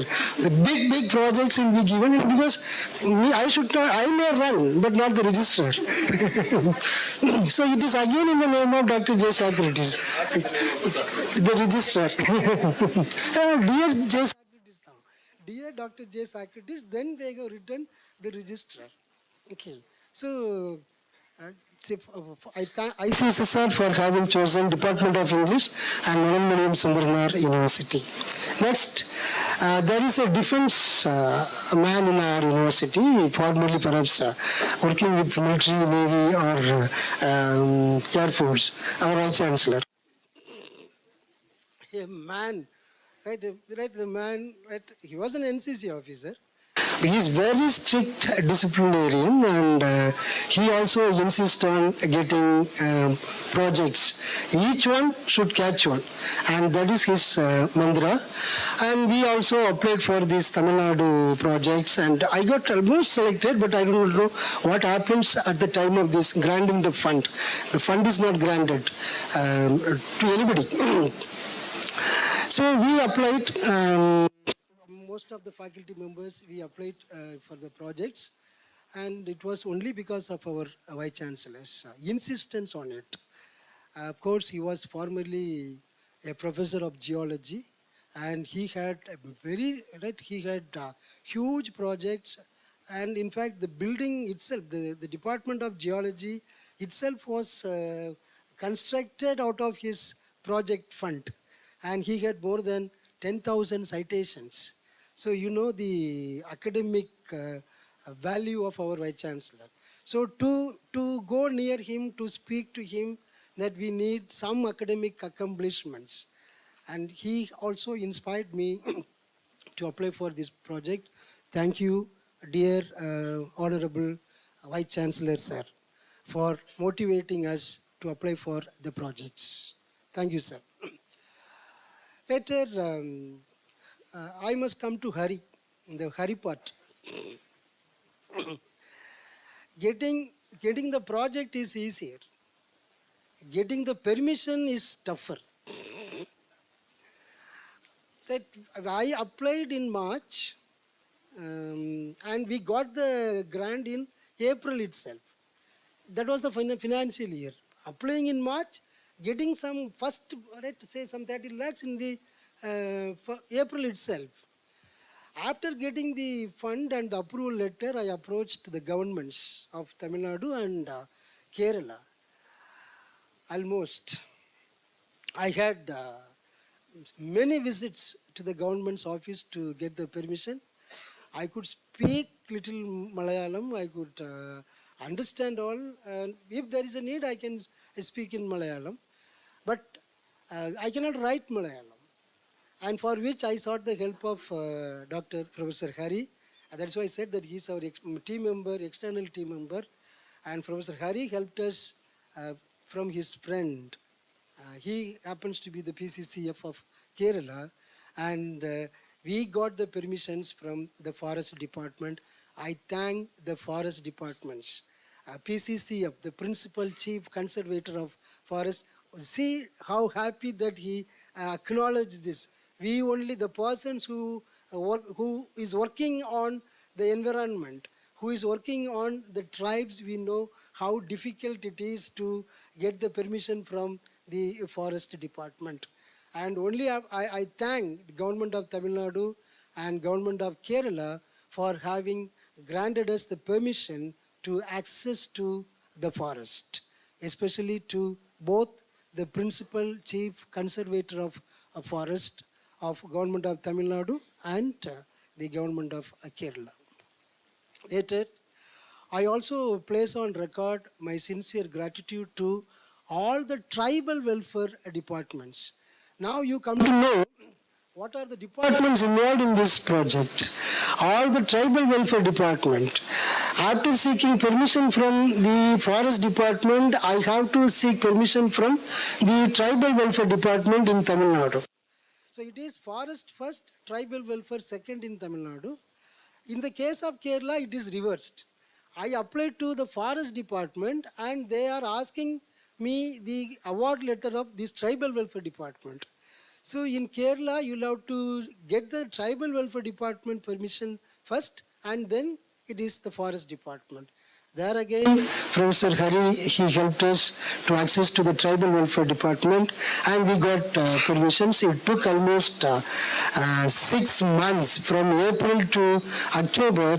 I am running between pillar and post to get the permission from all these districts, regions, and only now I have come to know that an administrative district is different from the forest district. And they have office at Punalur, they have office at Nirmandadu, they have office at Ambasamutram, and all these things are zones and they call it a tribal welfare district.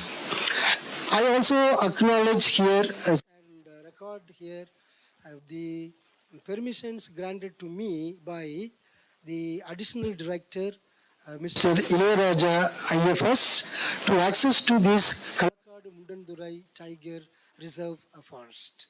It is 800 square kilometer forest. If you want to write a word forest, then you need to get the permission from the forest department. And I thank the additional director for granting us the permission yesterday to access to the Kali settlement. In fact, we stopped at a Kali settlement, and as I told you, our gods were Kalis, and he rather whispered at my ears and he told, sir, it is your business. So, if you come, I will take you inside the village and take you to meet the people. but I cannot take the entire bus to go there to threaten them, and your business will be lost. So I was very selfish, therefore I stopped the bus near the colony settlement, showed you the schools and showed you the number, name plates and all, and I told you that this is the colony settlement, let us go. Because so that is how the things are moving in this research. So from April to October that I was struggling hard to get the permission from all these departments. This is the third invitation that we printed. This was the third brochure that we printed. It was originally scheduled in July. And then I resubmitted the file. And actually from July, then we moved it to September, and from September that we had to take it to October because of the permission process. Without the permission of the departments, we cannot hold any conference, workshop or seminars on this tribal welfare or tribal performing arts. The moment that we got the permission, we printed the invitation. So within a week's time that we are organizing this workshop, it is possible because I have already identified people. Me and Dr. Sushma met Dr. Eric Miller months ago, discussed this and got his consent, and then we included. I got the consent from Dr. Dharmaraj. I got the consent from Dr. Stephen. I got the consent from Ramachandran much earlier, and therefore that we could hold this workshop within a short span of time. And I take up this opportunity to thank all the resource persons, the resourceful persons, and my senior colony researchers. Thank you very much for accepting our invitation. I personally thank Dr. Eric Miller and Dr. Hariharan and Professor Ramachandran, Professor Stephen, and Professor Chella Perumal, Dr. Professor Aka Perumal, at AK Perumal. I am very happy, and Dr. Hari is also, he knows pretty well that I very often, I am fond of using this analog or image, the comparison between Mephistopheles and Dr. Faustus. There was a scholar in the name called Dr. Faustus, and he wanted to learn more, and therefore he entered into an agreement with, say, a certain kind, Mephistopheles, right? Mephistopheles. There was an agreement between these two. You give me knowledge, right? If you give me knowledge, I'll give you my soul. And this is an agreement between Mephistopheles and Dr. Faustus. In the beginning, Dr. Faustus is after Mephistopheles. He is all the time running behind Mephistopheles to accept the offer. And in the end, it is Mephistopheles who is searching for Dr. Faustus to get his soul. So similarly, I approached Dr. A.K. Perumal in the beginning with the concept of taking this as a workshop. It was me who rather initiated. And after days go by, Dr. Aka Perumal would call me at least 10 times a day. Prabhakar, what happens to our workshop? Whom have you consulted? Who are you? Right? Who are the persons that you are inviting? And the thing has gone quite right. It has gone. It started obsessing me, and I had to go to the extent of giving my phone to Suga to talk to him. That was the passion that he has shown. For having made all the arrangements. That if you are happy with the performance, it's not because of me. It is because of Professor Aka Perumal. Though most of them are living nearby my home, of course, at a subsidiary rate. He told the performers only at the academic institutions, so charge them less. And sometimes that I would even say they charge lesser than what I pay to some resource persons.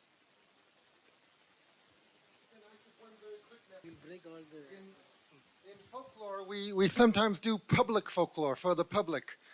One way to take this forward of this workshop for the public in collaboration. Thank you. So I thank Dr. Eric for this suggestion. And I thank Professor A.K. Perumal for helping us making this thing. And we met him there. I told him about this workshop somewhere in June or July, I believe, August. He readily agreed to come. And when I sent the invitation, this is my, I printed 4 brochures. And I printed almost, I think this is my 3rd invitation. In the first invitation that Mr. Annadurai, he was the chief guest. And in the moment that he submitted this invitation to the government, seeking permission from the secretary and the additional secretary, the secretary ma'am, as a tribal welfare, Madam Lakshmi Priya IAS, she showed interest and she wanted to come to this workshop. And it was the Vice Chancellor, he said, Madam, I am out of station on the day that I had to meet, only in the presence of Dr. J. Socrates.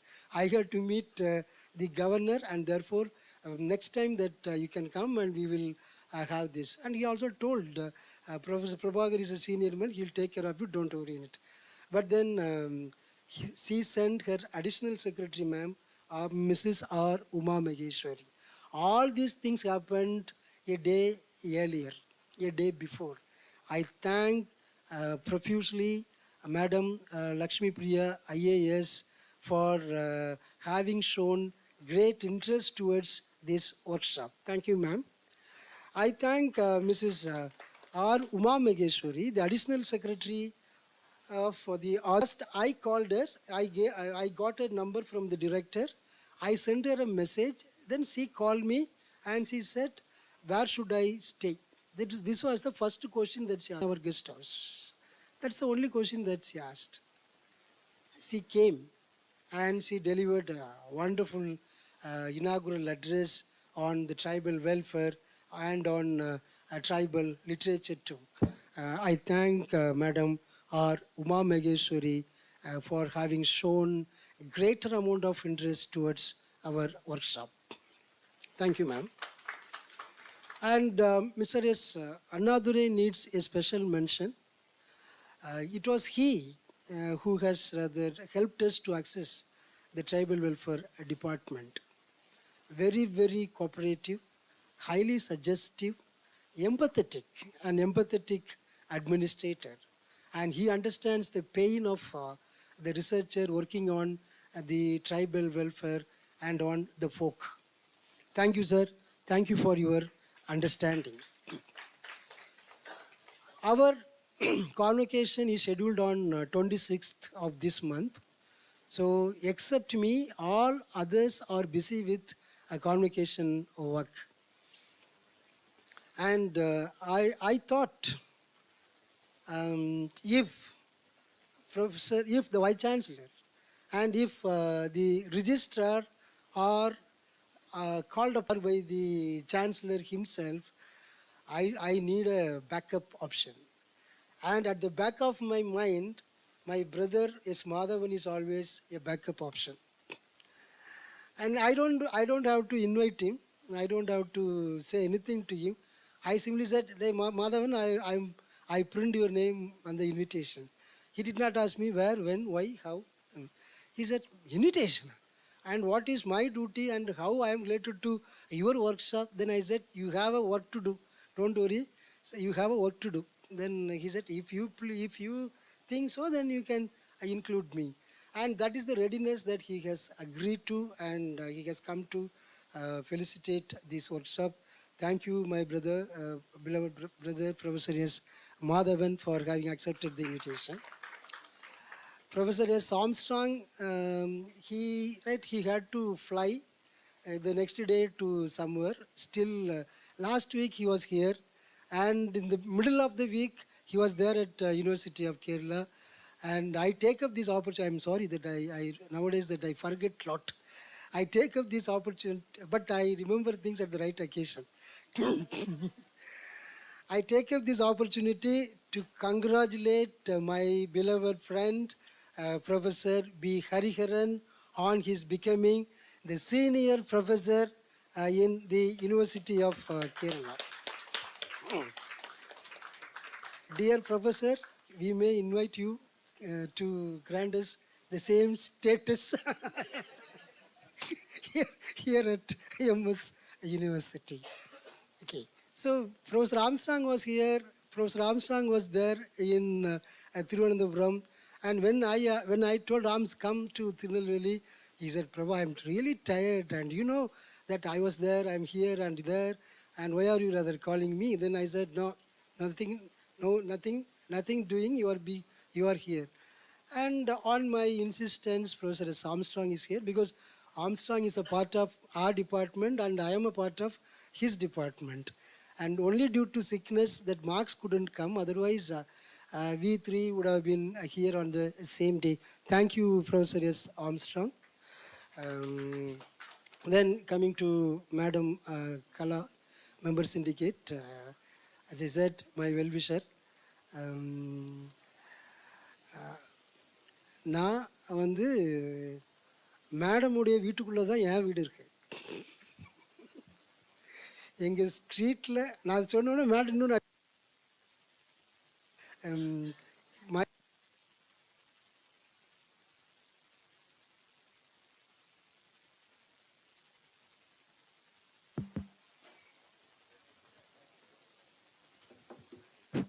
is it an accident or you want me to stop? Okay, madam, first the street in which I live, the first house is Madam Sitapa, the second house is Madam brother, third one is Madam sister, and the fourth one is Madam's uncle. Some of her relatives, all of her relatives are living in our street. And one day I told her, என்ன madam எல்லாம் உங்கள் சொந்தக்காரங்களா இருக்கிற திருப்பி நான் உட்காந்துருக்கேன்னு. ஆமாம் நீங்களும் என் சொந்தக்காரன் தானே அப்படின்னு. Thank you for that acceptance, ma'am. Thank you very much. So these things, I thank David Arpudaraj, the resource person, the chairman, and of course I used him as my driver. Thank you, the resource person, Dr. David Arpudaraj. Thank you, Dr. Padmanabhan.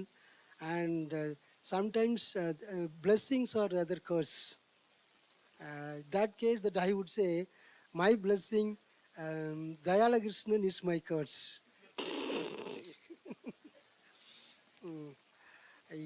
A man of excess love, excess respect, which I am ashamed of very often. And whenever that I go to Madurai, he takes me, Madam, Mrs. Dayala Krishnan is also a professor working in a college. I know what will happen in a house where both are employed, especially in the morning. Right? Whether it is the idli is being cooked or not, the husband will automatically be cooked. So that is the boiling point at every home where the spouse are working. But Daya makes it a very point that I must have my breakfast only from his home. Wherever I go to Madurai, and Daya rather takes me to his home, and he knows what I love.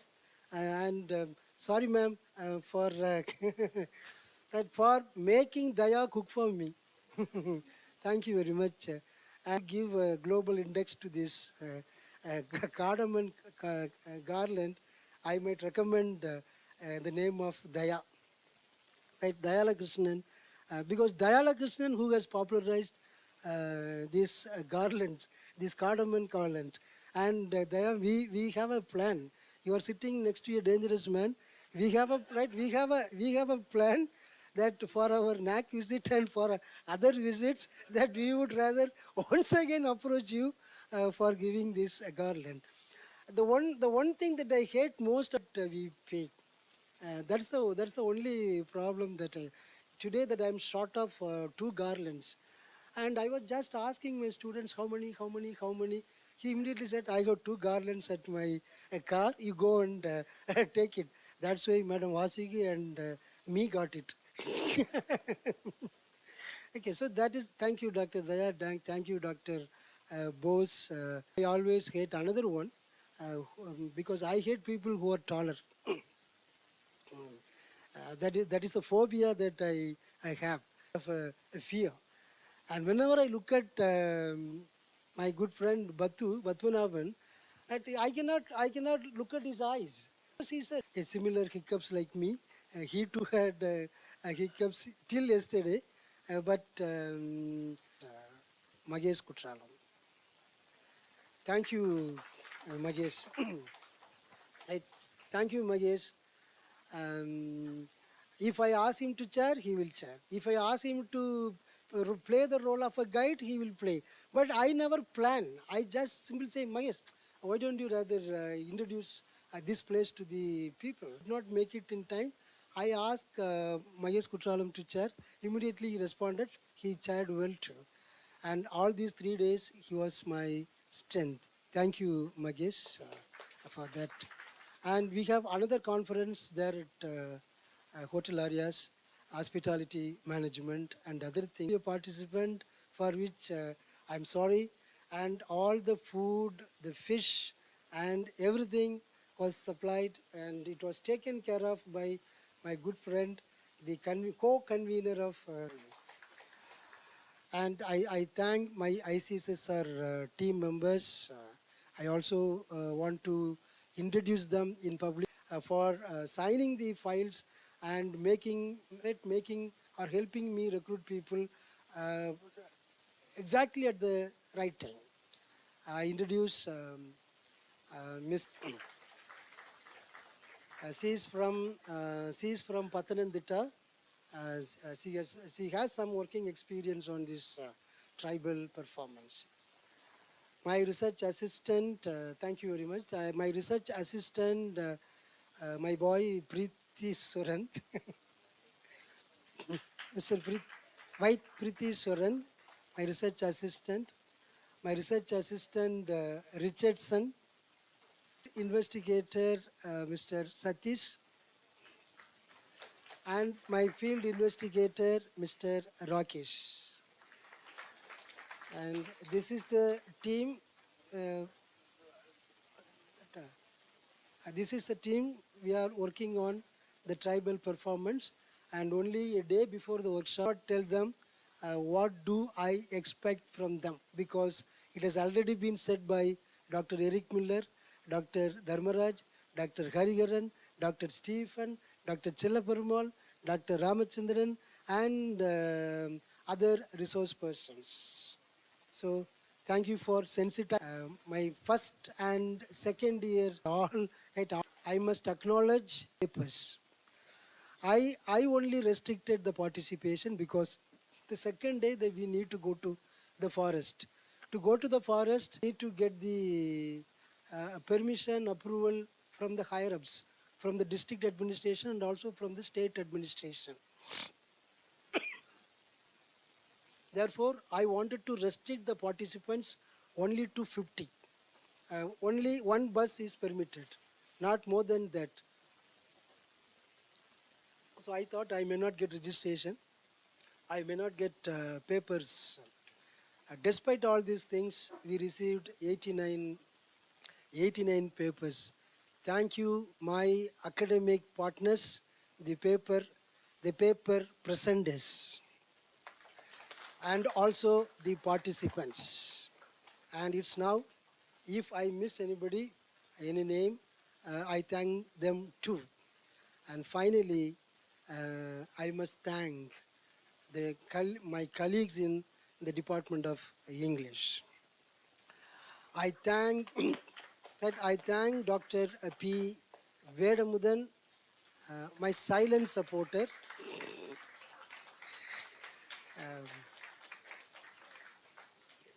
I thank Dr.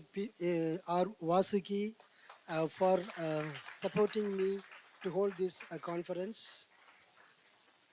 I thank my assistant professors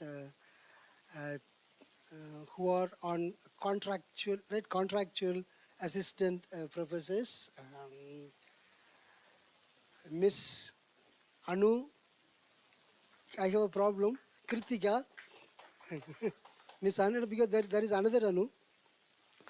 I thank my assistant professor, Mrs. Anu. I thank Dr. Muthulakshmi. I thank Dr. Joshua, assistant professors working on a contract basis. I thank you all, and I thank the masters of ceremony. I thank the technical support provided by our university, and above all, this video, I have a right. If he is watching, that he will be scared. My childhood friend, who is running a very big, renowned photo store here at Tirunelveli from my native place. I approached him, and he did not. We did not even agree on the cost till today. I just called him and said, "Okay, come on, Manikam, come and do this recording for me," because he was my childhood friend. അങ്ങനെ okay പ്രഭா okay നീ എന്നെ കൊടുത്താലും കൊട് okay എന്നാ ഇപ്പം ഇവർ ഭയപ്പെടുതാറ് okay. So I thank my friend. I don't worry, Manikam. I will not ask for a very big sponsorship. But this part of the program is sponsored by Raja's Photos, owned by my friend Mr. Manikam. Okay, and of these 3 days, these two crew of Raja 3 crew of Raja Photos, they help, because this is all about documentation. If the documentation is not properly done, the entire workshop is a waste. And therefore, I entrusted this work with my friend, because he knows the emotion and spirit of it. He knows the value of it. I can speak my mind. I can speak my heart. And you would have seen me going near to him and asking him to fix the angle. I said, zoom in. I said, zoom out. Come on, you go to the angle. You go this angle. And once I plucked the camera from him, I acted like a cameraman, because I only know the value of the property that they are using. That he is a perfect photographer, but he's not a researcher. I am a researcher minus skill in photography. Still, I took photographs. Thank you for allowing me to use your camera. I thank Mr. Manikam. I thank Mr. Mani. He told me Bala Subramaniam. I thank Nellai Sanmugaraj. I thank Mr. Nellai Sanmugaraj. I thank Selvam for documenting this perfectly. And by this time, he must have understood how bad I am in managing things. Okay, and thank you once again for live streaming the whole thing. And finally, I thank the participants for listening to me and for not taking any photographs or videographs of the performance, because this is the intellectual property of Manonmaniyam Sundaranaar University and the Indian Council of Social Science Research. And thank you for accepting, and thank you for honoring the copyright and also the intellectual property right. I believe that you will keep doing so in future too. Thank you all. Thank you from my heart. Thank you very much. I thank my fellow co-coordinator, Dr. Sushma, for all the support. I also thank the district administration and the police officials for giving us protection, right? For giving us protection, and also the press And my special thank is to Mr. B. Kolappan. And the press has agreed to cover this. But of course, since it is a government project and it is a document, a report, I must get the consent of the administration before publishing it as an article or as a news item. Even to publish 3 or 4 sentences, that you need to get the permission from the government. So that is the case, that is the situation, that is the circumstance that in which we are living. It is very difficult to work on this kind of tribal research. Things have changed a lot, and I should not use the word worsened a lot, but things have changed a lot that we need to seek the permission. Even to hold this workshop, I sought permissions. And so thank you, district administration, and especially thank you, district police. Thank you very much.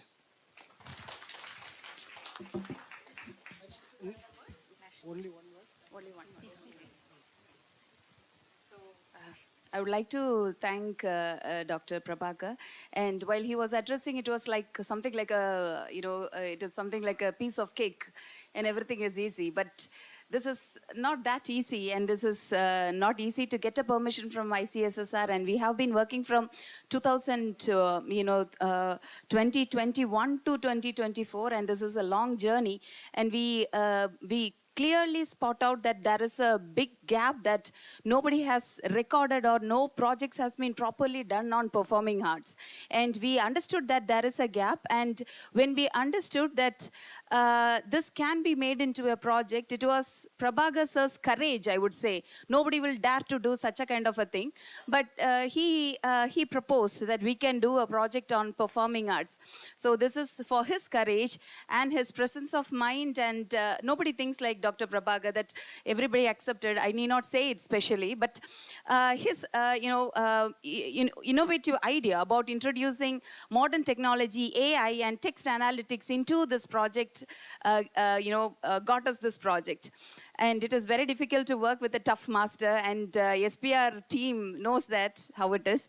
And beyond all those stuff, we thank you, sir. We thank you for giving all these opportunity. Okay. Please rise for national anthem.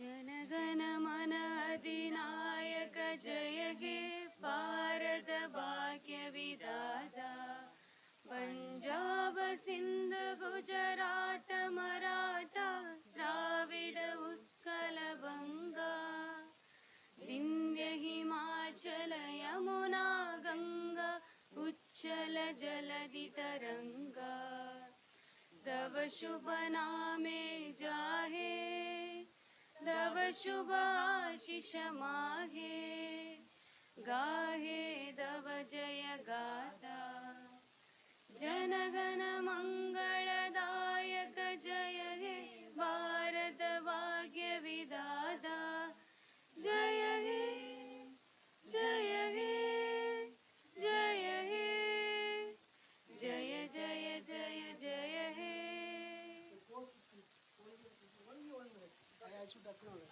Postscript. Say, I thank, I would say 3 things that I must mention. Number 1, the memento is printed, the memento is made in Pondicherry. Thank you, Marx, for that. The kit is designed, prepared, and made in Madurai. Thank you, Dr. Daya, for that. The flex, the invitation, the certificates are printed at Sivagasi. Thank you, Dr. Dinesh, for that. And all these 3 things are governed, watched, observed, maintained, controlled by one remote control, Mr. or Dr. Subbu, Ramasubaya, the principal of IMTN Madurai Mannar Thirumala Nayakar College. So I thank because everything came in time. Thank you.